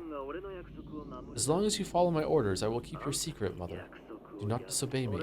I am already very close by to you. I can easily tell whether you have turned your lights off or whether you are on the phone. If I wish to, I could even kiss your sleeping face. I'll keep it. I'll keep my promise. So stop it. Just stop it. Stop it! The receiver was slammed down. He knew very well that the way you hang up a phone can leave a nasty aftertaste for the other side. All right. Okay, good night, Mother. And there you have it. Now Natsuhi won't come out of her room tonight. I hate this episode so much. That's pretty handy. You can change your voice. Anyone can change their voice. A sweet voice when coaxing Papa, a sick-sounding voice when taking the day off school, an apologetic voice when turning down a friend that you actually hate. If you want, I can do any voice at all. You should stop being a witch and become a voice actress. So are all the pieces set up on both sides now? Furudo, Erika. What a wonderful piece. She's a much more suitable piece for you than Angie was, Bern. Your praise honors me, Lady Lambda Delta. The pleasure is mine. She really is wonderful, truly cute. I'd like to make her surrender to the illusion of the witch and see her face twist in humiliation. Hear that? Don't embarrass me, okay? Prove yourself to be a much more useful piece than Angie was. Yes, leave it to me, Lady Burncasto, my master. I'm nothing like that gloomy, dull-witted, totally uncute piece. You take that back. She's right. That Angie didn't do anything useful except get turned into meat chunks to egg battle her on. I have absolutely no interest in family love or sibling love. The game we want to see is more gruesome and sticky. A grotesque, pop, and cute murder case. If Natsuhi is the king, then I wonder if that makes Beato the queen. Giggle. The pack of witches and furniture guarding Natsuhi is less like a set of chess pieces and more like... Bowling pins, right? Natsuhi and Beato, Kinzo and illusions of the worthless furniture. Entertain us a bit, will ya? Especially you, Beato. We're already bored of you. This Legend of the Witch Murders game of yours is over already. Your time is over and done with. This game board already belongs to Burn and me, to Joe's delight. It'll suit you to be reduced to one of our pieces and toyed with for all eternity. Giggle, giggle, giggle, giggle, giggle. Both Natsuhi and Beato are like the guts of a filthy truth wrapped up in a bit of thin skin. Tearing that to bits and dragging the insides out is one of our few pleasures. Yep, you can have tons of fun with it. Hey, are you watching? Beatrice? Look at how much fun can be had playing with your game board. Let me show you. This 5th game's really gonna be fun. Live Beato reaction. It's a bit sad if we're the only ones having a pleasant chat. Why don't you let Beato talk too? Hear that? I'll give you special permission to talk. What do you hope to gain from this latest game?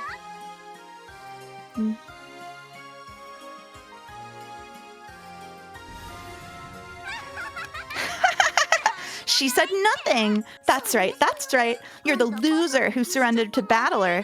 Leave it to me, Kay. I'll put the witch side on top right away. But that means I'll have to sacrifice your piece. The epitaph has been easily solved before the first twilight, and Beatrice, the keeper of the gold, has lost face. Isn't it great that you remain as a piece, as part of Natsuhi's illusion? I'm so checked out. Well, we're treating you as a pin now instead of a piece, okay? The Golden Witch Beatrice is out of the picture now. You and your furniture have only a minuscule role in my game, a loser role. Resign yourself to getting blasted away and becoming burns in my toy. If you don't like that, why not just tell us to stop? If you do, we'll stop. Oh? Trying? She's saying she doesn't mind. You're totally a pin.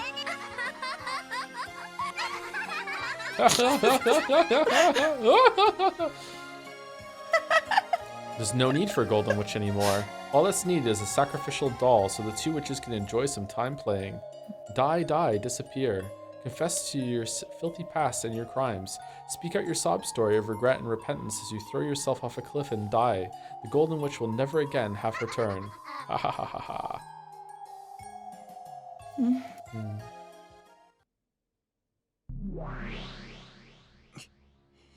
Beato. This will probably turn out to be a nasty game. On the surface, it looks very similar to the usual tales. However, there's no respect given to the true main character of this story, me. This tale was supposed to be one of the Golden Witch Beatrice invited Yoshimiya Battler to see. However, the host has been lost and there are no longer any guests. The one who did the inviting and the one who was invited are no longer around in this horrible tale. Welcome to the 5th game. Just making shit up. What ended the Golden Witch? Welcome to a party where neither host nor guests hijacked by wicked witches. At least you and Battler are on the same page, right? Yeah, I will say that's my only hope in the story right now is that I feel like I'm in tune with Battler. Ready, Battler? The 2nd day is finally about to start. Just like Beato, I hate slow story progression.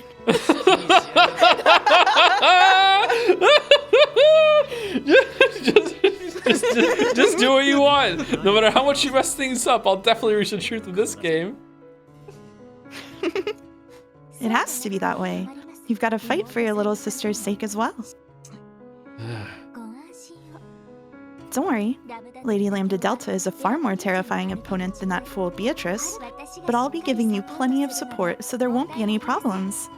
Together with me, why don't you finally expose the illusion of the witch this time? I don't give a damn about you. I want to acknowledge anything that didn't exist in Beato's game, so I don't need you. Based. Is now really the time to act tough? Oh well, let's both give it our all, okay? Together, let's tear this illusion of the witch apart.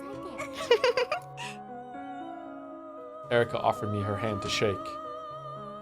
Instead of just passively ignoring this, I gave her a proactive and clear answer by knocking her hand aside. Giggle. Looks like he hates shaking hands, just like Angie. Don't worry, I'm a far more useful piece than Angie. I'm nothing at all like shredded meat that couldn't do anything but restore your fighting spirit. Ugh. Isn't it great that you've been blessed with such a helpful-looking ally? In the past, it was Virgilia and Ronove. Then Angie came as well. And now you have Bern and Erica. There are so many pieces supporting you. So how does it feel knowing that you still can't catch on to the truth despite that? How does it feel? It doesn't matter. This battle is between me and Beato. Everyone else besides us doesn't matter. Oh, is that true? Are you finally standing on your own? You've always had someone helping you, someone sympathetic to you, so I wonder just how far you'll get on your own. Entertain me.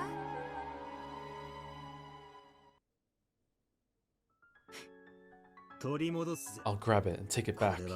This is our game. You two aren't wanted here. Giggle. Yes, that's true. This is your game.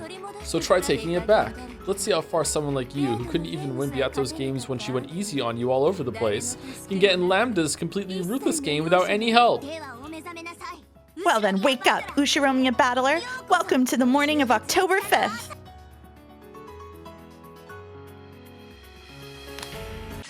You done. You done. You done. This is when episode 5 really begins. Thank you. Second day, October 5th, 1986. Mm-hmm. Was it someone's alarm clock? All right, we're done? We're done. Next one's like an chapter's- hour, so. Yeah, I don't even have time for that. Okay. Yeah. But we got everything that we scheduled except for the extra stuff, right? Yes, sir. Okay. Pretty cool. Woo! End of the Golden Witch. Oh, thank you, Parnik, for the bits. Joe feels the same way as Battler about the witches and this whole episode. Ryukishi is a genius. Yeah, if that's the intent, then that's great. I will still like it. But like, I don't know, man. That is a harsh gambit to throw into your story. You know, just like make like how many hours of reading so far, and the appropriate response is I don't like this. Like, don't get me wrong. Like, there's room in literature for that. So like, it's brave, but like, I don't know. It would be a risk for sure. Is Walrus live? We usually raid Walrus on Saturdays. 2-hour theorizing session. I feel like I've already done that enough today. Walrus is live? Okay. Umi news. Umineko news. I don't know if there's going to be Umi news, by the way, but sometimes Walrus does that after Umineko. Sekimea tomorrow. Sekimea tomorrow, and I'm also doing Doom tomorrow. So Doom Dark Ages. If I feel up to it, I probably will. So I'll be Doom Dark Ages into Sekimea reading, and then probably more Doom on Monday to finish it, and then Tuesday Umineko, and then Wednesday Baldur's Gate 3. So packed like 10 days for me. How's Doom? I really like it. I really like it. But chat doesn't like it, so I'm trying to get through it so we can go back to games that chat likes more, because viewership is really down on it. Thank you, Krutler, for the bits. Don't worry, Joe. The next episode is worse. No. Uh-oh. Episode 6 is Mouse's favorite, so I hope I don't dislike it. Uh-oh. Thank you, Krutler. And thank you, Assmaster69, for the resub. Who up umiing their neko? Thank you, Assmaster. Thank you very much. Thank you, Assmaster. Anyway, thank you, Mouse, for reading. Thank you very much. Yeah, thank you for see having you me. on next Saturday, and we'll be reading Sekimea tomorrow together. Sounds good. Here we go. Raid's going out. Raid is out. Okay, and thank you to anyone who stuck around or is watching on the VOD. Hope you have a good weekend. See you later.